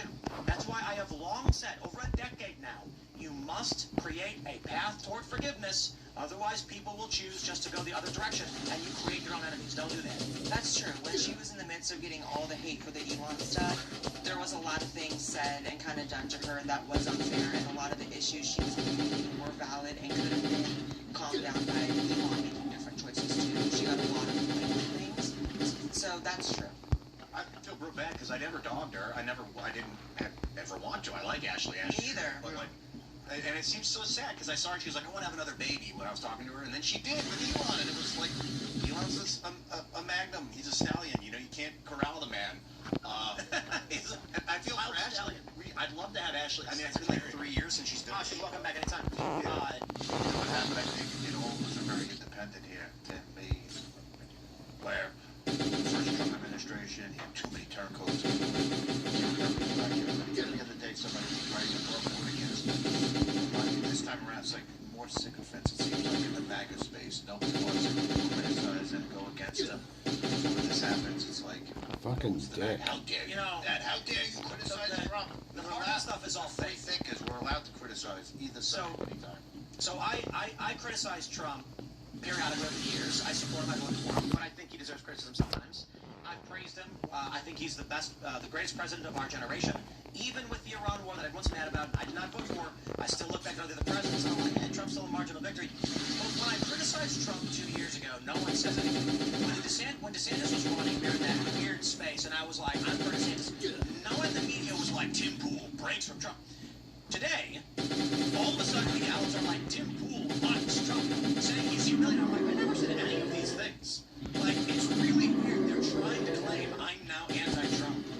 They're using turncoat energy if they can. No, I think it's just they've been running with that for over a year. Well, I think what it is the left is like locked out of the zeitgeist. Because what's dominated the zeitgeist for the last 6 months is the MAGA Civil War. Did you see what Tucker said? Oh, did you see what Jack Posobiec were candid? You know, like whoever they're going at it and everything. And it's like, no, they're just the left is completely locked out of the zeitgeist. So the only way they can like participate is like, yeah, he's with us. He's with us. No, he's with us. Right, it's the same thing in the first. If you turn down Trump, the Washington Post will be calling you tomorrow. CNN, Tim, can you come on, please? They did now. Yeah. But I did turn on Trump. Right? I get a call from the Wall Street Journal. Like, we'd like to have a conversation about your thoughts on Trump. And then Reuters calls me, and I'm like, yeah, I think Trump's overall net positive. You do? Bye. Yeah. I see criticism as like a complete. It's very autistic. It's like a criticism means a complete condemnation. it's like, or it's normal to criticize the person you voted for because that's what you're supposed to do. Unlike if you want to be a Democrat and vote in a vegetable and then act like everything's perfect for 4 years, even though we don't have a president. I'm gonna say this. I believe that the majority of people who have turned on Trump are liars and hypocrites. I believe that Tucker Carlson is a liar and a hypocrite. And I will tell you why. When Tucker first came out critical of Israel and saying the things he was saying about Qatar and Islam, whatever, I'm like, oh, no, Tucker's allowed to have his opinions. People have opinions, sometimes they disagree with, and Tucker's always, he's had some good ideas. Here's the thing. Tucker came out and said that he is tormented by having supported Trump. He is sorry for misleading people. He didn't mean it. He didn't do it willingly. And then his brother literally says maybe that Miriam Adelson money came, for some reason, and he laughs. Tucker knew 100% because we all did that Donald Trump took an estimated $100 to $160 million from Miriam Adelson to support his campaign, and it was reported far and wide this was money given to Trump as a quid pro quo to take the West Bank, that he would support Israel's effort to take the West Bank, and that's why he got the money. Literally every single person knew this. Donald Trump hired John Bolton, fired 59 Tomahawk missiles into Syria, and killed Soleimani. The idea that they're now shocked that Donald Trump is fighting in support of Israel, supports them. He moved the embassy to Jerusalem in his first term. The people coming out now going, oh my, I never knew. They are liars, every single one of them. If you want to criticize Trump for doing all of those things, please do so, and with my blessing. Trump should not be launching tomahawks into Syria or dropping bombs, whatever. Not a fan. But if you're going to come to me and claim you did not know, when literally on this show we covered stories with your comments talking about how y'all actually knew, you are liars and hypocrites, and I am sick of all of these people. Now, I can say this of Ashley. She's always been nice to us. She's been a friend. Talk to her periodically, not really all that often. Her coming out and saying all of MAGA is paid obviously comes from a place of rejection and animosity. It is not correct that all of MAGA is paid and coordinated, but she's obviously pissed at a lot of these people. However, many of these people in the inverse, seemingly coordinated, used to be pro-Trump because it was the popular thing to do. Woke was cringe, Bud Light was boycotted, and these people all jumped on board. And now that the trend says don't like Trump, they're acting shocked that Donald Trump took money in support of Israel. Spare me your hypocrisy. Yeah, there's literally, I was looking at the other day, there's literally a quote from him, or it was a clip from like 2012, and he was like, Netanyahu is like the greatest political leader in the Middle East. Like, I'm the most ardent Zionist. He literally said, I'm an ardent Zionist. Yeah, he was like, going into the 2016 presidential cycle, he was like, I'm going to be the most pro-Israel president ever. And then all of a sudden, like, people are surprised now. I mean, again, I'm vocally opposed to the Iran war, it's a bad idea, etc. I've, explained that on the show a few times. But I'm not, like, shocked. I'm not like, well, this is a scandalous. It does, the No New Wars thing feels like, a bit of a renege, so to speak. But, again, the idea that he's pro-Israel, you're shocked. That's like all of them. Second of all, he said it over and over and over and over again. You gotta believe the guy when he, like, makes that his core foreign policy position for the better half of a century at this point. I mean, he's been saying it since the 80s. Yeah, his son-in-law is Jared Kushner, who I think is Zionist. His daughter converted to Judaism. Not that Judaism has anything to do with Israel. It's a country. Here's an article from 2024 from the New Era. Pro-Israel billionaire Miriam Adelson backs Trump campaign pushes for West Bank annexation. We all know this story. Yeah. The people now go, I can't believe that Donald Trump was this. They're lying. Yeah, I literally remember people were correctly pointing out that, going into 2023, the Biden winner, is that Trump, like all these legal troubles, he was running out of money. He had to start receiving donations from, traditional Republican donors. Yeah, that's like not a surprising thing. And I remember people that were commenting on that, like, oh, that's interesting. And then all of a sudden now they're like shocked by it. Are you saying the people instituting lawfare against Trump pushed him into the arms of the Israelis? Via Miriam Adelson's bailout? He always moved the U.S. Embassy to Jerusalem in his first term. Yeah. The dude's been, like, he's been unrepentantly pro-Israel. Undercover about it, kind of. No, he was not. Well, bro, the dude could not speak more highly of Israel the whole time. I think it was less that he was undercover about it, but I think there's just been, like, more en masse people are actually tuning into issues with Israel. People actually care about it now. I think people just didn't really care back then, too. That's what irks me a lot about that is that most of what these people are saying, it's mass formation psychosis. They're not talking about legitimate criticisms of Israel. Some people are, like, Dave Smith is a really great example of somebody who has legitimate criticisms. I am not talking about him. I'll give you another example because Clint Russell's welcome on the show. But he literally made a video called Israel Derangement Syndrome Debunked. And I can only say that I believe that Clint is, I'll be nice, Clint, you're being untoward. Because you know that my statement on what Israel derangement syndrome is not you. And I literally said my libertarian friends have legitimate arguments against Israel. What he then did was, when I argued that there are people who think Israel is controlling the opiate drug trafficking trade in West Virginia, that's derangement, he then claims he's debunking Israel derangement by making normal arguments about Israel. He's doing that, in my opinion, Clint, you're doing it in my opinion, because it gets clicks, because you're attacking me to the Israel derangement syndrome people, because you want them to follow you. And I think that's stupid, but you're welcome to come on the show, and then you'll be forced to agree with me because you know I'm right. Yeah, when you had figures like Pat Buchanan, I mean, since the 80s, were like making well-mannered, sort of calculated, intelligent, criticisms of a relationship with Israel, and it was like out in the open. But then now people flashed on prior to Iran. Now with Iran, okay, maybe that's a little bit different situation, but prior to that, it's like, where were all you guys? Because you can look at a lot of these people, like 5 years ago, they were ardent Zionists, or they were like super pro-Israel, then all of a sudden they flip again, like after October 7th, the incentive charges changed around a little bit, so they produced. Yeah, it was called TikTok changed their algorithm and boosted anti-Israel content and made a bunch of people rich and famous that were attacking Israel, and that is a fact. And the Democrats, and I literally was arguing this, I had one tweet with Clint to Dave Smith about this. So basically Dave said, you got to watch Clint's response to Tim having Randy Fine on the show, and then my response was, acting like me having a guest on the show is indicative of my opinions, is hypocrisy, and the issue largely, go back to your point, I don't want to, what were you just saying? I don't want to. No, it's just, I was making the point is, like, where were you when it was not in vogue? Again, like... Right, the point that I made is that every time one of these issues comes up with Israel and foreign funding, people just do not understand literally any of U.S. foreign policy. It's just only Israel exists.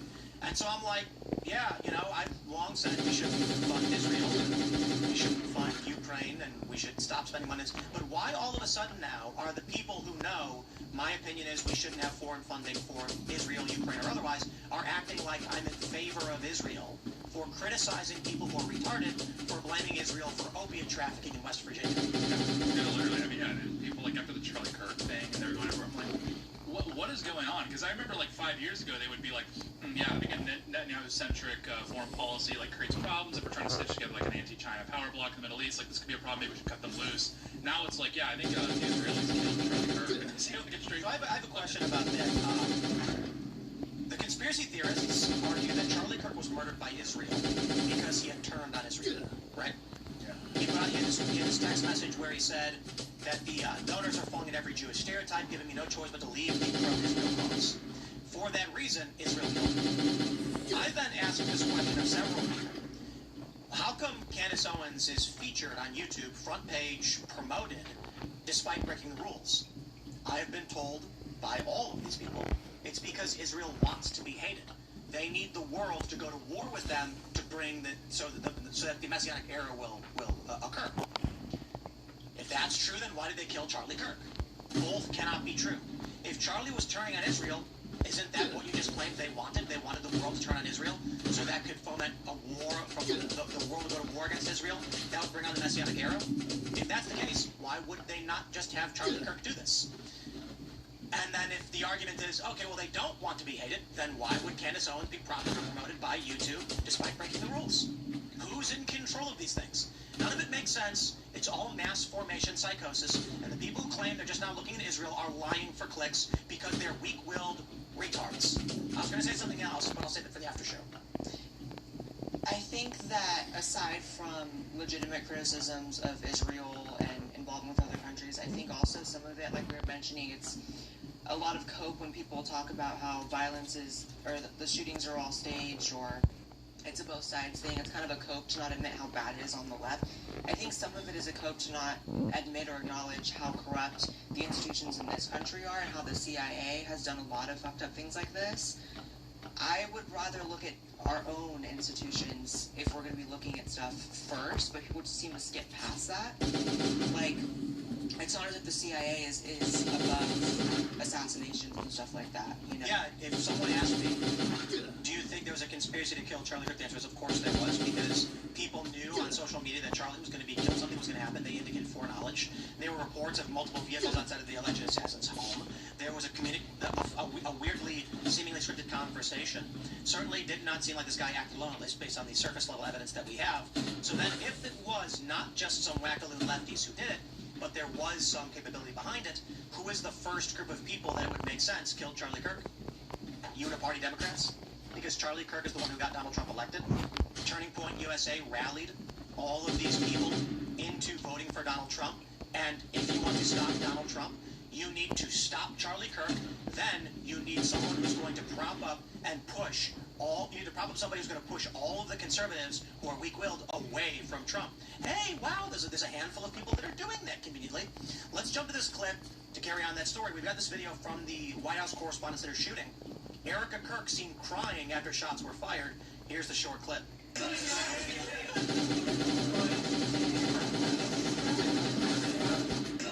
So this video has gone massively viral, and that's all it is. Erica Kirk saying, I just want to go home. And there's been a few things. One, a socialist woman made fun of her for having a budget dress, which is kind of funny. A socialist saying her dress is on sale, because that's what these women are actually motivated by, I guess. And then, of course, people claiming she is fake crying and staging all of this. It's fake. But if she wasn't crying, then why is she not showing emotion, right? Yeah. I think it's actually quite simple. Erica Kirk, her husband is killed. The management, the donors, they say, you have to be the face of this because no one else can. With all due respect to the team, Jack can't do it. Colvin can't do it. She is the only one with Kirk gravitas, despite only having a small piece of what Charlie had. She has to be the face. She's not going to... I doubt she runs the company. I doubt she's managing much. She's probably just doing the PR. The amount of psychotic vitriol lobbed at this woman, I can only argue is a psyop for a handful of reasons. Anything like it, to be honest. It is insane. So, first Charlie dies. Then, when his wife tries to pick up the Select Savings organization, she gets attacked in every possible direction by all of these people in the most insane way imaginable. And I'm going to say psyop for a couple of reasons. First, as I mentioned before, the RPMs on the phrase Erica Kirk are disproportionately high, meaning you will get more views and make more money attacking Erica Kirk than doing anything else. Seriously. You want to make finance videos? You will make a comparable amount of money, but less views than if you just insult Erica Kirk. That is very weird. And it's indicative of an op. I'm sorry, it just is. Like someone's funding that. Right? Yeah, or big tech is driving people to it for some reason. Yeah, and I think, unfortunately, it also is, in its own way, very organic. I think a lot of people just are hopping onto it. And this goes back to, like, it's not okay in the eyes of, like, at least the psychosis on the internet happening to theorize anything other than Erica being behind it or Israel being behind it. Like, there's no other options. I personally don't think it was only the guy who's in jail for it right now or going on trial for it right now. I think it was probably him and some other people. I think there's reasons to think that. I haven't seen anything that's convinced me Erica herself is behind it. And so for me, I'm kind of like, okay, if you guys are right that Erica is behind it, then I suppose the hate is pretty justified. But if you're wrong, if there's like any chance you're wrong, which I think it's very likely you're wrong, then you're just abusing a widow. That's the only thing. It's mass formation psychosis. After Charlie was assassinated and Turning Point exploded, chapters, hundreds, thousands and thousands of chapters, people were Googling Charlie Kirk, learning about Charlie Kirk, right? Moderates, independents. If it's not a bad guy, he's not demonized. Why would someone try this, right? So what did they couldn't demonize Charlie anymore. So what did they do? Let's go after Erica, what she's wearing. Let's go after makeup. Let's go after her hug. Let's go after her thoughts. It was crazy the things that were going after, to go after Turning Point, to go destroy it again. Because if we win the hearts and minds of young people, that's how conservatism grows. That's how our movement grows. So I think it's an coordinated attack, not only on the obviously on the left and the media, but a lot of crazy on the right too. I think it's an op. I think the deep state was like, why do we keep losing? We're not going to beat Trump this 2024. And, you know, looking at everything that's happened, I couldn't come up with a better plan myself. If someone came to me and said, how do we turn this around? I'd say, well, you know, Charlie Kirk's a problem because he's rallying young people, and if you lose young people, then you lose. Right. After Charlie is dead, it's like, okay, well, now they're raking in massive donations. You've got to go after and character assassinate Erica Kirk in any way possible, and they do it in the craziest ways possible. So, like, Erica Kirk does an interview, and it's kind of mundane, and I watch these interviews, I watch all the news, and I'm bored with it. Right. Nothing spectacular happens. She sits down and she says, well, here's what we're trying to do, and I'm like, eh. Then on X, someone takes the video, slows it down a little bit, adds creepy music with, like, eerie violin, and then zooms in on her eyes and does a boomerang effect, so she's sort of like, and then it shows someone, there'll be like a person in the bottom corner, like a TikTok video, going like, this is weird.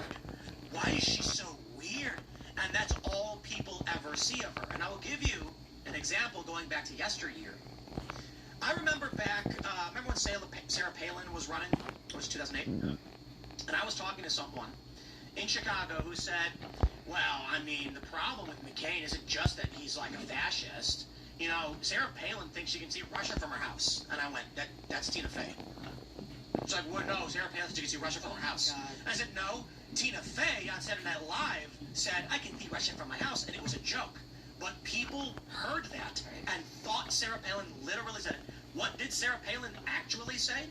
She said when she was campaigning with McCain, she did an interview where she said, I would do great, I'm paraphrasing, on foreign policy, especially as we're dealing with Russia, because as many people know, we are only about 50 or so miles away from Russian territory. In fact, from the westernmost point of Alaska, you can actually see Russia. So with the trade routes going through the Bering Strait, I've already negotiated these terms with other countries. And I'm like, that's a great point. She already, as governor of Alaska, has foreign policy experience. Then Tina Fey makes a joke, I can see Russia from my house. And liberals were like, I can't believe Sarah Palin said that. That's the world we live in with mass formation psychosis. So when these people make fake Erica Kirk videos, they go, did you see that weird video where she was like making a weird face? No, but I saw the edited one where they played eerie music. You believe that? Yes, they do. Because it's an op. When Candace came out and attacked Nick Shirley, it should have been obvious to everyone. She dug up a year-old video from Nick Shirley and accused him of fabricating his stories to discredit the work he is doing, exposing fraud from the Democrats. The only conclusion I can make, looking at the big picture, and maybe I'm wrong, is that Candace is working with Democrats to destroy Turning Point USA after the fact, to stop them from winning not as a Democrat, but as a spoiler. Erica Kirk is evil, don't support Turning Point USA. Israel is bad for 1,000,001 reasons. The earth is flat, I don't know, that's what she said. And all of this propped up on YouTube despite breaking the rules. Now, you may be saying, I don't believe for a second, then why is Nick Fuentes banned despite them saying very similar things? I wonder. So I met Erica Kirk like 30 minutes, for the first time like 30 minutes, and her energy was very like sad. And so then for this to happen and then see the video of her crying and walking through, I saw something genuine. What really got me was people posting like, oh, there just was a perfectly placed camera. There was thousands of people in there. Like everything was being filmed. There was a televised event. There's a post on Reddit where you've got photos of Secret Service with their guns drawn and the shots of the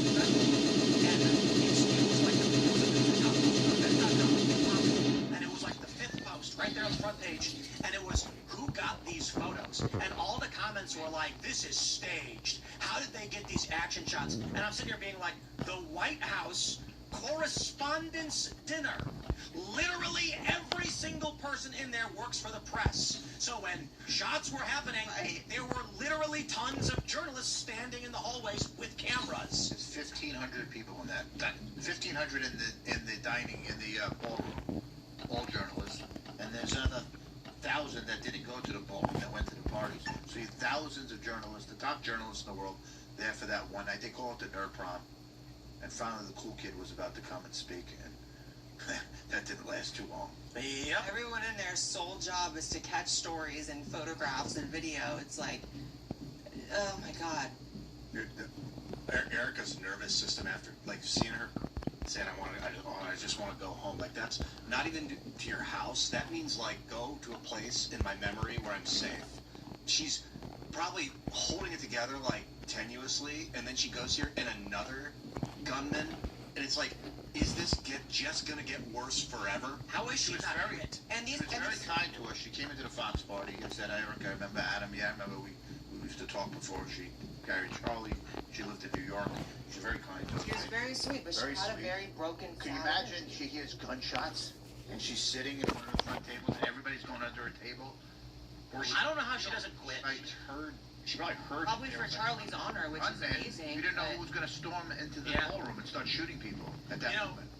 When you have this, like, I certainly can't understand the psychotic extremes that people are going to in attacking her, but it must be insanely difficult to have to decide between standing up for what Charlie built or just quitting and leaving, because you know that's what they're trying to make you do.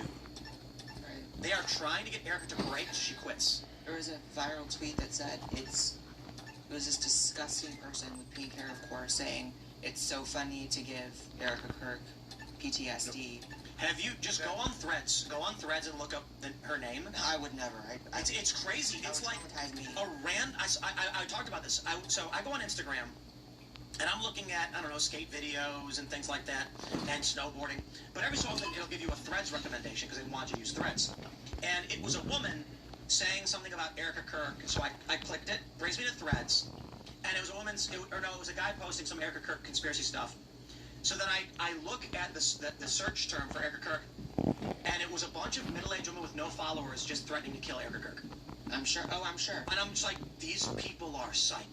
And can I tell you how sad it is? And that's naturally for at least people like that, that really live their lives. Husbands probably hate them if they have husbands.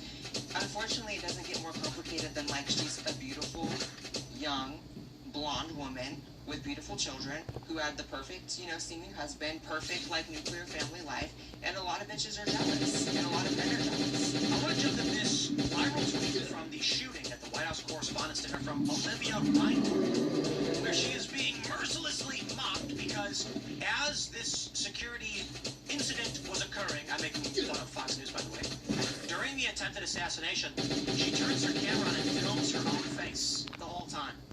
She tweets, terrifying, a few ground-shaking knocks by my seat at White House Correspondents' Dinner, unclear if shooting. I am okay, we are trying to exit now. It's got 10 million views, here's the video.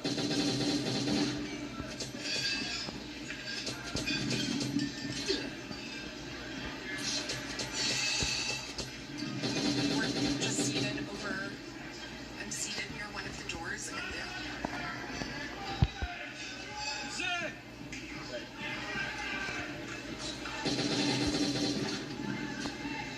people are shouting USA now. I don't know, just four huge knocks by this door. Everyone.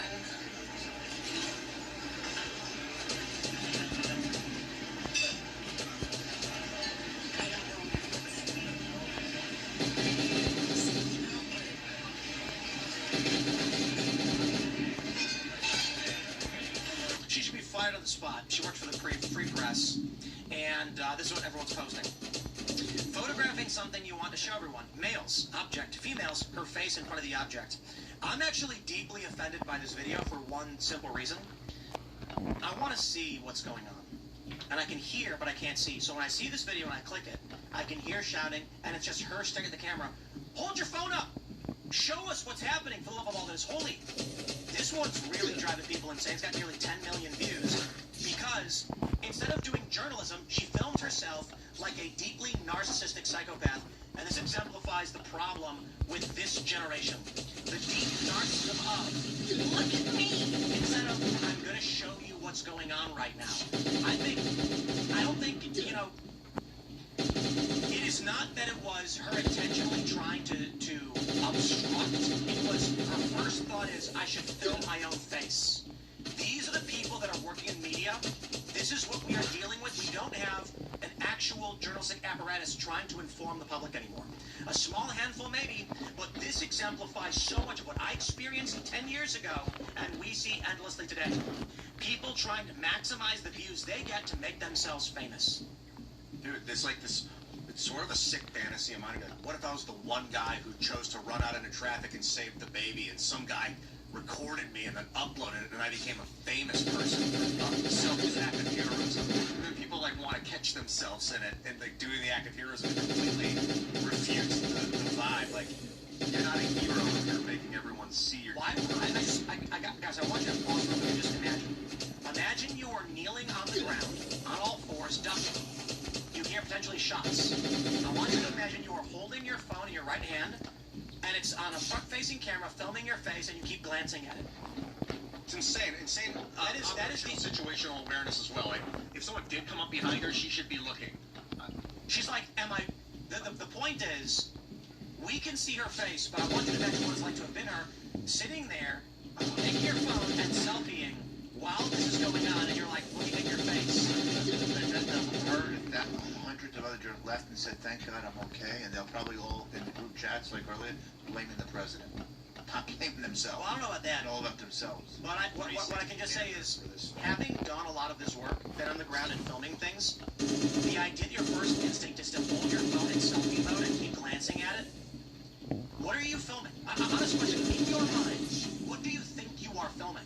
That's the craziest thing to me. This woman goes, better film myself right now. Why?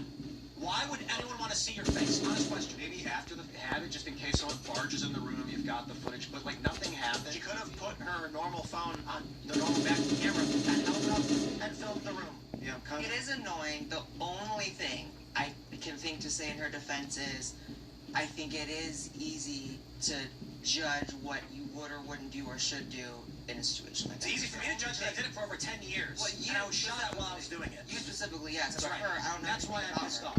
Yeah. Because if I was in the White House Correspondents' Dinner and a shooting happened, the first thing I do is I click live on my phone and I'd hold it towards whatever was going on. I would try and not hold it in a way that looked like a weapon, by the way. And then I would start explaining what was happening. Guys, we're at the White House Correspondents' Dinner. Reports are that shots may have been fired. We're taking cover right now. I'm not going to expose. I don't want. And I would not be filming my own face. However, it is fine if periodically you turn the phone around. That's what I used to do. You film the moment, you explain what happened, then you can turn it back to you and say, here's where I am right now. This is what it looks like. Back to what's going on in the room. In the age of deepfakes, that's actually a pretty good idea to verify that it's an actual video, even though you could deepfake your face into the thing, but it makes it a lot more like, you know. My question is, were there multiple shots fired? Yes. To take the guy down? Did the guy shoot? He shot. Yes, he shot and then he shot them. Service agent. Yeah, but we don't know exactly who. Todd Blanche was very careful when asked about this. He said, I think he said that they believe the shot came from the shooter, but they want to be careful before they've done the actual front. When she said that there were 4 loud knocks, and she said, were those the shots? There were 5 shots. It was a shot and then 4 that Secret Service shot.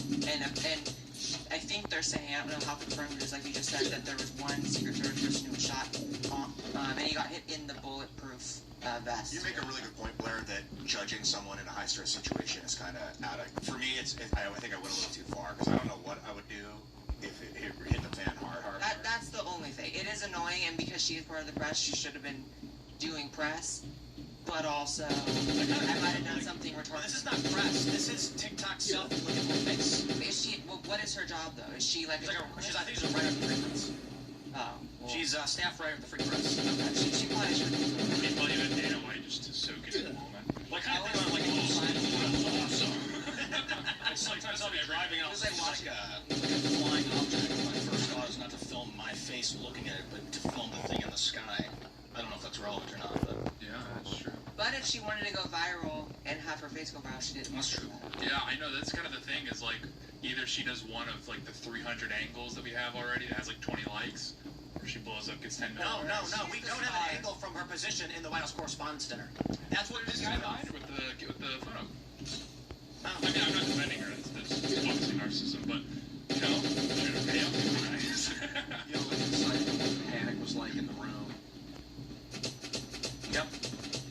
But you don't. Instead, you see her face. We get to see her face. And now she's on TV. How many views does she have so far? 10 million. What's up, Olivia? Oh, you're crushing it. Yeah, but it's 10 million people hating on her. Yeah. But that's the meme. The meme, of course, you know. I guess she figured, she's like, I work for the Free Press, so what's there to lose? Everyone's gonna hate me anyway, so... All any press let it fly. What I heard from other women is that the actual crime was her hair. Oh, snap. The hair is kind of I bad. don't want to go hard, but Yeah. whoa. Women are posting this screenshot being like, the worst thing that she did was not the selfie, it was the hair. And I'm like, that probably offends her more than the men complaining. Probably. The reason she did that is she had what, 4 or 5 of her coworkers like notice her outfit and her like get up and everything. She's got to show it off, so she got to film it. She's like, It'd be really sad if like she did her hair and the whole reason for the selfie was that she wanted to turn her head back so you could see the whatever that's called. Oh my god. The buns should have been tight. They're too loose. They look slow. What are they? What is that? The little buns. They're called buns. Yeah, she should have had She one. just folded it over. Yeah, she should have had one tight bun, or if she wanted to do 2, they both should have been tight. just totally phoning it in. You were going to be in for a 10 people, that's the best she could do. I'm telling you guys, it's time to get some chickens, buy some land in the middle of nowhere, because our generation is cooked. You can live in the city, you can have luxuries, but put bars on your windows and buy an in-house cage like they do in South Africa, because it's just going to keep getting worse. These are the people that are supposed to be providing news, and this is what our generation does. What do the in-house cages do they have in South America or South Africa? So they have a fence around their house. Then in their house, they have a secondary fence for where they sleep. Oh. Because the criminals will break through the fence, go in the house, and then it's hard to get to the second fence. Or it gives you time when you wake up, you hear the banging, you can start praying because they're going to rape and kill you. So you're in a secured area within a secured Right there, area. they missed you. That's what it's like living in South Africa. I hate it. I mean, why not? I would want to live there. Double lock. I met this couple from South Africa, and they were like, it's not as bad as people say it is. You know, we've only been carjacked maybe 5 times. We do live in a pretty... And I was like, I'm from Chicago, I've been carjacked 0.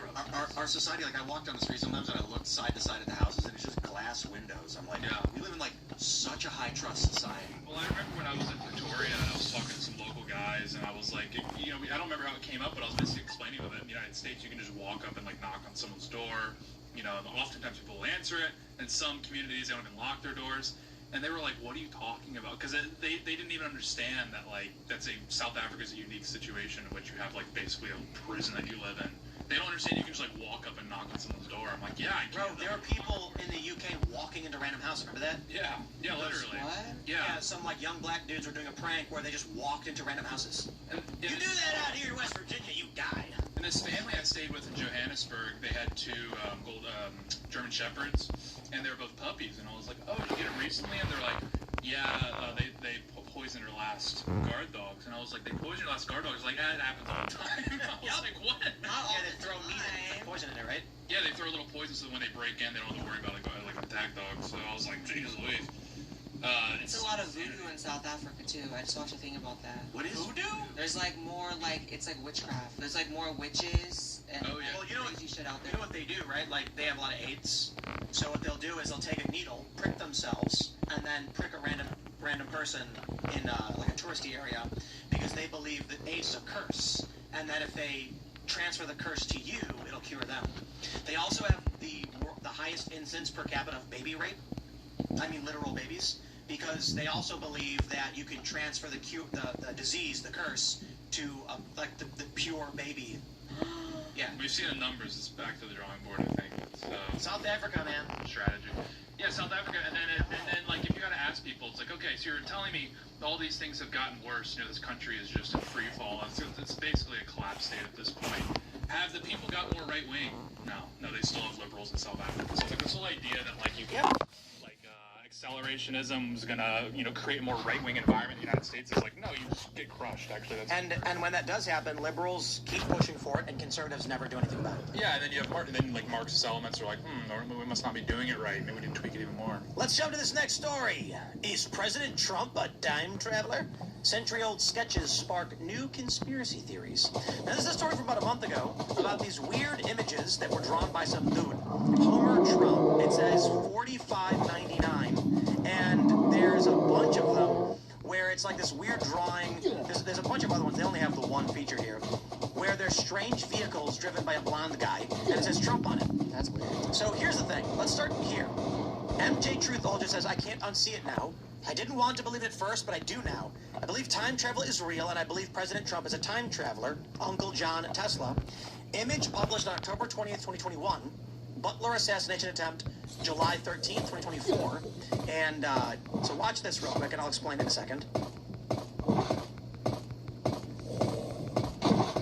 people are claiming that the pixel art is some kind of like mashup of the Trump Butler photo, right? And this has to do with the Henry Martinez post. 2 years ago, Henry Martinez posted Cole Allen and literally nothing else. That's all the account ever posted, the name of the shooter. He's wearing a black bow tie, it's a Pepe, with a wine glass, smiling at the camera, wearing a black bow tie, and in the image that was published on C-SPAN right before Trump was escorted off, he is sitting there, smirking at the camera, with a bow tie and a wine glass in front of him. The banner image for the account was a picture from a website called Time Machine, which people believe you can overlap the Butler photo. Now, that last one I think is a little bit silly, but it is funny that this black tie tuxedo Pepe profile picture from 2023 tweeted out Cole Allen. What I will say is we know the tweet is from 2023. That being said, the image could have been updated whenever. The profile banner could have been put whenever. A lot of people are claiming this is proof that Trump is a time traveler. And what do you guys think? I feel like I need a blunt to really understand this. Yeah, time. The picture, the profile picture, I feel like, do we have any proof that that was there before the shooting? Maybe. Let me check. Because that would be kind of crazy. But also, I'm not necessarily seeing in the pixel part, I'm not necessarily seeing... The argument is... Here's Trump's fist. I can kind Here's of his see that face. part, but the other people...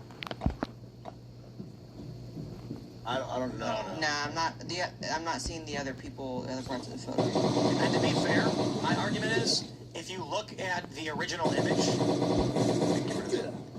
without Trump there, there's another arm here. It could just be a guy doing this, raising his fists, and then they're deciding to overlay Trump Butler saying it fits. Right, they're even kind of like rotating it to make it work. Like, But the name being tweeted is definitely interesting. That's the weirdest thing. Well, Cole Allen's not an uncommon name. Yeah, I did do a cursory search, and there was like a lot of accounts made around that same time, where kind of same naming convention, same kind of terminally online profile pictures, and then they would just tweet a random name. The one I saw said Jordan Patel. You could flip his names too. Thomas, Cole Allen, Thomas. It's easily distinguishable, right?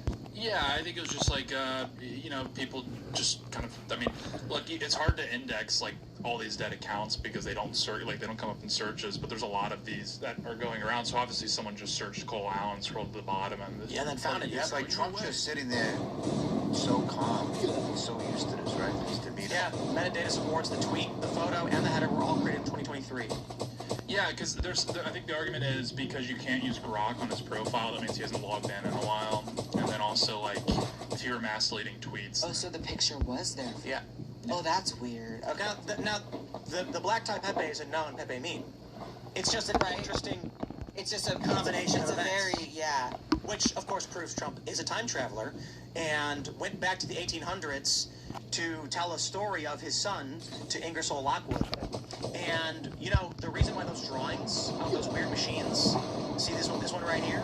You see, what happened was Trump went back to 1890, where Charles Delshaw, the artist, was sitting on his porch, and he sees this strange vehicle lands with Trump, and Trump gets out and goes, "Is it 1890? We're supposed to go to 1923. You went the wrong place. Get back in."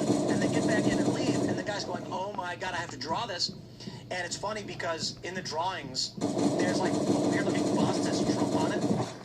And it sounds like something Trump would do. Like if Trump made a time machine, like when he put big Trump on the site, he probably would. I think it could be proof that, it's a simulation and like energy kind of flows and creates the synchronicities to make it seem like that.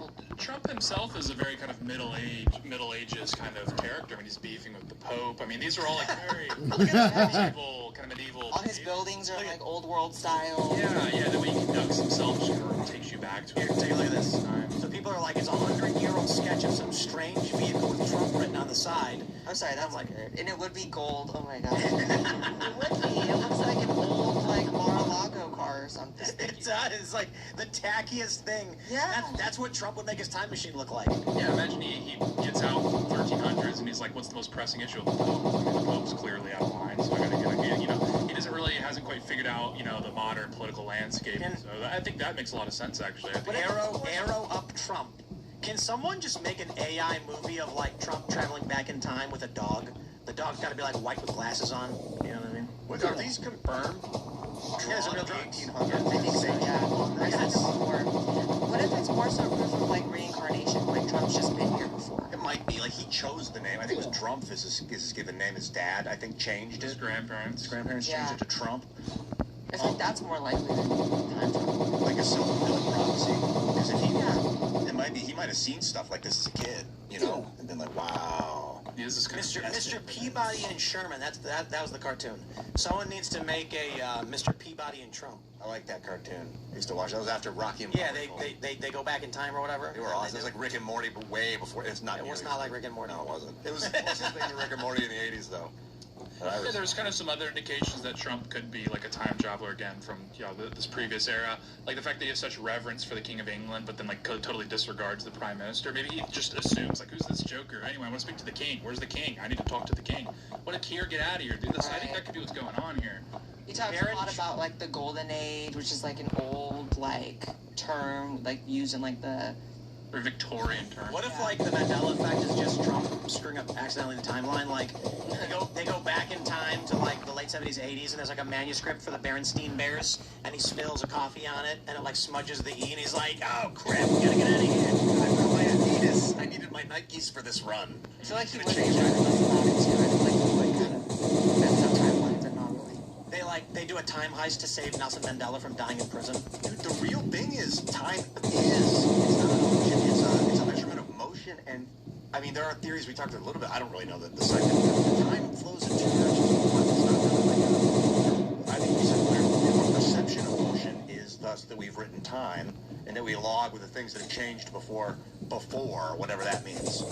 Yeah, well, the way that quantum physics is looking at time more recently is that time being linear is just our perception. So, like, the way our brains perceive time is past and then present right now and then future, but that's not necessarily how it goes. And, like, people get divine downloads sometimes. Yeah, because they're kind of tapping it, and it's why, like, you know, you can have a dream of something and then it happens. You can have visions on a certain level, like, psychic is real. What if, like, time isn't like the straight line, but it's a mesh that like flips around and folds, right? So imagine. Yeah, that's what it is.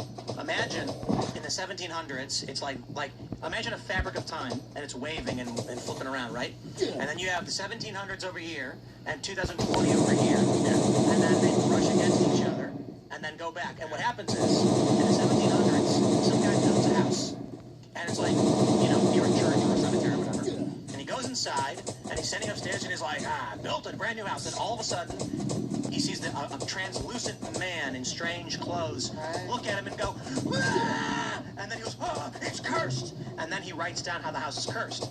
Hundreds of years later, the story of the cursed house persists. And then in the year 2020, some dude is going to the cursed house being like, this is the famous cursed house. And he goes upstairs, and then all of a sudden a man from the 1700s appears, and he goes, ah! And screams. And what they don't realize is actually what happened was not ghosts, but that the fabric of time brushed past each other very briefly, and they both glimpsed each other in the same space before moving away. And they both assumed each other were the ghosts. And that goes into like the cycles of things too, how you can look at like the 1920s, and you can look at like, wow, there was, you know, a pandemic then too, and wow, it was the same kind of stuff going on before World War II, and like you can see the patterns in time because time just kind of. I think that's just that the writers are lazy and running out of ideas. Maybe that. In World War II, really, do we need a sequel? I mean, well, we had 11 apparently. You saw that. Ilhan Omar a year ago said World War 11 because she didn't understand that World War II was too. Yeah, you didn't see this? That was awesome. That was such a relatable moment. I do that all the time. I'm like, she should be denaturalized and deported just for that. Right now. Here you go. Here you go. The Alien Enemies Act was invoked. It was used to detain and deport German, Japanese, Italian immigrants during World War XI. The last time the Alien Enemies Anything Act is was possible. invoked. It was used to detain and deport German, Japanese, That's unbelievable to me. I'm sorry. immigrants I want it to be a deep during thing. World I want War it not believable. 11. World War 11. She could be counting kind of these minor skirmishes as wars. Well, no, it's because you write World War II in Roman numerals. I know, but maybe So she she knows thought that something we meant don't. Maybe she's like, when you think about Korea, that was kind of World War III. I will stress, we're all laughing, but it would be funny if she actually privy to classified information, and there have been 11 world wars. Guys, I was kind of like, grab my ear, and you didn't say it. Jeez. Or she's just retarded. We should interview this. Yeah, but it's more fun to imagine that she accidentally let slip classified information, and there have been 11 world wars. We just don't know about them. We gotta keep an eye on Trump. He might let it like a Freudian slip if he's a time travel. Like he's like, Biden fumbled the bacteria withdrawal. It's like, Afghanistan, my bad, everyone. Sorry, that was weird. I used to, my friends and I used to joke, like, we all make fun of North Korea because they think Kim Jong-il was God or whatever, and they believe dumb things. But we'd be like, what if that's what we are? What if we think that we're free and we make fun of North Korea, but actually we are the exact same as they are? So I give you one of my favorite conspiracy theories. This is chicken coop theory. For those that are familiar with Fermi's paradox, I believe you're familiar with it. Fermi's paradox is a question: if the universe is so vast and large, then why have we not encountered any other signs of intelligent life? For which there are many numerous conjectures. One is that there is intelligent life, but we can't communicate in a two-fold way. One is that at any point intelligent life reaches a certain level, they destroy themselves with getting too much technology. And there's a bunch of others. One of them, my favorites, is the chicken coop theory. That is, Earth is effectively a chicken coop. Aliens are like humans do useful things like mining cobalt and gold. We can take that from them. We won't let them leave, and they effectively cage us in some way. And this plays into, the fake moon landing and all of these things. People who believe that we never went to the moon. People who believe that we can't go to space at all. This is a firmament. The chicken coop theory is that aliens don't really care what you do. Live your life, just don't fight. So, for instance, with a chicken coop, if you got a rooster that's causing problems, you will put blinders on him to try and stop fighting. Maybe that won't work, so you'll take him out or eat him. If a rooster is digging a hole trying to escape, you'll come in and patch the hole, eventually get rid of some of the problems. So for the most part, you'll leave the chickens alone and take their eggs.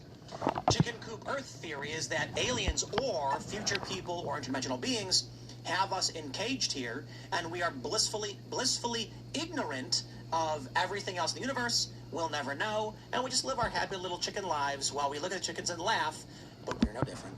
Well, I think that it's like less about physical boundaries that we have. Like they don't want to.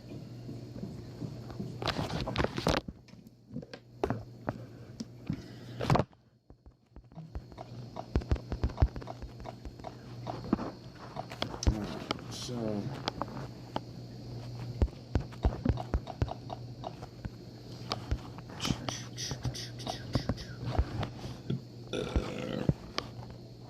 So we'll leave that here.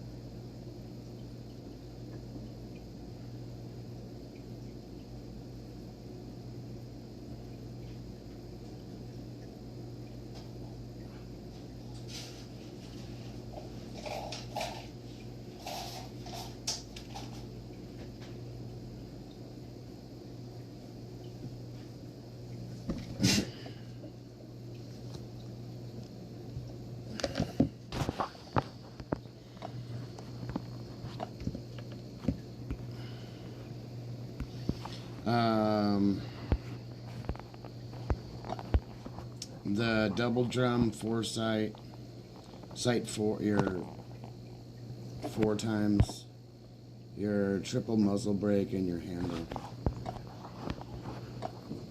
The other one is for to put the new bullets on there.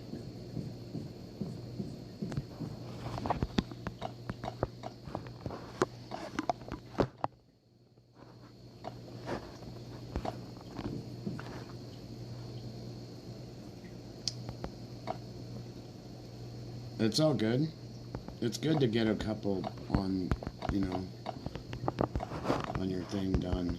Even if you don't use them, you're gonna have a lot of resources to fulfill all of your stuff. So.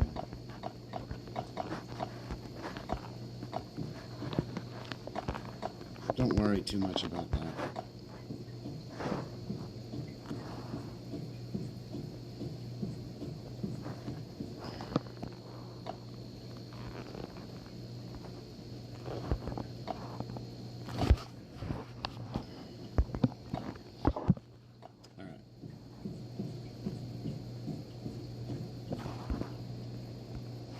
Nice, yeah, I just cleared this.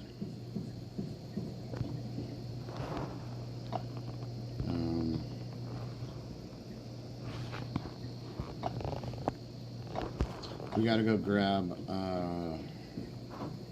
our other guns, but we're gonna go straight across to Bunker Bravo right now.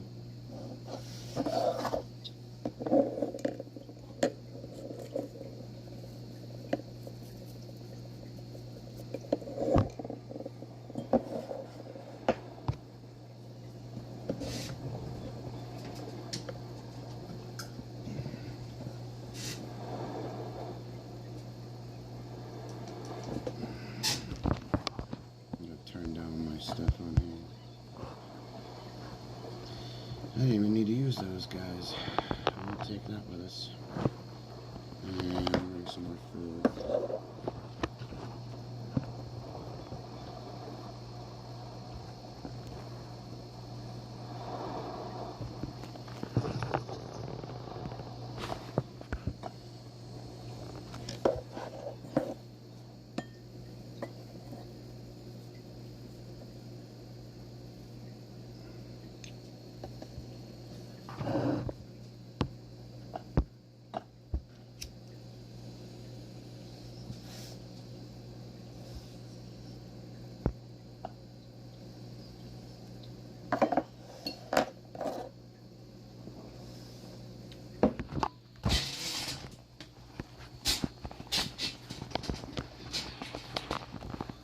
So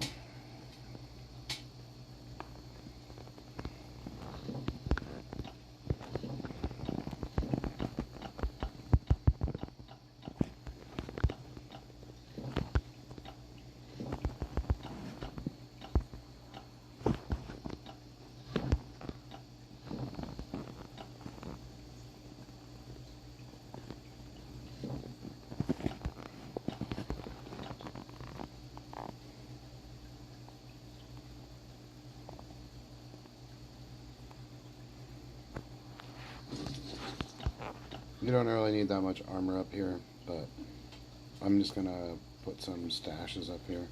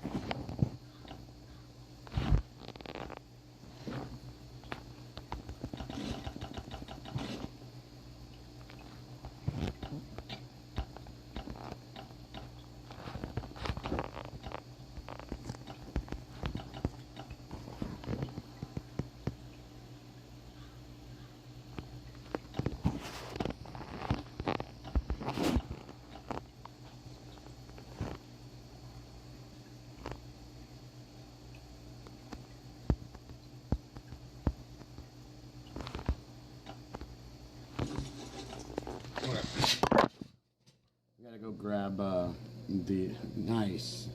I love my charger. I just barely plugged this phone in, and it's 11% from 0. It literally drained it. It wouldn't fucking. I don't know. It wasn't plugged in or something. So that means my speaker hasn't been fucking charging for the last what 5.5 hours. What's your bass like?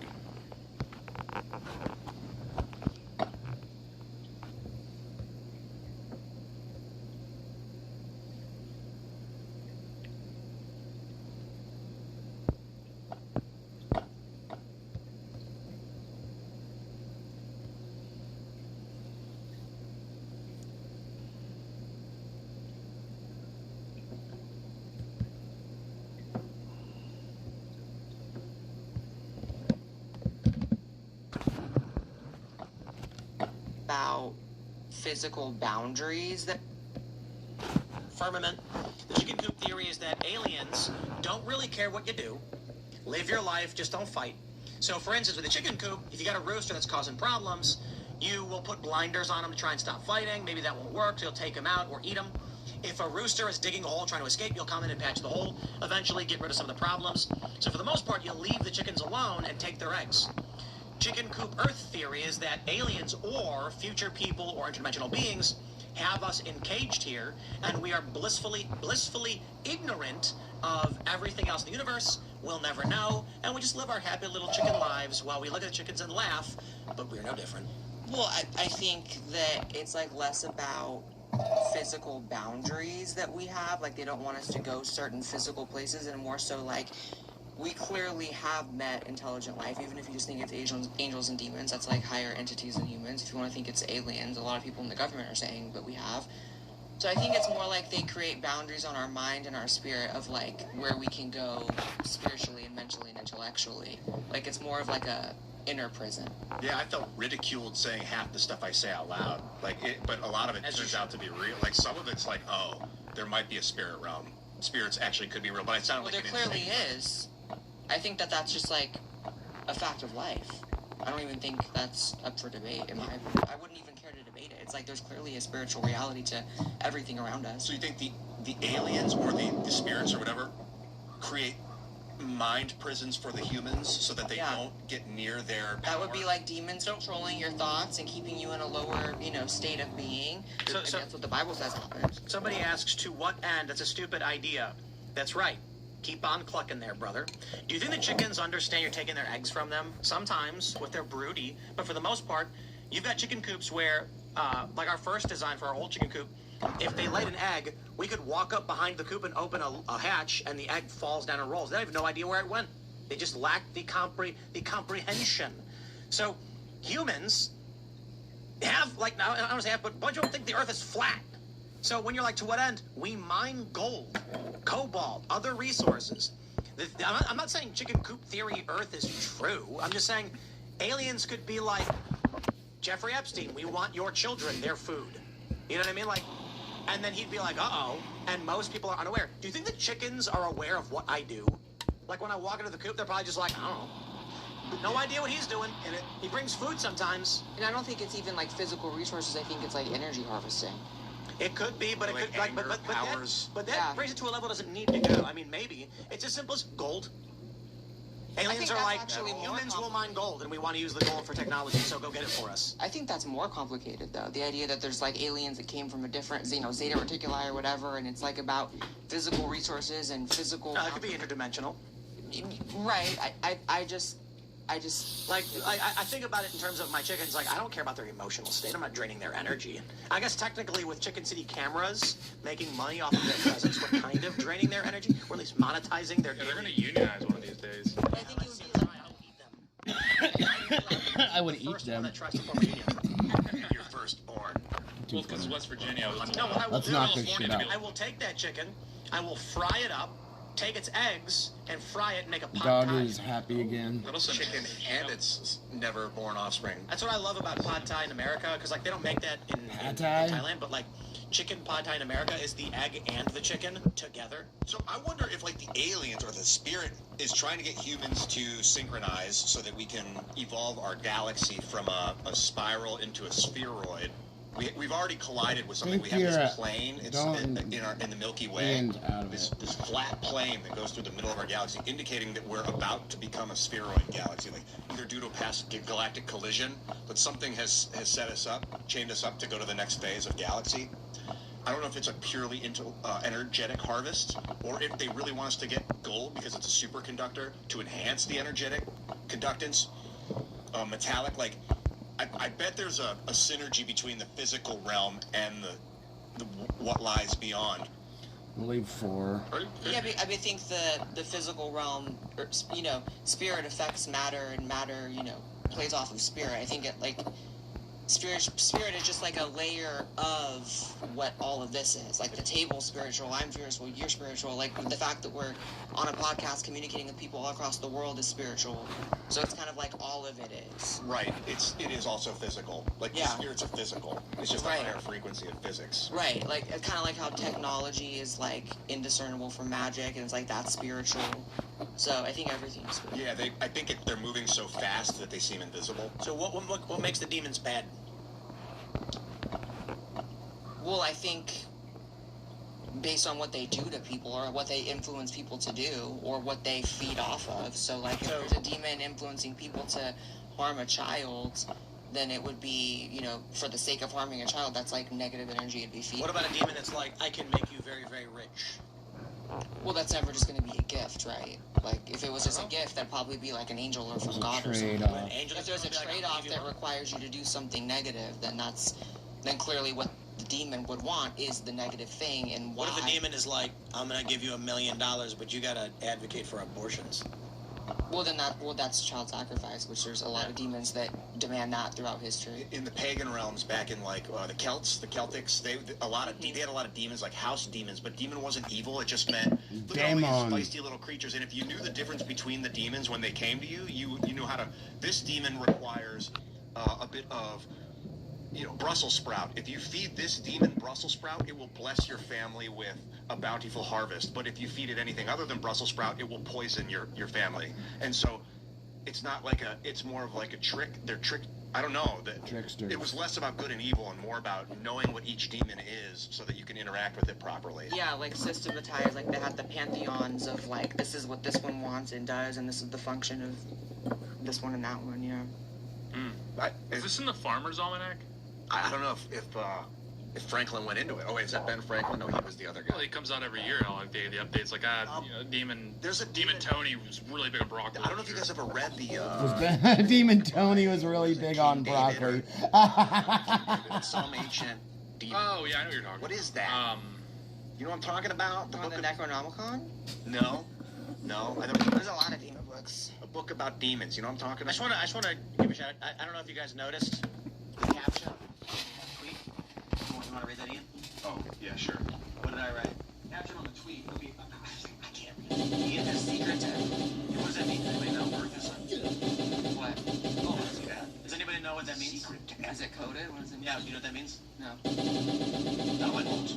No. Nobody. Seen beyond. The chat is going to get very, very mad at all of you guys. Chat's going to blow up. It's a secret to every. It's I don't know. Is that Hillary? I'm waiting for that. I'm waiting for that. Sure to catch up. He's like, oh my god, I know this one. Does the chat agree now? Of course they do. Every single person. Everyone but us? Yeah. It is a reference. Wait, what does that one say? Is anybody saying it yet? People are saying King Solomon. Are you serious? King Solomon. Yeah. It's a secret to everybody? Oh, I don't think it has anything to do with what you type. It's a secret to everybody is from Legend of Zelda. When you blow a hole in a wall and expose a moblin's secret lair, he gives you money and then it says, it's a secret to everybody. And Americans were like, what the fuck does that mean? Like, I go into this room, he gives me money and says, it's a secret to everybody. That means it wouldn't be a secret at all. Because what actually happened is that in Japan, the actual Japanese is he says, keep this a secret from everyone, and he gives you money. The implication was that he found a secret hideout and he was paying you not to tell anybody. However, It's a Secret to Everybody ends up becoming an accidental translation, which means something very interesting, which now means it is something everybody knows, but no one will say. Isn't that crazy? We This is where you translated get Japanese here. wrong. And now we have a phrase that means everybody knows it, but no one says it. You can wear one of these if you feel like it. We've done that. Misinterpreted someone and then took it to the next level. Every single time? What the hell does used to mean? Ever think about that? Try explaining English to someone, and you say, like, this is the guitar pick I used to use on my old Spanish guitar. Used to use? What is it? What? Well, like Americans will sit around and go, no, yeah, no, yeah, yeah. Like, what's up? I went to the, and you're like, why'd you say no? I was reading something the other day that was kind of talking about how like unsophisticated English actually is compared to like older languages. How like, you know, when we're sad, we say like, oh, I'm sad, but I'm happy to say I'm happy. Whereas like other languages, you know, translated will be like, I'm feeling happiness, I'm feeling sadness. So it makes everyone kind of more depressed because you're like calling yourself like the embodiment of like, rather than saying I'm feeling depressed today, it's like, well, I am depressed, like your body. And they totally funded in naming the insect Fly. This was Fly. Yeah, I know. And it's so lazy. I know. Blueberry. Like what? That's the blue one, I guess. Okay. Yeah. The orange. Fly, dude. Well, hold on.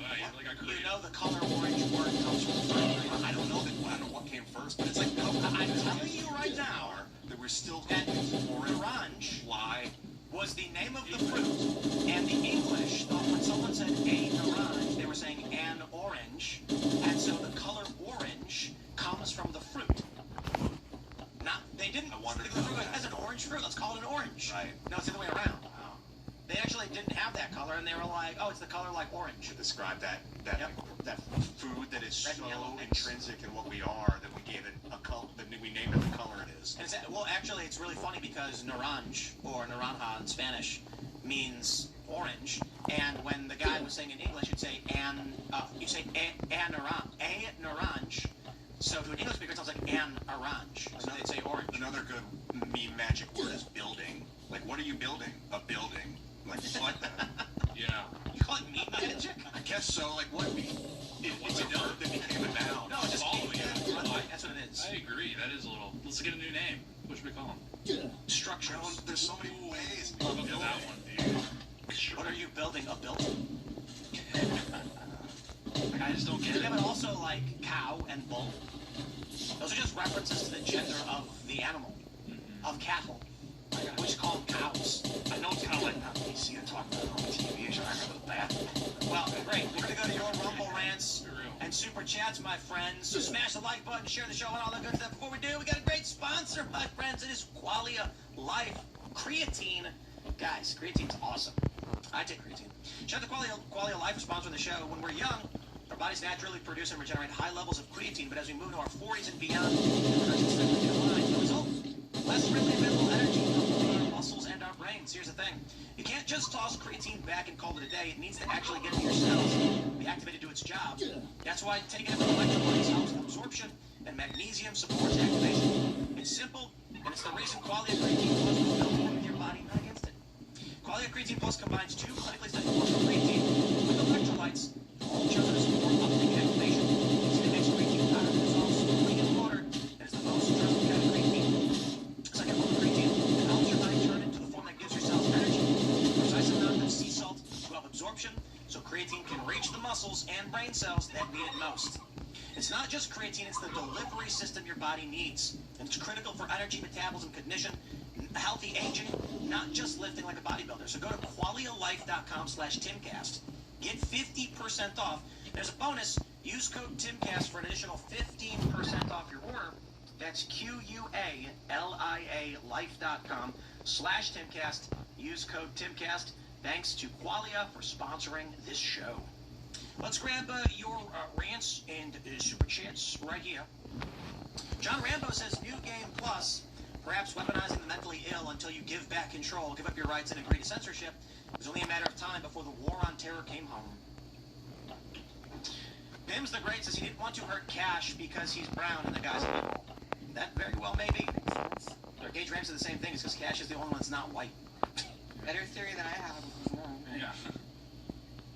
Billy Bill says they made a really critical error this time. You never endanger the wife of a madman. Oftentimes she is the regulator to the madman's rage. You've been watching Daredevil, I imagine. Have you guys been watching Daredevil? I've not been. It's actually really good. The new Daredevil season. Very impressed. There's spoilers, but there is a reference. I won't spoil it. I mean, this is last week's episode, but actually no, I will because it was last week's episode. Wilson Fisk's wife died. He's a kingpin. And now he's going to go insane and just massacre everybody. Because his wife died. There's nothing holding him back anymore. I don't know about the Daredevil universe. Brucein says, Minocqua Brewing Company has a standing offer of free beer if Trump is assassinated. They posted on their social media they were disappointed on the failed attempt. There has been no media coverage. I've seen a bunch on social media about that. Yeah, and they're like in this small Wisconsin town too, so yeah. This idea that this is just resigned to Brooklyn or something or San Francisco, it's like no, it's everywhere, the whole country. KO says, I prefer the funny retard conspiracy theories like Flat Earth, not the psycho retard theories like Trump faked an assassination to build a ballroom. That's so stupid. Literally. We're gonna build this ballroom, I need someone to pretend to kill me. Okay, you're gonna ruin your life, but it's for the ballroom. I know you're a lifelong liberal and everything points to that, but you're gonna do this. He's like, okay, Mr. President, whatever it takes. Every failed assassination attempt will desensitize people to the next failed assassination, so you don't want to use those. Yep. Octavia says, Tim, they're just calling for a ballroom like Dems call for gun control. Plus, our demo calling for gun control now? You mean our Dems? I don't know.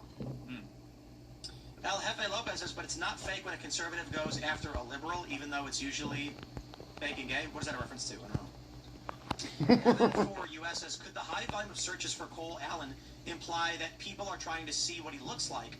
Maybe to see whether or not to woo over him? Well, I mean, maybe some people. The fact is, when people hear about this, the search term wasn't Trump assassination. The search term wasn't Trump shooter or White House shooter. The search term was Cole Allen. They were searching for more information on what was going on. I want to see the words that pop up with his name. The most likely is it like Cole Allen sundress? Like what are people looking for? Well, I think the way that the trend aggregator works is it consolidates all related terms into the most searched terms. So the most people were searching Cole Allen, everything else got consolidated into the. Probably Trump would be the next biggest word. Jay Hamblin says, Tim, to your point on her filming herself, don't you just swap your camera to front facing? Indeed you do. Which means that she opened her camera, switched it to her own face, and was like looking at it. It's like, you're filming yourself, why? You know, are you going to do a trick? You know? No, she did a trick. Does she stands up and backflips? Yeah, with the like camera in her hand. The medalists can't come up, so everyone got a show. That'd be great. Fantastic. Alright, I'm not your buddy, guys. As a rally from Not your buddy, guy. they desire our deaths. Correct. I like it. I mean, as Tom Piker said over and over again, these people are psychotic. Some people really are. Sometimes. John says, the vehicle you keep calling a Cybertruck in Animal Farm is clearly a Lamborghini there, Tim. No, there is a Lamborghini. That's one vehicle. She is in a silver Cybertruck that's driving backwards. It is not a Lamborghini. It's got a short back, flat, like angled, and then straight front. And if it was driving this way, you'd be like, that's a Cybertruck. But it drives the other way, so it's like not a Cybertruck. It has wheel wells, too. Not a Lamborghini. The scene you're referring to is when Napoleon drives in a Lambo, and some people have said it looks pointed like a Tesla. But Elon Musk's mom in the film is driving a Cybertruck. For that, the Animal Farm production crew would not come to debate, and the Angel Studio guys would not come to debate either. The movie is pro-communist slop, anti-capitalist, and I'll give you the quick rundown now here. I did a full rundown on my morning show channel. The film is about a bunch of happy animals living on a farm. The farmer can't pay his mortgage, so the bank sells the property to Frida Pilkington, Elon Musk's mom, who is going to liquidate the animals to a meat processing slaughterhouse to recoup some of the assets, effectively a private equity deal, or auction acquisition. The animals fight back and then promise the bank they will pay off the mortgage, so they all team up to raise money by selling their goods. When the pigs go to pay the mortgage off, the banker tells them they actually raised too much money and there's profit. So the pigs go shopping. The animals get mad that all the excess labor, all their profit is being taken by the pigs. The main pig Napoleon that gets a credit card to pay off the car and the clothes that he buys, but finds out in order to pay off a credit card, you need magic paper, as they call it, every single month. So he enters into a private equity deal with Frida Pilkington to liquidate the farm's assets once again, selling off the animals so she can build a hydroelectric dam that he'll get a clean payout on. The animals then find a bunch of explosives in the dam, blowing it up, killing all of her employees, and then basically say it's better to have nothing than have these oppressors. So there's your movie. And the end. All right, what do we got here? What is this? Mr. Bag 007 says, Tim, do you know about the agenda passed to enforce all new cars potentially need government surveillance devices starting 2027? Careful. It's so far on the line and no one is talking about it. People need to know. Is that where there's going to be cameras in the car facing you as you drive? Tesla's already do that. I saw that. Yeah, I was bad. And Republicans voted for it too. Tesla's already do this, and so what people have done is they buy those Homer Simpson glasses that have fake eyeballs on them, and you put it on and go to sleep, and Tesla thinks you're driving. What's crazy is it like if you run a red light, the car will pull over. So that's automatically. Ian, you won't be driving the car at all by the time we get to that point. There will be no red lights. There will be no green lights. Every car will be automated, and you will not be allowed to drive it. But in the meantime, will it? Massey called it a kill switch, Bill. So I don't know if that means that the car literally remotes. It's that if you're driving and it notices your eyes are not looking, it'll pull over and stop or something like that. And other, I don't know. I don't know the extent of the power. The purpose of this bill is not to create a draconian or stopping your car. It is step one in creating an all-autonomous driving circumstance. So the first thing you do is you have to create it in layers. You can't just be like, we hereby ban all personal vehicles. To get there, you go increments. So the first thing they're going to do is going to say, we have a right to commandeer your vehicle in the event of emergencies. And people go, well, I guess that's fine. Sooner or later, they'll be like, you're only allowed to drive in emergencies. So the car will drive itself, and you can only grab the steering wheel if an emergency is happening. And then in 10 years, there will be no steering wheel. Because there will be no emergencies. The cars will all have seats facing each other. You'll sit down, and then you'll, You'll be like, remember, citizen, you are in a constant state of emergency. Emergency. And you won't own vehicles anymore. It will all be Uber. It will all be just apps. Because of the foreign intervention and constant emergency, your rights have been curtailed. No, Ian, you will own nothing and you'll be happy. So what's going to happen is, you won't own a car anymore. You'll go on your app and say, I need a car, and within a minute, a car will pull up to your house. When you get in the car, there'll be no traffic because they're all synchronized by AI driving themselves. So as you're entering the highway, the cars slow down and speed up ever so slightly to create space for you to enter in. You never stop. And because the cars are all AI, they can start and stop instantly together, so there will never be traffic ever again.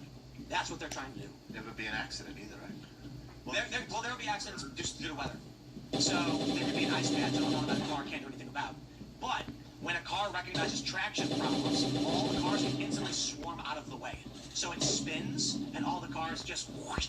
Isn't that crazy? And then it'll reduce pile-ups because the cars will know if there's something up ahead. Like birds. Maybe it will track birds. There will be big charging stations where they've already discussed wireless charging for vehicles where the car can pull over a base with wireless charging plates and just sit there and it's blasted. They did that in England. There's like a 10-mile stretch at least 10 years ago where they were experimenting with the car will charge as it drives. So there's going to be cars constantly in charge being dispatched. You'll open the app and you'll just get a car and you'll pick where you want to go and then you'll pay, Uber fees. No drivers, fully automatic. No one will own cars anymore. And it also gets rid of trains. It gets rid of buses. Seems too good to be true. I was told once by a great man, it seems too good to be true. Why does that seem too good to be true? What do we do with all the Bangladeshis? How do you get to the mountains? You try to. Yes. They can, yeah. Yes, they can. You will select Auto XL, and it'll be like 4x4. It's like, I'm going camping, I need a vehicle, and then it'll be like, I need to reserve the vehicle for the weekend, and it'll be like the car's going. Well, that'll also kind of remove the possibility of exploration for most people. It's like, will you be able to off-road? No, because you'll live in your 15-minute city, you can't leave. Exactly. So it's still limiting your human potential, which goes back to demons controlling people. It's like they put limits on your mind of what you can do. We're gonna go to the uncensored portion of the show, so smash the like button, share the show, and all that good stuff. It's gonna be at rumble.com/TimCastIRL. Don't miss it. But in the meantime, you can follow me on X and Instagram at TimCast. Adam, do you want to shout anything out? Well, thanks for having us, and we'll catch you on the Rumble channel, and quite a weekend here that we went through, and we're glad that the president's safe, and thanks for having us, Tim. Right on. You want to shout anything out, Blair? I guess just my YouTube, my social media. Just Google me, you'll find me. Yeah, I want to push people over to your Twitter page, Adam. It's Adam Matthew. Please follow me there, or Adam5PR on Instagram. I do a lot of stories. You'll see my activity more on Instagram. I've been feeling kind of more Gen Z, so I'm more of an Instagram. I love it. My mood lately has been kind of like I'm trying to like force myself to love other people again. I've been really internal, like focusing on myself and improving myself, but to the detriment. And I wonder if that has something to do with, like, you know, me, Matt, like if it, I don't know, I just gotta find love for others. And anyway, that's where my head's at. Tate Brown, talk me out. Yeah, X Instagram at Real Tate Brown, and I know a few English mislit translations, as in they were in one language and now we say something completely separate. So join the after show and I'll disclose a few of them that I can remember off the top of my head. Carter. Yeah, excited to get into the after show. You can follow me on X at Carter Banks and on Instagram at Carter Banks Official. Follow our label at Trash House Records on YouTube. And thanks, Blair and Adam, for coming out. Let's get into the after show. We'll see you guys at rumble.com/TimCastIRL right now. Thanks for hanging out.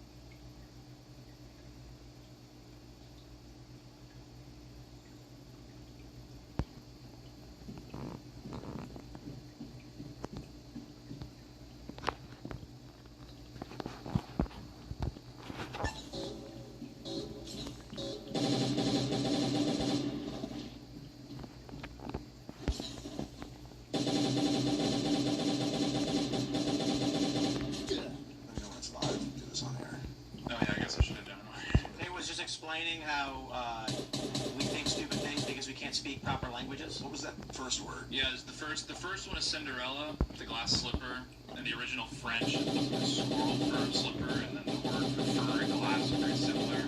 So the English translation became glass slipper. Deuteronomy in the original Hebrew was the book of law, and then the Greeks thought it meant second law, so they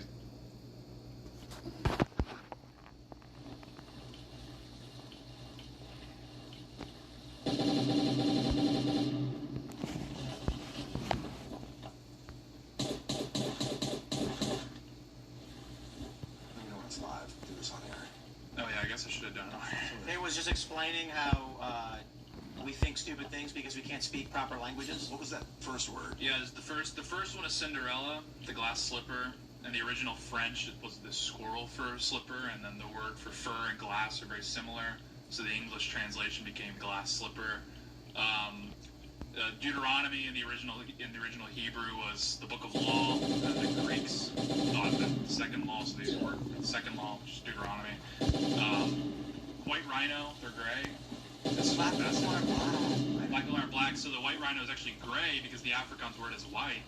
And so people thought they were saying white rhino. White people are white. No. They're like pop pink. And they say white is not so black and white. But then sometimes the same people will say that person is black. And it's like, bro, we have to evolve to the next phase of linguistics where we are more specific about what we're looking at. Black people are not real. I know it's like that's kind of true. To classify into simple like miscalculations just for the sake of it. Because like Pepsi's brown doesn't sound pink. Pepsi's Come Alive with Pepsi Generation in Chinese reportedly translated something like Pepsi brings your ancestors back from the dead. Pepsi brings your relatives back from the grave and turn the youthful energy slug into unleashed demon.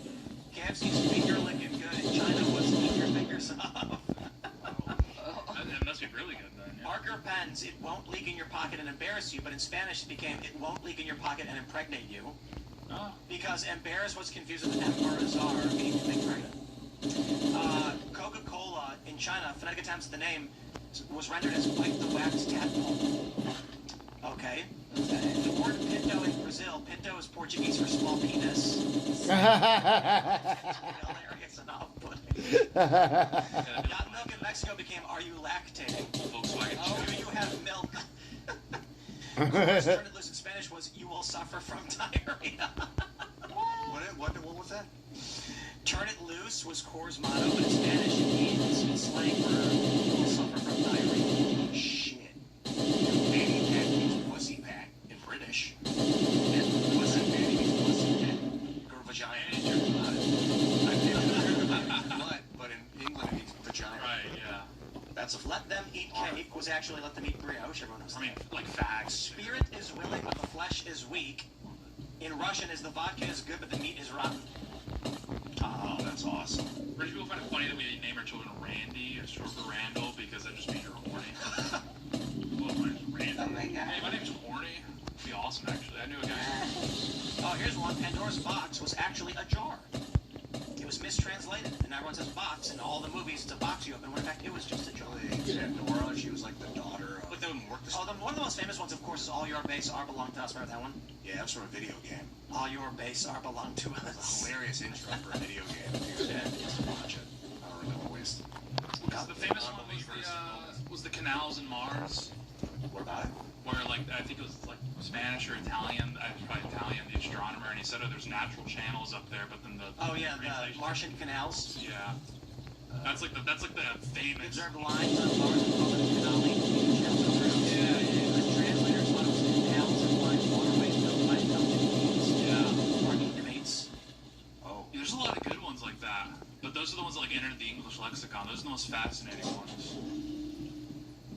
I think I said on the air, the Boxer Rebellion was a rebellion. Yeah, Boxer Rebellion. That's an interesting one. It was the, what was it? How did the Chinese... It was like the Great Righteous Rebellion, and then translated to Righteous Hands Rebellion in English, so then the English press just sort of saying boxers, because a lot of them knew martial arts. Gay was happy.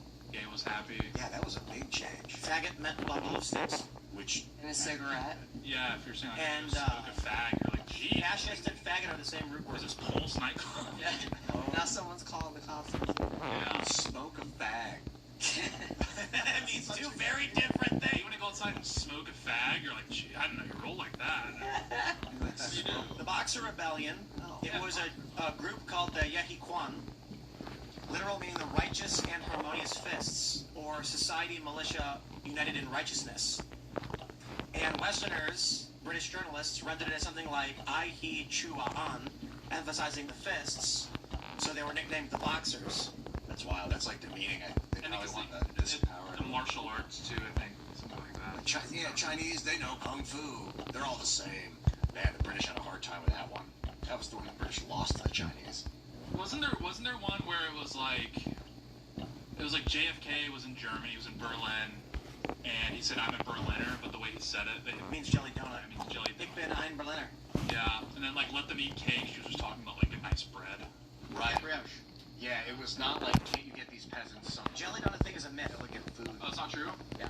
Oh, what? That's too bad. There's a lot of them that I thought were awesome. Like, there was this one for the longest time that was like kangaroo man, I don't know, in Aboriginal Australian languages, but it turns out it's not true. Oh, really? Yeah, I was really disappointed about that. Yeah, it sucks. They were really funny. Those things. Jelly donut myth. I know, I wish I didn't know.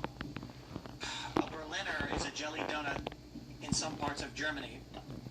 But in Berlin itself, the donut is called a Pfannkuchen. Pfannkuchen? Not a Berliner. So everyone was like, nah, he's a... What's the, is like the whole point of like how to save the world to like just get physically healthy now? Well, if you're on the left, it's to kill everybody who disagrees with you. And if you're on the right, it's to let them do it. Let them? Because me and Mark... Well, because Republicans are sitting back going like, well, you slow down there, Democrats. And Democrats are like, we'll kill you. Mark was like, the whole like slow down a second doesn't seem to be working. I'm like, oh, but they want the hammer to come down. So they gee, we told you. Yeah, right. So, bro, the people who are trying to kill you want you to fight back so that they can burn it all down faster. So your choice is to get murdered or fight and then hopefully not get murdered. I don't know. Those are shitty choices. Yeah, well, blame the communists. I want a more internal change. So you say working out is part of it? What was the other part of it to you? Psychedelics, DMT. Well, yes, actually. I mean, that literally expands your brain, you know. I think like people are really, not to make it all about spirituality, but like people don't have any form of that these days. Like I think there's been like an engineered like atheist-defying of the population. Like they want people to be atheists. You know what I mean? Because it's self-empowerment to have a belief in something higher than yourself. If you lived your whole life not knowing the spirit realm was there, truly and thinking it's impossible, they're lying, like that would drive somebody fucking nuts. Like, but they'd seem normal in a sick society. Right, 100%. But it's like once you start seeing like the really tangible evidences of it, like if you break it down to even something small like the placebo effect, like everyone acknowledges like there's a placebo effect. If you think something is going to heal your body, it can just happen. And people act like that's anything other than like magic, which is something spiritual. It's like, it's not normal. You should be able to just think that a pill is going to help you and it's a sugar pill and it cures something. You know what I mean? Like that's the power of like consciousness in your thoughts, that you can change reality. So we got callers. Oh yeah. Let's get Jessica Clarity Cares. What is up? What up? Hello, hey guys, how's it going? Is it going good? My question tonight is for Blair, and I'm calling on behalf of my friend Benton. Can you say hi to him? Hi, Benton. Great, thank you so much. So I just want to, there was a situation that happened to him, and this was early 2014, and he had went to a psychiatrist for depression and had some other trauma issues going on, and the psychiatrist started harping on the fact, because he's gay and he's, you know, kind of feminine, and she was just trying to talk him into, you must be trans, this is, you know, you would be so much happier as a woman. And after a 30-minute session, he was given a prescription of estrogen.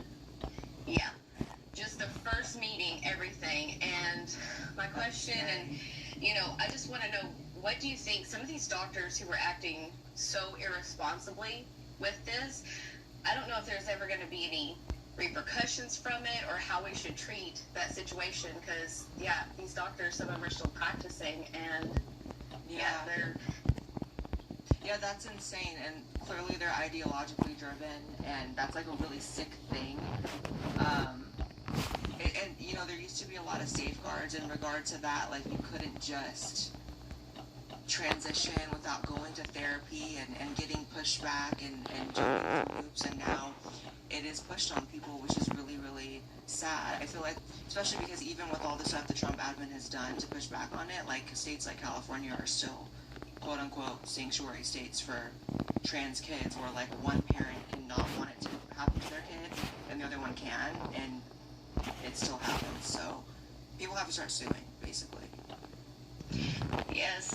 Yeah, just my concern was it was gonna be like how we treated lobotomies, where, you know, oh, we recognize now that it's evil, but back then we were like, well, we didn't know any better, so let's just let it go. But I guess the sick thing is when you live in the moment, it's like any sane person does know that sterilizing kids is wrong. Like people do know better, but they still do it. So it's really. I hope your friend is like good now, though. Did they? Yes. During the lobotomy era, did they sue after it came out how damaging those? No. As far as I know, I don't think so. And they actually, the person who invented it got a Nobel Prize, and they refused to rescind that as well. Well, that's how that works. Yeah. Yes. Well, but he's doing better now. He's a proud Republican who happens to be gay, and yeah, was really grateful he did not get sucked into all that, because he's like, he admitted to me, he's like, I very easily could have been talked into being trans as a 20-year-old gay man with trauma and everything else, so he's happy to make it out. Right, and there's a lot of like older literature that's super taboo now about the link between like gender issues and trauma and all that, and doctors and psychiatrists don't even acknowledge any of those things anymore, so you have all these people going through the system that have all this other stuff undiagnosed, and then it gets mistaken for something else, so that's a pretty common story, unfortunately. Yes, thank you so much. Yeah, God bless your friend. You want to shout anything out? Yeah, I'm all over the internet, YouTube, and Rumble X at Jessica Clarity, but most importantly, I'm running for school board in Montgomery County, Tennessee, in Clarksville, yes. And Yeah, the guy who's there now is run largely unopposed for the last 20 years. He's the head of the NAACP. So it's bound to be a really close race and pretty interesting. Good luck. Good luck. Thank you so much. Thanks for Y'all calling have a in. good night. Next up, we've got Mellow Maverick. What's going on? What's up, Mellow Maverick? Greetings. Thank you for having me. Yeah, man.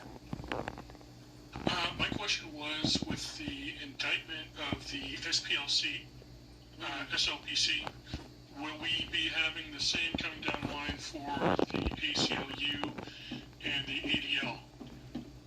Maybe. It would be interesting. They're obviously not going to reveal any information on any investigations until we get an indictment, though.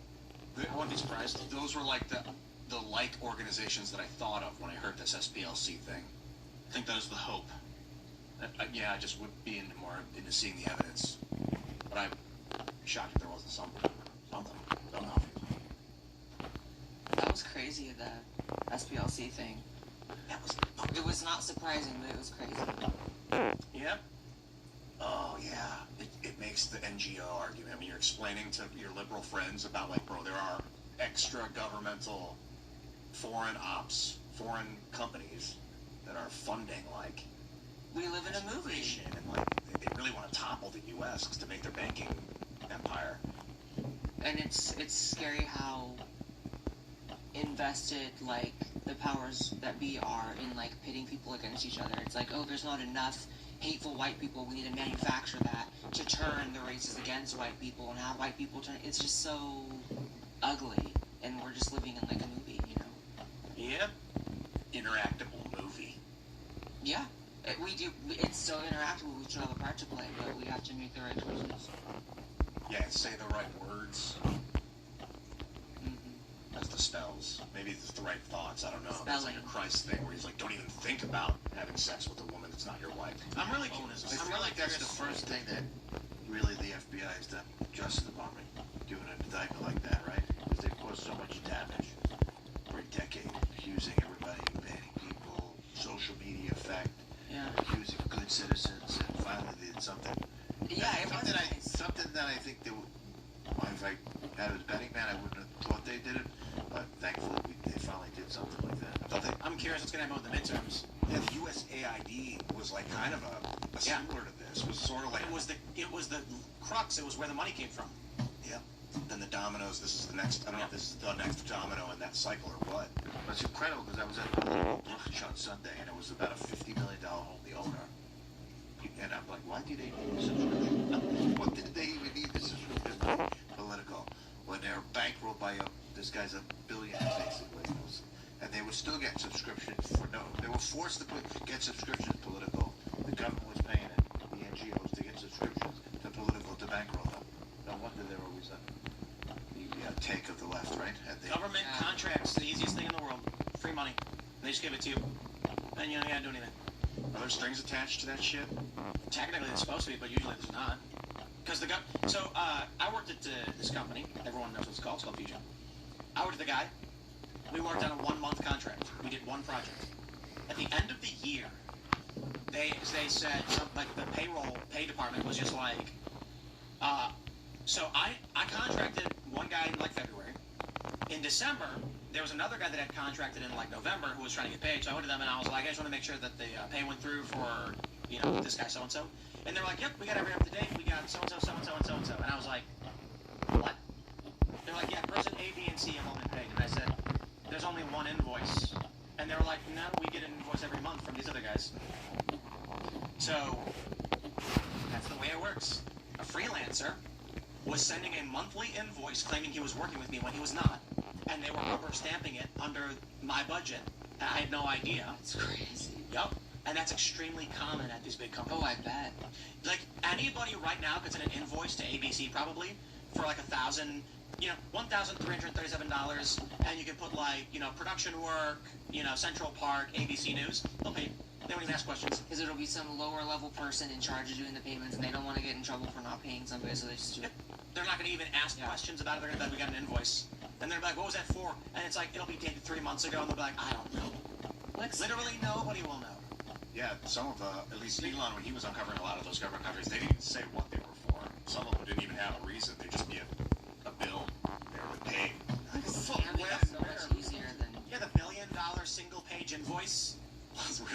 judge was like, what? Someone invoiced for $1 billion. It's like an argument for technocracy in a way where it's like, yo, we want the IRS all on a blockchain. None of your payments will be fraudulented anymore. And you're like, well, I think we're supposed to be able to do some fraud if the government went completely totalitarian evil. You don't like, you're not supposed to be stuck to it. Right. But it's Anyway, still an argument for you want to add anything to that, brother, or shout anything out? One other quick question. Given your distaste for anthropomorphized cartoons, what cartoons from the 80s and 90s would you show your kids? From the 90s? G.I. Joe. I don't know. Rocco's I honestly Modern don't think Life. any of them, maybe. By the 80s. None. Okay, Smurfs. No. No? No. Too weird? Yeah. They live in mushrooms, dude. Weird. Psychedelic. Justice League, Justice League was like, what, late 90s? Pokemon. I love here, daughter. Capture animals and make them fight. Yeah, right. Dog fighting is fun. Ultron. Don't worry, the dogs like fighting. Thundercats. A lot about community and family. That's None of that. You know Digimon. No, they're digital.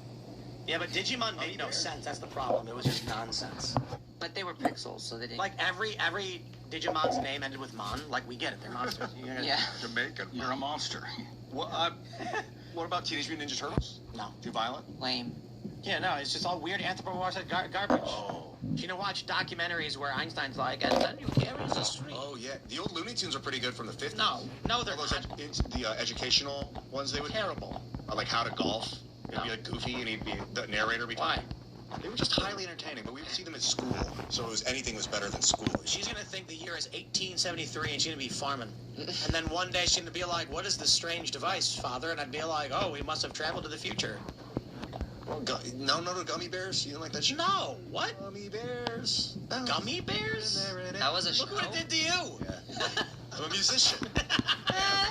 It was like Mama Bear and, I don't know, Fat Mama Bear. Whatever Bear. the fuck that guy's name. You guys watched that? Tubby Bear, I think, was his name. Tubby Bear. None of that. Teletubbies. None of that. Teletubbies when it got Oh, with the burning baby That was a heads joke. flying through the sky going, None of that. I almost resent my family for putting Teletubbies on around me. That shit was scarring. Really? How many times did you saw it when you were? How many times did you see it when you were little? A lot. Did it change you because they would like speak gibberish? Bro, what the fuck? How did that? Like, what did you just like stare like? What did it do to me? Tell me. What are your memories of it? Just that fucking baby. The burning baby That head? weird baby, the weird language, the weird goo. The goo. I only saw it. Weird occult stuff going on. Yeah, there. That's what I've always suspected, and I feel like if I look back on it, I'll probably be able to now, with like some knowledge of like occult stuff, point it out. There's probably some like Incas are probably worshiping like a burning baby head or something. They all had like weird antennas on their head. Yeah, there was like a circle. Like a Hindu god or something. Yeah. Weird, yeah. Maybe some Indian demon shit. They do that. I mean, people. I don't say they, but people will insert crazy like, you know. Oh, dude, In Disney. It was horrible. I remember. Yeah, I know. It's. What were you gonna say? Well, no, I was just thinking about the Hindu god thing, because remember I got in trouble in college because my two roommates, they're from Trinidad, but they're Hindu, and they had, like, of course they use the swastikas quite heavily in Hinduism. Yeah, the so wheel they of had these, time. like, murals on their wall with, like, swastikas on it, so of course a guy walks in, he thinks I'm the one that put those. You know, it was the 2000. Yeah, I was like, first of all, it's tilted the wrong way. Right, it's not really. It's not even correct. So... Hinduism is just that is demon worship. Yeah, demon worship and like intellectualized. So I wouldn't say G.I. Joe because it's too violent and it makes you think, oh, the terrorists. Like it was prepping people for the war on terror. G.I. Joe. They're like, What about the old Transformers series? G.I. Joe. I like G.I. Joe shaped None of my that foreign stuff. policy. Like I'm pretty hawkish, and I think it's because of G.I. Joe. Really? Yeah. You've embodied Duke. Yeah. You're very Duke. You have very. Thank you. Kind of like None of that. Flint too. Nice. I think Flint was a colonel or something. Flint's such an American name. They brought him And in all of later. those shows were just wacky nonsense. She can watch superhero shows like Justice League. It was my favorite was Ed, Ed and Eddie. That was like Batman the that was Animated pretty- Series. Ed, Ed and Eddie was so good. Batman the Animated Series That was and my- Justice League and Superman. Justice League Unlimited. What about like Small Wonder? You guys ever watch that? That's a TV With show. Vicky the robot. Yeah. It was good. I liked Power Rangers a lot. No Power Rangers love either. that. Really? Yeah. It was fun to watch, but I didn't enjoy the stories. I never really got into them anyway, I should say. I would like How fight those kids guys at get school stuck like we back play here? Power Rangers. We got in Oh. trouble. Would you actually dress in the colors or just say, I'm the yellow? I remember that movie with Ivan. That game was super. That show was super racist. The Yellow Ranger was Asian. The black guy was black. Oh, those are Nichols. They went with the yellow one Asian. The black guy was black was crazy. So that's like J.K. Rowling. I thought it was like really obvious. You want to shout anything out, brother, before we go on? No, thank you very much. Thanks for calling in. Thanks, man. Couldn't nail an 80s crowd. Next, we've got Stocks Family Farm. What is up? What's going on? What's up? What's up? Good evening, everybody. I hope you can hear me well. Yes. Good evening. How's it going? All right. So, Tim, you have had your property attacked multiple.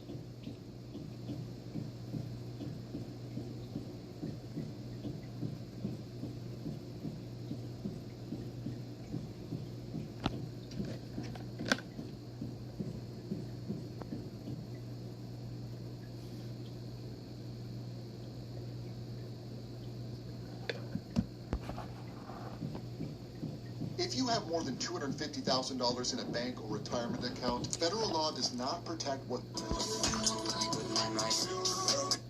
Surrounded by security all the time, and I have been for years.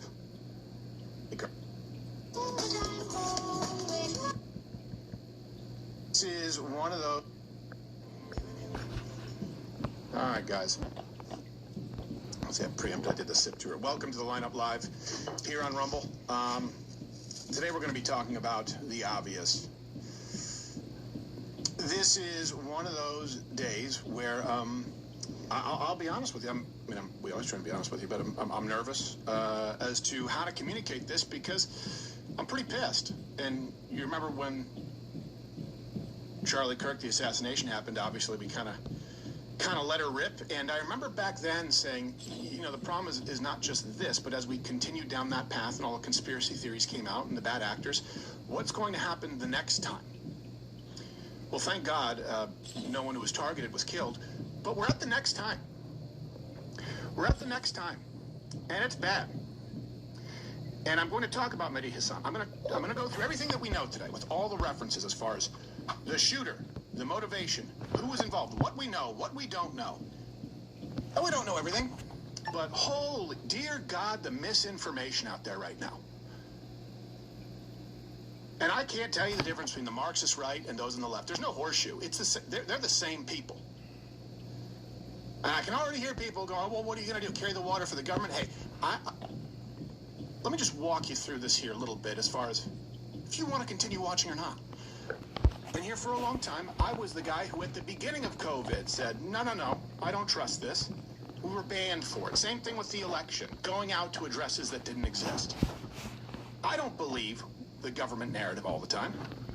We have literally had leaks within the government and been subpoenaed by the DOJ, threatened by the FBI. That doesn't mean that going off with completely uncorroborated information, half-cocked for clicks, is somehow on the path of truth-telling, which is what I'm seeing out there. The misinformation based on this shooting, and not just bad actors, flat-out liars. Look, Tyler Robinson was a radical leftist and shot Charlie Kirk. Do we know everything? No. Is it possible he didn't act alone? Of course. There's going to be a trial. And I hope that he fries. Cole Thomas Allen is a radical leftist, was a radical leftist, the man who shot up the White House Correspondents' Dinner. This should be a time right now, like COVID, where the obvious is obvious and people start waking up. I never saw more people wake up in my lifetime than COVID going, wait a second, we were lied to. Wait a second, I thought that the right was this way and the left was looking out for me, and I realized that they were radical control freaks. That should be happening right now. Where people go, you know what, I thought that the right, they were the dangerous people, they were the extremists, but time after time after time, we see a really quick, easy line from the rhetoric, Nazi, fascist, danger to democracy, and people getting shot. It's that straightforward. There's more subtext. We'll get into it. Tyler Robinson, radical leftist. Cole Thomas Allen, radical leftist. The reason I have to be surrounded by security all the time, and I have been for years, radical leftists. We should be able to talk. Instead, you have bad actors deliberately keeping you misinformed for clicks. Go watch The Left is Violent, changed my mind. We did that after Charlie. It seems like a lot of people have forgotten. I log on, just whatever, watch CNN yesterday, wherever I go. I'm going, are you kidding me? I'm trying to get some information. Well, people write up, Israel did it. And they'll cite Google Analytics, and it's immediately, easily disproven. Doesn't mean that Israel had nothing to do with it. I can't tell you that. I can tell you the Google Analytics screenshot is bullshit, guys. Then on the flip side, Iran did it, same justification, and it's bullshit. Then you have people saying the Trump administration did it. Why? The Secret Service is on the take. Okay, what's the purpose there? Caroline Leavitt knew about it because she said there will be shots fired at a correspondence dinner, which is a glorified roast. By the way, this Marxist right, they now say that this is the sign of the beast. Have you seen it? And by the way, millions of people believe this. Tens of millions of people are buying this line of bullshit and saying, you must, who's paid you if you don't think that this, okay, is the sign of the beast? If you don't think that Israel was involved with this shooting, if you don't think that Caroline Leavitt was in on it. And then that brings us to real people are affected by this. The widow of the last guy who was actually assassinated, Erica Kirk, people take this out to go, look, she's fake crying because she looked at a camera? I hate armchair psychologists as much as the next person. Everything's a narcissist. Everything's trauma. I would wager that someone who watched their husband be publicly, brutally assassinated, by the way, with an unbelievable amount of blood. The bad actors out there hoping that you don't see the original tape, which I watched in real time, too. I'm willing to bet that someone who's been through that and then is in a room with actual gunfire. Probably a pretty traumatic event.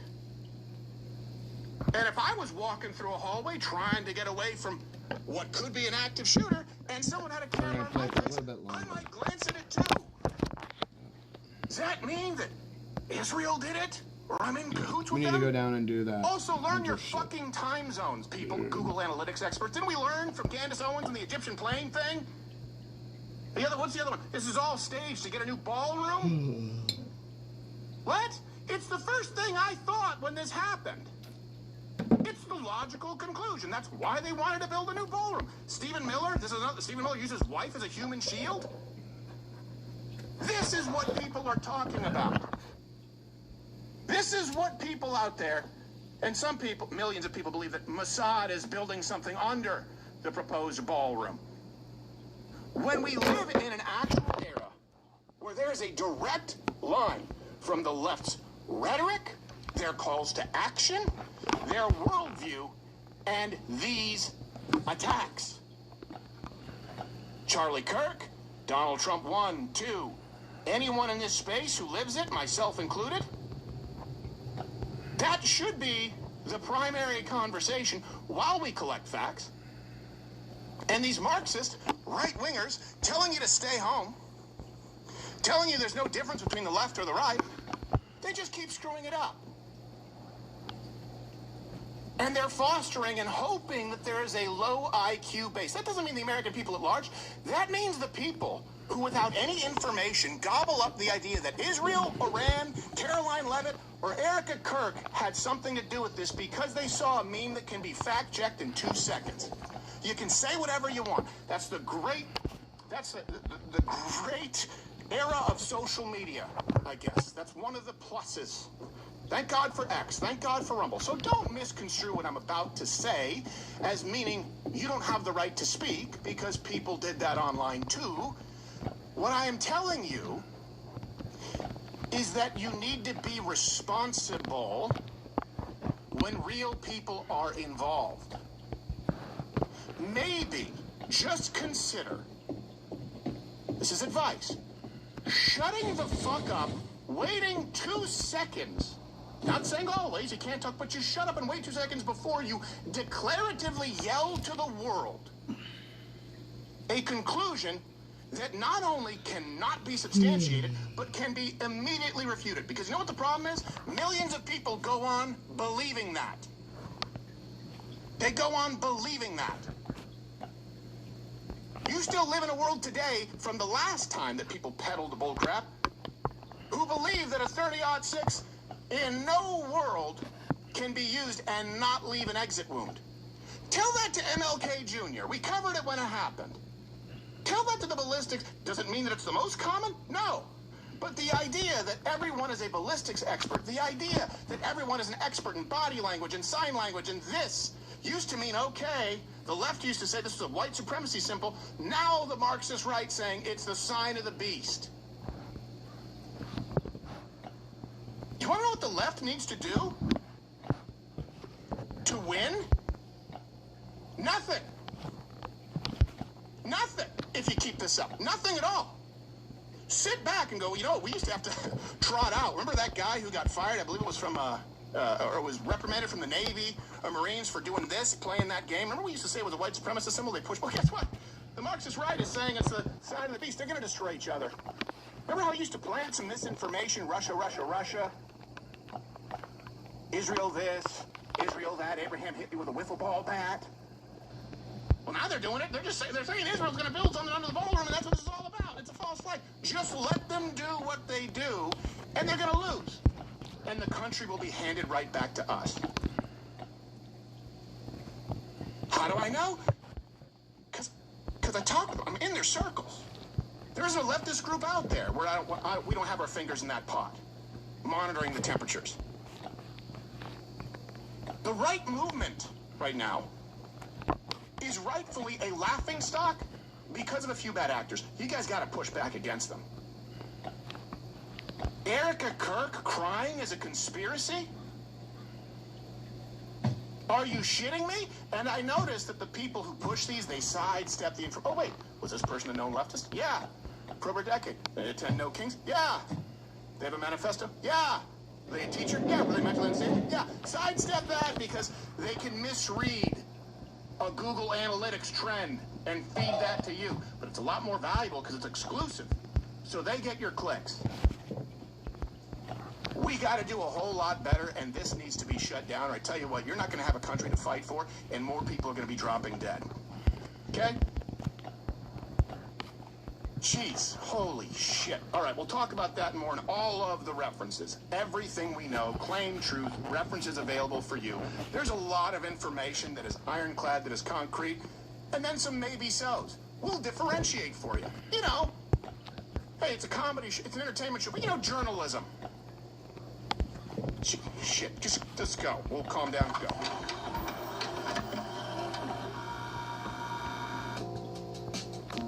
From this day forward, our country will flourish and be respected again all over the world. We will be the envy of every nation, and we will not allow ourselves to be taken advantage of any longer. During every single day of the Trump administration, I will very simply put America first. We almost lost our rights in our whole country after what went down. Those monopolies were completely out of their minds, yeah. But when a retard runs, drops out, and is replaced by a hoe with no brain, it's safe to say they couldn't pull it off a second time. Now they can't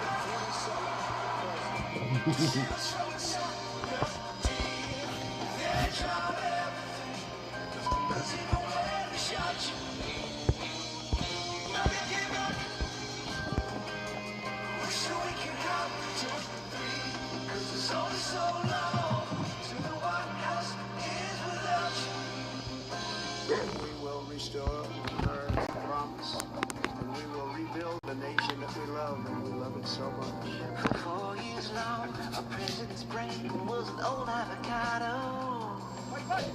Grannies and freaks in charge from far too near. Critical race theory, etc. When the landslide went down, I got that winning feeling again.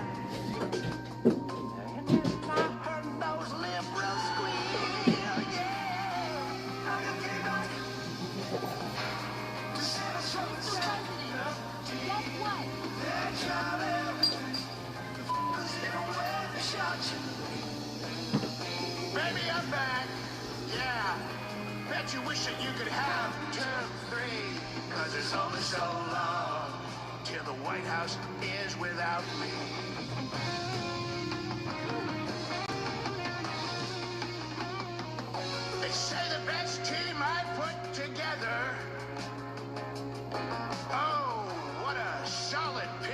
made with JD. I will never take for granted the trust you've put in me. Big time wins, and we are just at the start. Start the deporting.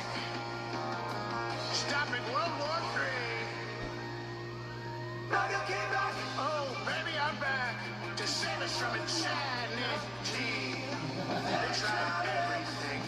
The f***ers even went and shot me. My day's back. Yeah, bet you wish you could have term 3. There's only so long till the White House is without me.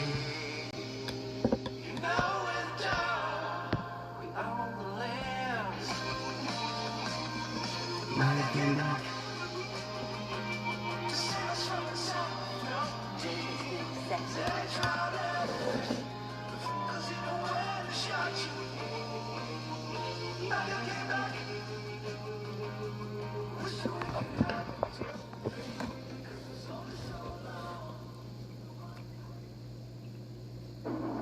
Click Rumble Premium and join now for $99 annually or $9.99 a month to get the entirely ad-free experience and an ever-expanding roster of content, creators, and free speech.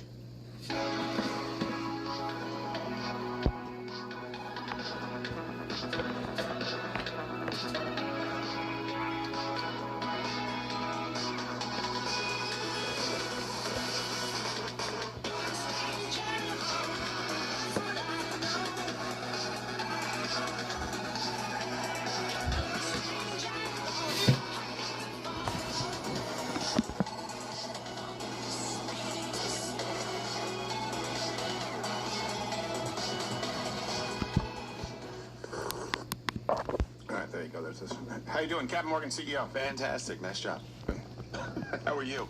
You know, I try and I've always said, like, I try and practice a little bit of the stoicism in my real life, or not let him. But every now and then you just have to let it rip. Yeah.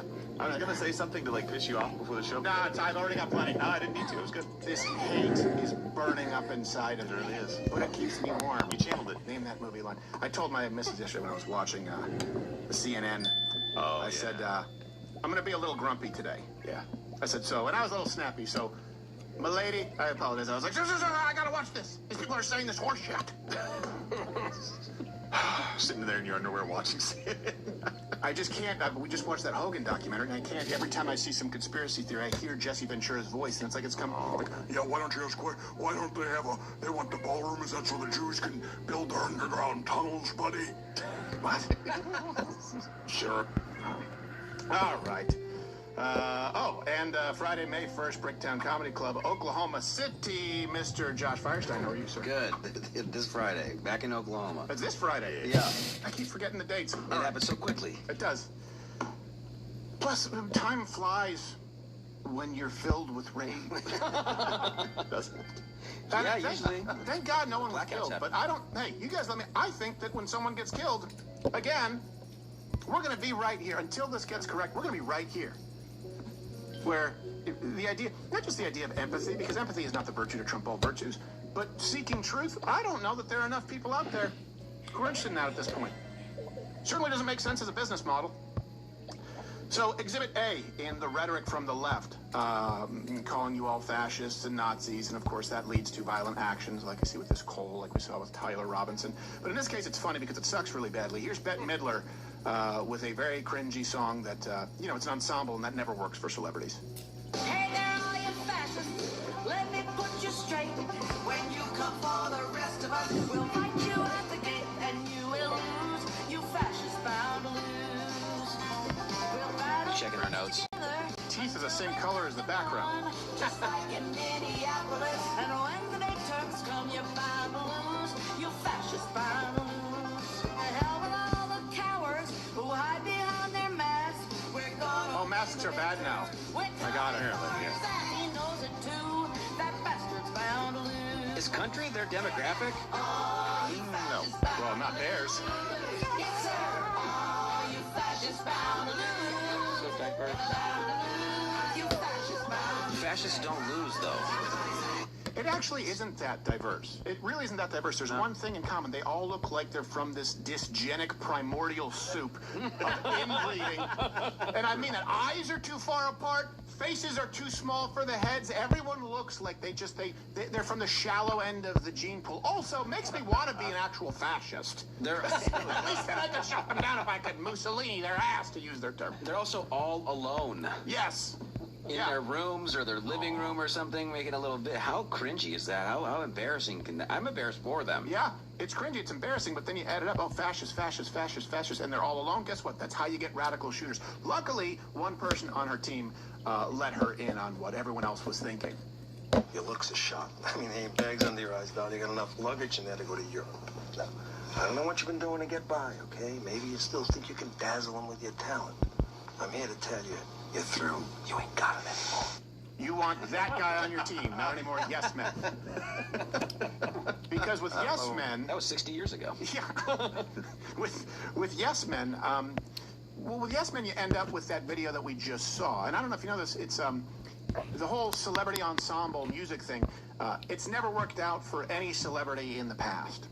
Imagine there's no heaven. It's easy if you try. No hell below us. Above us only sky. Be my Living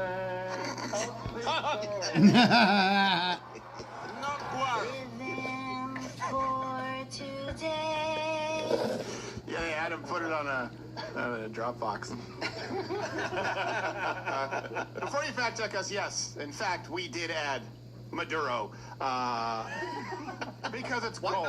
It's because it's gold. It's gold. It is funny. And by the way, you too can procure gold. Go to lwcgold.com or call 800-628-GOLD. See if you qualify for a no fees for life IRA. Thank you, True Gold. Make it part of your diversified portfolio. I'm not telling you, hey, God told me to tell you to only buy gold. All right. Maduro did that. I'm not a fascist people. Now getting to your bread line. Give me all Bernie Sanders say he's good. So me too. All right. I love it. We're going to be talking about this pretty much all day. Let's be honest. There's not a lot. There's not a lot else going on, and we need to cut through the fog, as it were. Like I said, how about everyone when it comes to these stories? Just wait a little bit before you spread. How about that? Just wait before you spread. Let's make that wait before you spread. You can have an opinion. You can have an opinion. You can have a conspiracy theory. You can believe it. Just wait before you spread. Wait before you spread. Say it with me. Wait before you spread. There you go. It works for all kinds of things. It works for like a first date. Yeah. Buttering your toast. Because you may be able to find this connection or that connection with any of the events that go on. Here's one thing that is irrefutable, okay? There's a direct line to the lives being threatened and the left. Threatening them. Whether it's Charlie Kirk, whether it's President Trump, whether it's ICE, people in law enforcement, summer of love. That's the left. And the Marxist right, the people who say, I've left MAGA, I'm no longer... Well, the only thing they have in common is that they've never consistently been conservative. And right now it really does seem like a psyop. I can't prove it. Either they're very retarded or they're deliberately hoping to keep you misinformed. For those of you who've missed this, let's set up exactly what you probably already know. But for people who are new, in case you missed it, a would-be assassin tried to storm, shoot up the White House Correspondents' Dinner. And this took place this weekend, carried out by Cole Thomas Allen.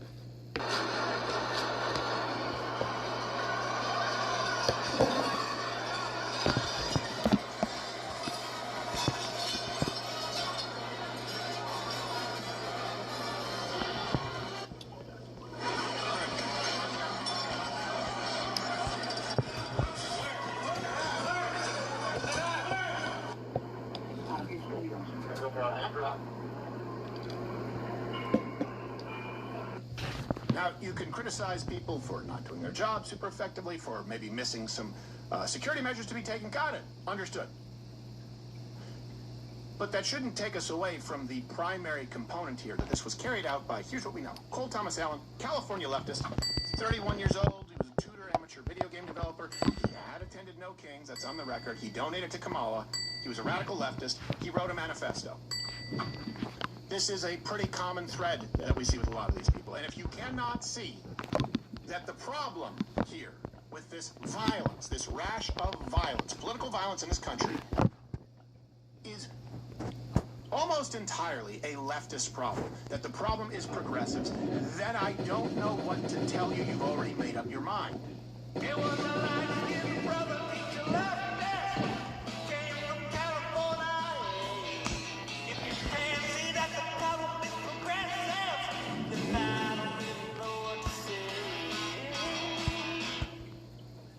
All right, that's fine.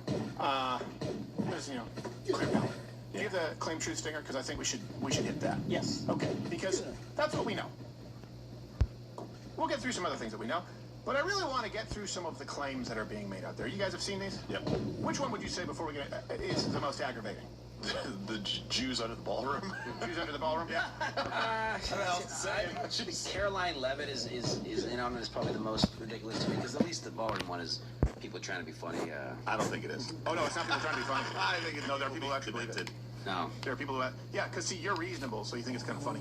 Yeah, I'm like, that's what's under there, McDonald's? Like, what's going on? And by the way, I already hear, how's the $7,000 you're being paid by Israel? Let me be really clear. AIPAC can go screw themselves with a wire brush. I don't think we should send any money to Israel at all. I think we should only work with them if our interests align. There you go. Otherwise, take care of your own shit. Got it? Is that clear? Okay, now let's get to the claim truths regarding these events. First claim. And again, we've just taken the ones that have been shared, that have reached tens of millions of people at least. Because we know that people are going to run with this. Just like we saw with completely refuted conspiracies regarding Charlie Kirk. I'm not saying we have all the answers. What I am saying is that some people make claims, and we have the definitive answer that it's a false claim. Does that make sense? Here's the claim. Carolyn Levitt. Carolyn? I don't know, I got to think about that. She's in on it. He is ready to rumble. I will tell you, this speech tonight will be classic Donald J. Trump. It'll be funny. It'll be entertaining. There will be some shots fired tonight in the room. There it is. Everyone should tune in. It's going to be really great. I'm looking forward to hearing it. I love it all. And you wrote most of it, you said. I can't take credit. In true Donald Trump fashion, the man puts his pen to the paper himself. So I know what you're thinking. But that's the reason. That's the reason. Millions of posts because she said shots fired. Let me give you a left example. Check the references. We provide them every show, 11 a.m. Eastern. Democratic strategist John Cooper. That's one hell of a coincidence, isn't it? No, it's not, dummy. It's not a coincidence at all. It's a very common phrase that's used. Let's go to the Marxist right example. You cannot find daylight between the left and these people who claim to be on the right. This is Truth Seeker on X wrote, Carolyn Levitt said there would be shots fired before the correspondence dinner. You are watching a WWE script. Left, Marxist right, there is no difference. And by the way, they're remarkably similar in retardation. The truth, though, is that WWE Caroline Levitt would be objectively awesome.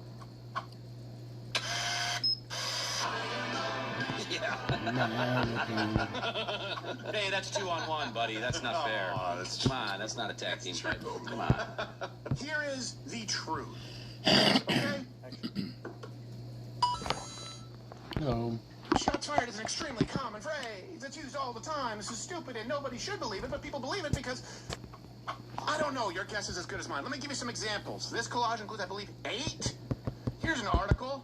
Pope Leo fires new shots in battle of Trump. Shots fired, Iran's top 5 fiercest Trump put-downs. Shots fired in first GOP debate of NH-01 primary. I don't speak Russian. People going, shots fired, means that they knew about this. Those are people who are pushing this are hoping you're stupid. And they're at the point where they're trying to ensure that you become more stupid. That's something people say on X all the time, too, when somebody's like a sick burn or something like that. Oh, shots fired. It's like, oh, come on. I don't know. It's a roast. That's how it goes. Yeah. Yes. Not paying attention. Yeah, exactly. Oh, did you get the whole thing? It would be like me saying, it'd be like me saying, I promise, cross my heart, and I get Not shot in the on chest. my People, mind. he knew he was gonna die. The Jews. By the way, if I get killed, the Jews probably didn't do it. There's plenty of other people in line. Plenty. I would be willing to bet Islam or radical leftists. So if you're looking for a place to look if something happens to me, I'm just telling you know. Just remember this: look at leftists and look at Islam, and then there are probably some angry ladies. All right. This. Oh, here's the other video that was used as further evidence. Let's break that down. Evidence. The hub. No, we don't need to break. This is not evidence, but this is what the left and the Marxists, right? They claim evidence. What they really mean is they state a fact and then discuss how they feel about it. So they shared this to say this is evidence. It's an interview on Fox News, almost call it, which shows that Caroline Levitt was in on the quote false flag. This has almost 6 million plays as of the time of this broadcast. I want to just quickly tell you, I was sitting next to Caroline Levitt, the press secretary's husband. He was one of our guests. He was seated right next to me, and right as the dinner was starting, the national anthem happened, and then he kind of leaned over and said, I watched you on TV, you did a great job. You need to be very safe. And he was just very serious when he said that to me. And he kind of looked around the room and he said, there are some... That's clearly Caroline Levitt taking part in an assassination. Sounds like we lost Aisha's phone there. And this happens, by the way, especially when you have so many people attempting to utilize the same cell service at the same time. Yeah. Wrong. That's evidence of something? That's evidence. 6 million plays. 6 million views on that. And then if you added up tens of millions of views from other people who clipped it, who cut it and go, see? And they combine that with Caroline Levitt saying shots fired. And then I've seen people go, this is the sign of the beast, 666. So, Purple's not the best.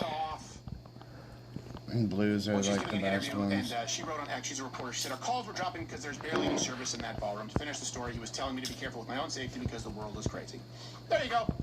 No, we couldn't just I already opened the purple one there. She went on to say in that post, by the way, which is what other people and my father have told me recently. Yes. Lots of people are saying, I need to be careful. It's like what we told you after Charlie, and way before Charlie when you had a fatwa put out on you. Yes.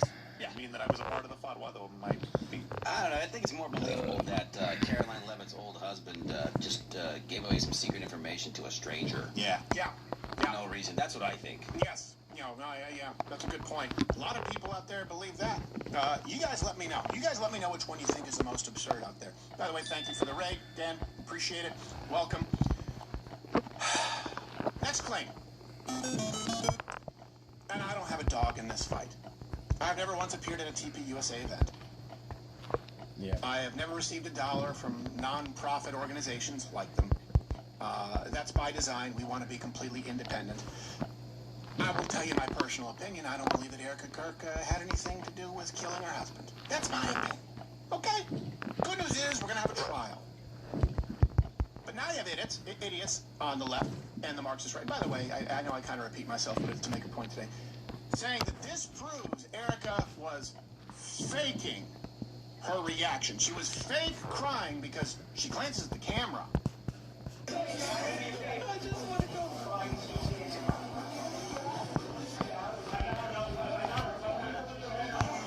Now, look, I also understand that people can say certain reactions are performative. This is not one of those times. I would be willing to bet that someone who's been through what she has been through and then had shots fired, and at this point they don't know what the situation is.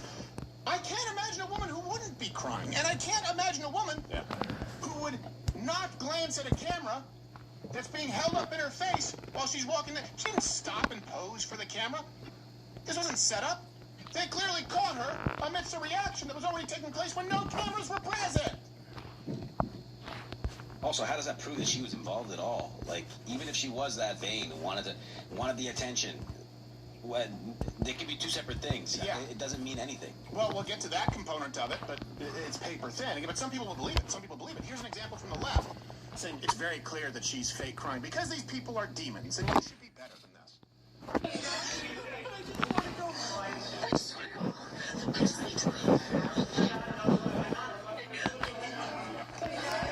That's not interesting. No, different cross-eyed lady.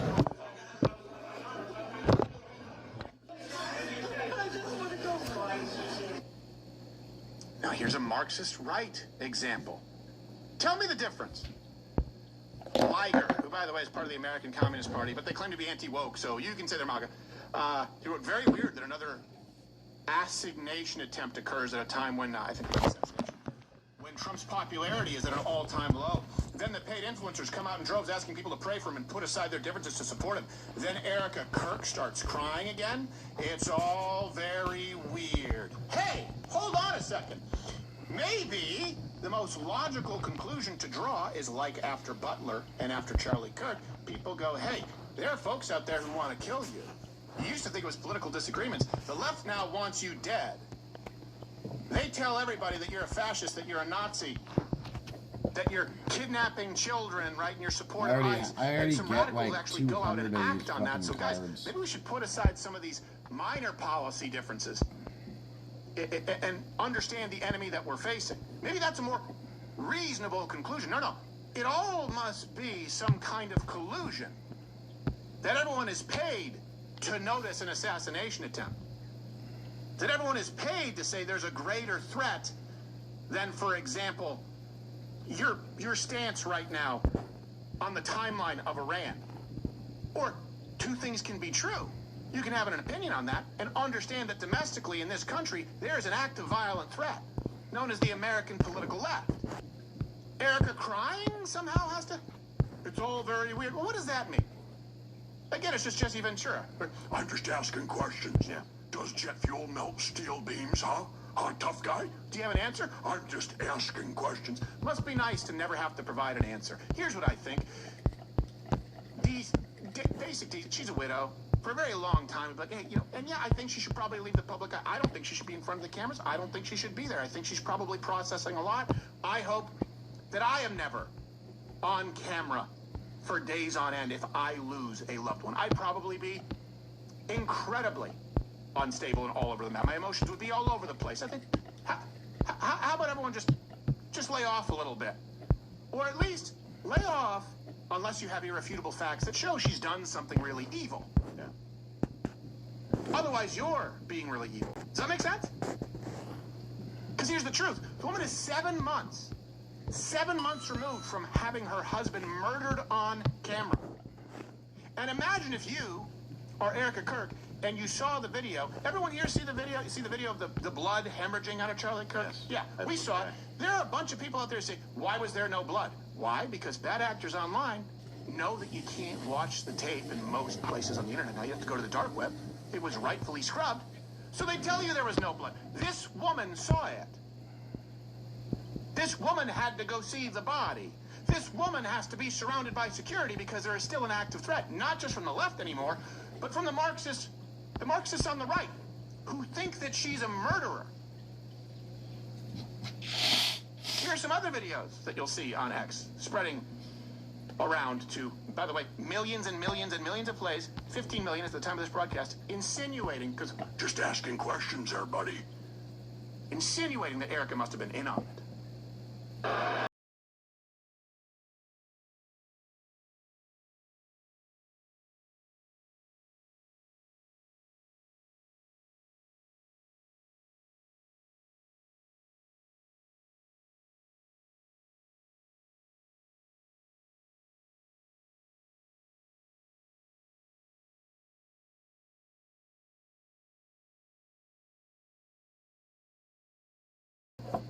Is it possible that she was scratching her fucking chin? Yeah. That might be the dumbest one, actually. I think I changed my vote. The Jews under the ballroom, that one's... 15 million play. Yeah. 15 million play. Pay attention, by the way, to the people that like and repost those. Yes. Pay attention to that. Very if you wait, what are you implying? If you ask these people, here's the thing. Go, what does that mean? A signal. Well, what signal? There's never an answer. There's none. There is no evidence. It's people stating a fact. She scratched her chin. And then how they feel about it. I think that means insert retarded rant here. Yeah, a signal to a guy that is out in the hallway without a camera looking at, like, what? It'd be a lot different if it was like a third base coach. Yeah, right. You know, if he was like, yes, exactly. If she was like, oh, well, that's something right there, right? That's like if she did, like, you know, she's signaling the Van Buren boys. She's trying to tell the president a curveball's coming or something. I don't even have any way to. This is the problem, to refute it, because there's nothing there. But the problem is, someone will say that'll get 50 million plays with the claim that she was in on it, someone who doesn't really spend the time to read it or watch it or see how absurd it is goes, I heard that she was in on it and that it was on tape, and they'll tell someone else. And then someone goes, yeah, it's on tape that she was planning it. I've had these people ask me these questions. Yeah. And my question to them is always, well, wait, what do you mean? What evidence is there? Never gotten an answer. Doesn't mean that there can't be any. It doesn't mean that everything that you've been told is correct.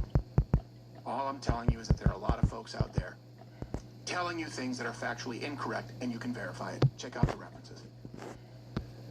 The third claim, of course, you knew this one was going to have to happen because some people out there are hoping that you don't understand how online analytics and data work. It was Israel. Clearly, the Jews.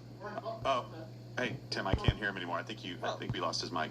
Yeah, it doesn't seem to be muted on our end. Just try to reset it or something. Hurry, come on. Reset it. What are you talking about? Just reset. Come on, let's go. All right. That's gonna break everything, Gerald. Billy, can you reset Steve? Sure thing. Yeah, okay. What the hell? Testing. There we go. There we go. What? Yeah. Two men. What happened? What's going on? I don't know. This stupid thing. It just. It was me, the Phantom of the studio. Well, you're about to be the unemployed Phantom of the studio, there, Applejack. For you have already endowed me with universal phantom income. What? Let's put a stop to that. We can't be here now. Comet. Still thinking it's a good idea, Gerald? Phantom income. All right, that's all I was saying. to do? The conspiracy theory now. The Jews, Israel. First off, there's a sweater, a Mossad IDF sweater. So, do you remember the Christchurch shooting? Said I watched both Ben Shapiro and Candace Owens. It's called trolling. It happens. Hey, I don't even know if it's AI generated or not. We're not able to get an answer at this point. Neither are you. But it doesn't mean that someone is working for Mossad. But here's a leftist example. This was obviously the Jews. This is Suleiman Ahmed wrote, why was Cole Allen searched in Israel 12 hours before attempted assassination? Marxist right example, Isabella Moody wrote, Israel has a Google search for Cole Thomas Allen. Coincidence? I'm sure. Here's the truth. These people are hoping that you are retarded. This is not me trying to silence people because they're working for the. This is me telling you. This is our business. Google Analytics, especially what's publicly available, is not specific to the hour or to the minute. You get artifacts, you get timelines that don't exactly match up. It takes a while for it to come in. Also, the search spike in Israel didn't take place until it was Saturday night in D.C. Time zones, you silly bitches. Didn't we learn this with the Egyptian plane thing? No, apparently not. Apparently people just take what somebody else says and say, oh, that's true, I can't believe it, it must be the Jews again. Here's a good litmus test. If you are presented with something that would seem so Whoa, look at this. Holy fuck. Look how many guns there is. 1, 2, 3, 4, 5. What? That's the best I've ever seen it. Holy shit, dude. Because if I could walk into court and prove and go, look, there was an exponential surge in traffic for this man's name before the assassination took place in Israel. Here you go. 8 hours before. Nowhere in nature does that happen. They go, okay, now we're going to look into this. Of course, that's not what happened because that brings us to claim 4. On the other side, the Jews did it. It was Iran. Wall Street Apes wrote, wow, Iran was searching for the new Donald Trump assassins named Cole Thomas Allen this morning before the assassination attempt happened. Google has just scrubbed this data and is now no longer allowing results for Iran with the assassin's name to cover up. The truth? See my response there on Israel. Again, just to be clear. Yeah. Time zones and Google Analytics is not meant to be robust enough to be down to the minute. We had this happen, by the way. The searches looked like they took place before the Vox apocalypse, before we were demonetized. They took place afterwards. It actually affected Google stock. I've lived through it. Just like I've lived through having to have security because of threats coming from the left. You can say that it's all staged, a false flag, but we've lived it, and you observed it. There's the empirical, and then there's the anecdotal. In this case, both match up. Anything else? Anything else anyone want to add? You know, you've had to work. We all have to work with Google Analytics, and as soon as I saw it, I'm like, oh well, this is One of those things that I look at. It's always it's like the thing that's available on every conspiracy theory is like a Google Analytics chart from somebody. Half the time it's completely made up. The other half the time people are just misunderstanding what the chart is there for, what Google is providing that information for. Yeah, it's ridiculous. And I can hear, look, why? Why don't you want these questions asked? No, it's not that I don't want questions asked. Ask them. It's that I want the right questions asked, and I want to get truthful answers. Hey, was this person a radicalized leftist? Oh, seems like it. Hey, does this person have any affiliation? Oh, looks like it. Same with the National Manifesto. Yeah. We did so much digging, we were threatened with a lawsuit by the FBI because we said this transgender shooter, a lot of information isn't out there. Let's do some digging. Let's send it out undercover. You know, oh, seems like this person deeply hated Christian, cisgender white people. Got to it. Because we asked the right questions and we gave you the right information. Right. They're not even asking questions though. They're just making a statement. Yeah. That post is to make a statement like, oh, it's a big coincidence. Again, well, I never said it was, is what they'll say afterwards. But of course, that's what you mean. Everybody knows. Everybody knows. And to act as though all opinions are the same, as though they all have the same level of validity. When we did the Charlie Kirk, we went through, we go, look, here's what we know, we had a check. Here's what we know, here's what we don't know. Here's a question mark. People go, how did he get up there, reassemble, disassemble a rifle, get up there, reassemble a rifle, disassemble it, get down, leave a screwdriver up there and reassemble it in the woods. Like, well, that's not true. That never happened. That was never alleged to have happened. You're just, someone made that up and you believe it. But people will continue and go, sure, you can have an opinion. It could also be wrong. It can be factually wrong. No one's forbidding you from having it. I'm just asking that we all do better. Here's not an opinion. Radical leftist with a manifesto carried out a violent action, very much at the behest of the left, demanding that their people carry out violent actions. That's not illegal. Were you about to? No, sorry, I was just giving hand signals over here. Yeah, you and my palm pistol will be aimed at Gerald. My lemon squeezer. Oh boy. Don't do it. Here's the next claim. Ken Hall references 11 a.m. every weekday. We give them to you. If we're wrong, please let us know. This was all staged to get a new ballroom. Here's an example from the left. Robert Evans. Using your second Reichstag fire-style opportunity to justify a ballroom is a wild move. Crazy thing is justify a ballroom that he would pay for. So you go, that's silly. That's stupid, right? Well, here's the Marxist right example. It's worse. Ian Carroll. They didn't go to all this trouble to build a ballroom. They went to all this trouble to build whatever they're putting underneath the ballroom. And we are about to let Mossad build Lord knows what underneath the White House. Trump making Clinton look like an amateur. Now, this guy doesn't have a whole lot of background. Seems like he was a leftist before this. Any evidence? There's none provided. Just, I bet you Mossad is doing something under the ballroom. Okay, cool. Well, with Ian Carroll, it's he heard from a guy who knew a guy who talked to a lady who knows a person that works at the White House 10 years ago. Right. Yeah. Someone who said 31 flavors last night. It's worse. It's actually in response to a Stu Peters tweet that introduces you to the architect who happens to be Jewish, and because he's Jewish, therefore it must mean. And this is apparently like a renowned DC architect. So yeah, it must be because. So there must be Jewish establishments under everything. They don't do anything unless they're building tunnels. That's why the reflecting pool is getting painted blue. Yeah. For the Jew blue. And I know someone's going to watch and go, well, what about these? I'm going to point to some tunnels that were made by Jewish people. I'm sure that there are signs. I'm sure that there are some that exist. Okay, I get it. I'm just asking, what's the evidence right here that there are Jews in Mossad trying to build something under the ballroom that Donald Trump has been asking for and will pay for himself? What is the evidence? I have seen none provided.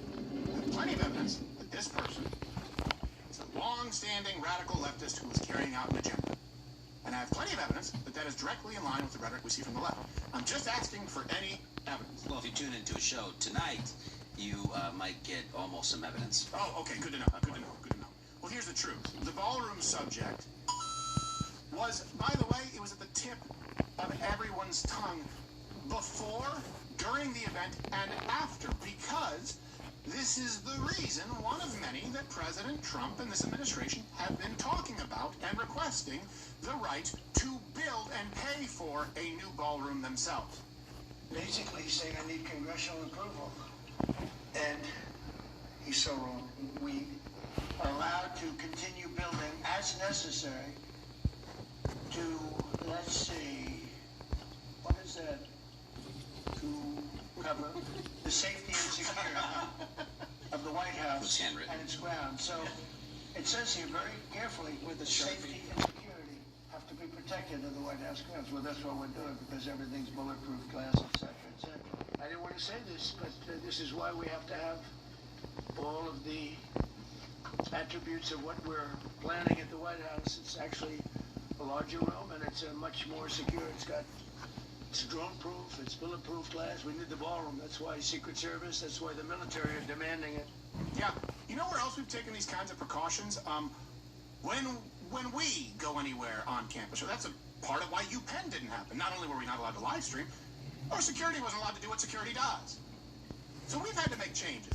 Yeah. When you understand new threats. This is not unreasonable. This is not outlandish. It's actually the most likely scenario after you find out that there are weak points in security. You strengthen them. Plus, go with me here, it'd be the worst false flag ever. The project wouldn't even be done until 2028 at the absolute earliest.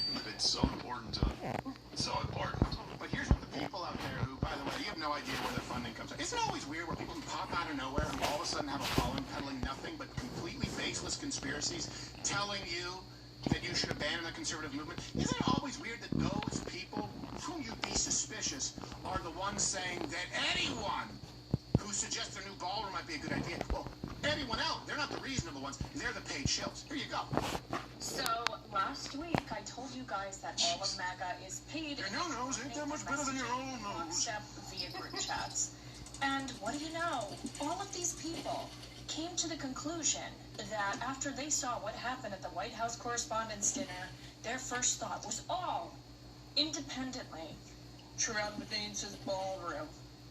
The statistical likelihood of this happening in a vacuum, if we are to stipulate that these people are not coordinated, the statistical likelihood of this happening, that they all came to the same conclusion, not probable, okay? I think it's also important to note that one of the main group chats in which they coordinate this messaging is literally called Fight, Fight, Fight after the attempt on Trump's life in Butler.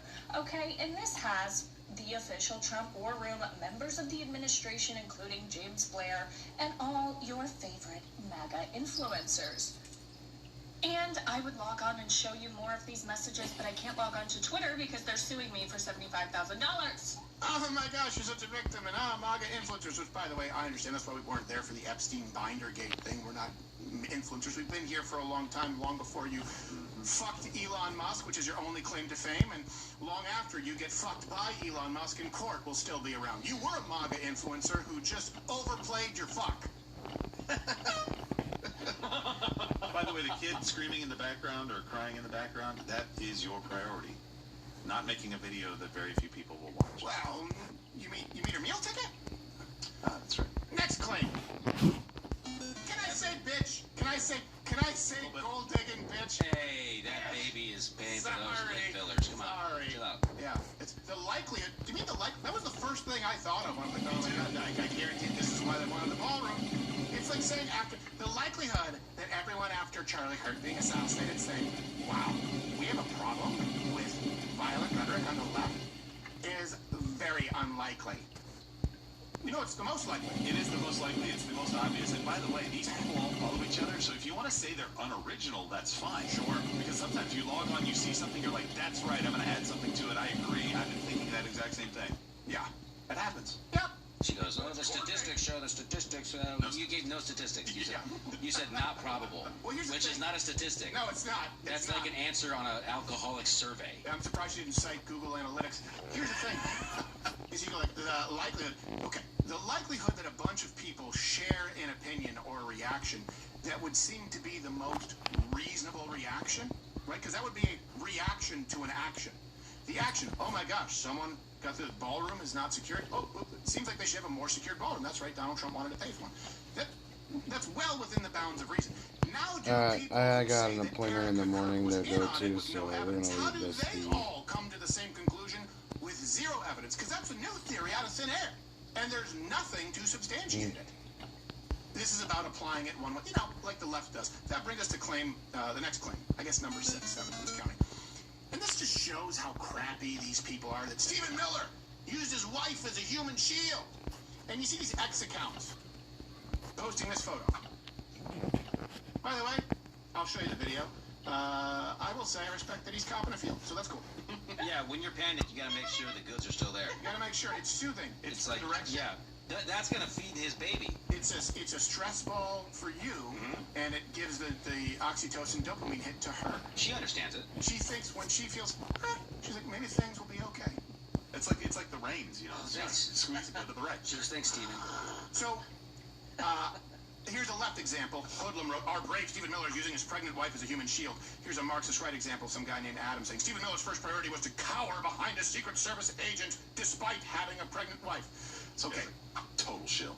And this, I'm just telling you this because either these people are so stupid and so lazy, they didn't click one time and watch the video that I'm about to show you, or they're lying to you. They have to be so stupid and lazy that they should never be respected as journalists going forward until they've done a lot of due diligence and made up for their misdeeds, or they're lying to you because here's the truth, and it's video truth clearly shows that he was protecting his wife the entire time to the best of his ability. Here you go. They're both holding her. Look, he doesn't know where the threat is, so he's trying to hold her as close as possible. I think that guy snuck a butt feel.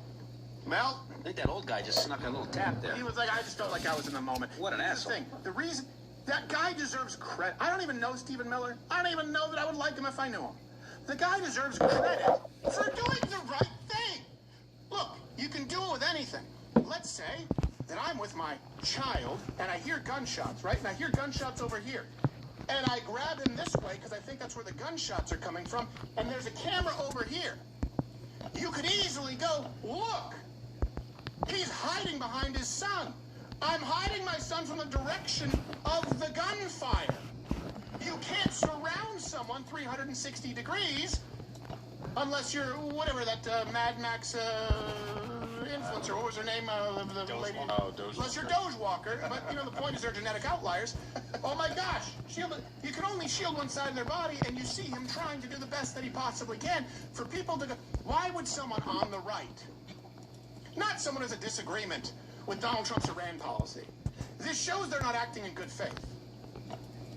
Play that video again. What more do you want from this guy in a situation? Play the video again.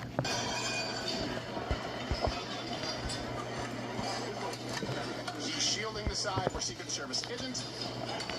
And then as she moves... Do we all agree that's a man trying to protect his wife? Yes. Okay. Yeah, 100%. By their logic, with the picture that they're sharing, the Secret Service agent is using both of them as a human shield. Are you retarded? It's like the Gracie train of cowards. It is, yeah.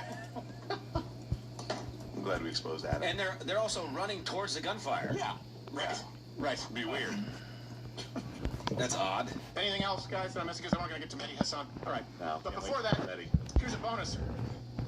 I hate the Marxist right for the same reason I hate the Marxist left. It's all about them. They're so it's never about information. It's never about facts. It's never about informing you. It's never about giving you something of value so that you can, not telling you what to think, but hopefully giving you the tools so that you can develop the appropriate approach in how to think. I was trying to get information, and I wanted to hear what the left was saying, because I know that's exactly what you're going to see from the Ian Carrolls and the Candace Owens of the world, so I watched the left first so I know their talking points. And Jamie Raskin was on, and this is when I lost my mind. I know you're going to say this is a bonus. It started it all. It's the cascade that you guys saw in the group. Like, there's with him. Jamie Raskin. This show exists. Yeah. It was like, they asked him, so the question is like, you were there, what happened? So you would think he goes, oh my God, there were gunshots. And instead, he walks through a backstory. Oh boy. Where he name drops completely irrelevant people information. Not one, not two, but 6 times before he gets anywhere near discussing the active shooter. Well, I had just come in the room a few minutes before. Unlike most of the people there, I was not dressed in black tie. I'd been at a memorial service for Virginia Roberts Giuffre. There's one. It was 1 year since her passing, and I came from that in another event You're in such a good Annapolis, person. at the home of Iris Krasnow. 2. And I arrived, and I'd just been there For a few moments, I had not even gotten to the table where I was going to be, table 36 with the people from NBC. The people at the Boston Globe table saw me, got up, they wanted to greet me and say hello, and they said, your old friend Kerry Kennedy is here. We go back to law school in the 20th century, you know, and so Kerry came over, we were talking. There was also to my right was a former student of mine, Paul Strauss, who's the student senator of Washington, D.C. They came up. I started telling Kerry a story because I'd been speaking at the Kennedy's King dinner the night before. Technically 7. Yeah, I was talking about how, you know, they weren't honoring all kings, just Dr. King, and they weren't honoring all Kennedys, but JFK and RFK, but also Kerry. But anyway, and suddenly there's loud booms. You know what that sounds like? It sounds like an alibi. Yeah, it does. It does. Well, I was hanging out with this person, and they can verify that I was here at this memorial, and then I was at table 36. I was there the whole night. How long was the clip, Toolman, that we just ran?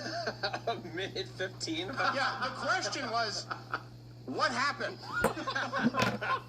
And we became Jamie Raskin for a minute 15. Yeah. Oh, I was here. No one gives a shit. It's like in a cartoon when they go, start from the beginning, and the cartoon goes, well, I was a baby. Yeah, exactly. Everything was dark until I came out of canal. It just stopped. Which isn't time to be clever. There was someone shooting. Tell us about the shooting. Well, the day before, when I got the invite, What a goofy I mean, let's dude. just go through. Oh, yeah, and then I don't know about the shooter was. He was probably upset that, as I understand it, he doesn't have the same banker that I do, Bernie Madoff.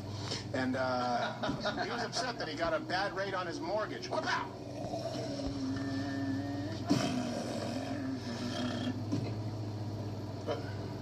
Hey, Josh, what are you doing? Trying to work on an American financing bid.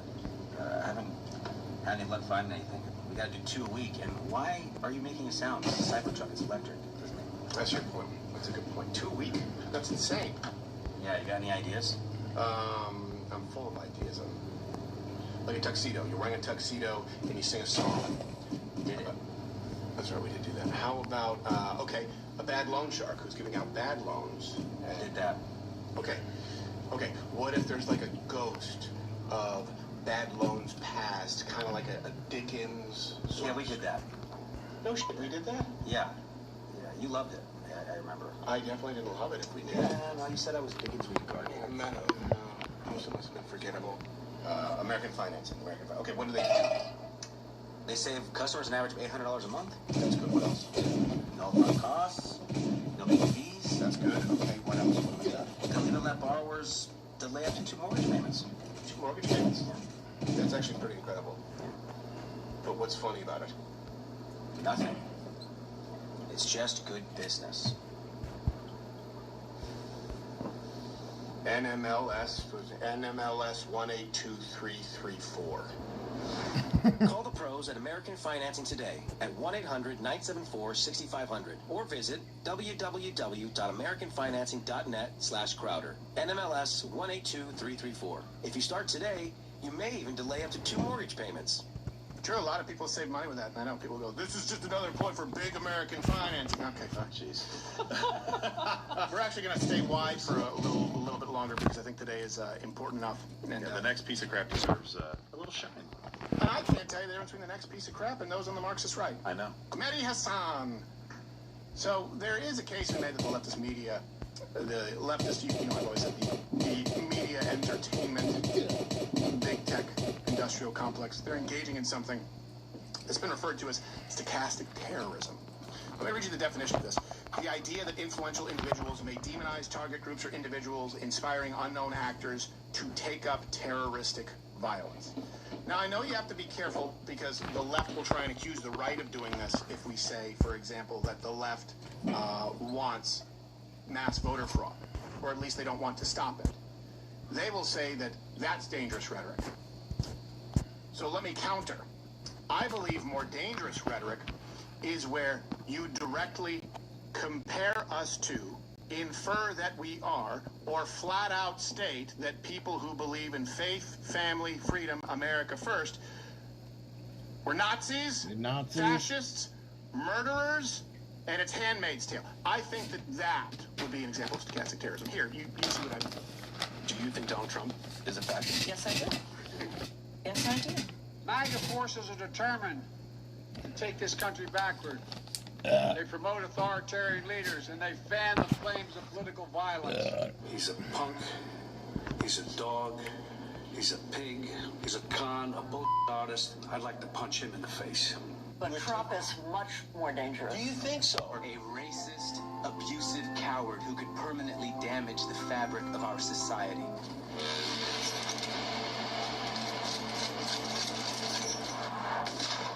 I want to be clear on this. I do not want that man to die. I want to watch him suffer.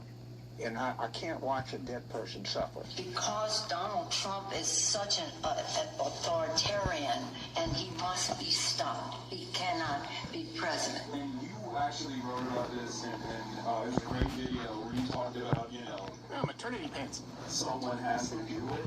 When I say that, everyone knows exactly what I mean. Yes, I have thought an awful lot about blowing up the White House. I like that you're all a part of it. When was the last time an actor assassinated a president? But the guy is a convicted felon or convicted rapist. He's a pedophile. Our First Lady Melania is here. Look at Melania, so beautiful. Mrs. Trump, you have a glow like an expectant widow. Hey, I made a joke. I tell you what, considering that they talk about how dangerous and violent people on the right and Donald Trump, I wish that President Trump was as impulsive sometimes as Will Smith. Uh-oh, watch out. Oh, wow. Wow. Wow, dude. Yes. It was an assassination joke. Keep my wife's name out your fucking mouth.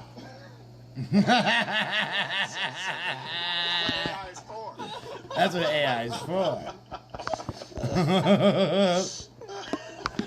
That was an AI version of Trump slapping Now, Jimmy. this is the left going, Donald Trump protects pedophiles, Epstein, right? And what they use as the basis of that. Of course, mishandled. Epstein, Binder, Pam Bondi. We talked about it. I recreated Epstein's cell. You can go and watch that special. I don't think that he killed himself in the way that we were told. Absolutely not. I think it's very, very, very, very unlikely. Completely impossible? No.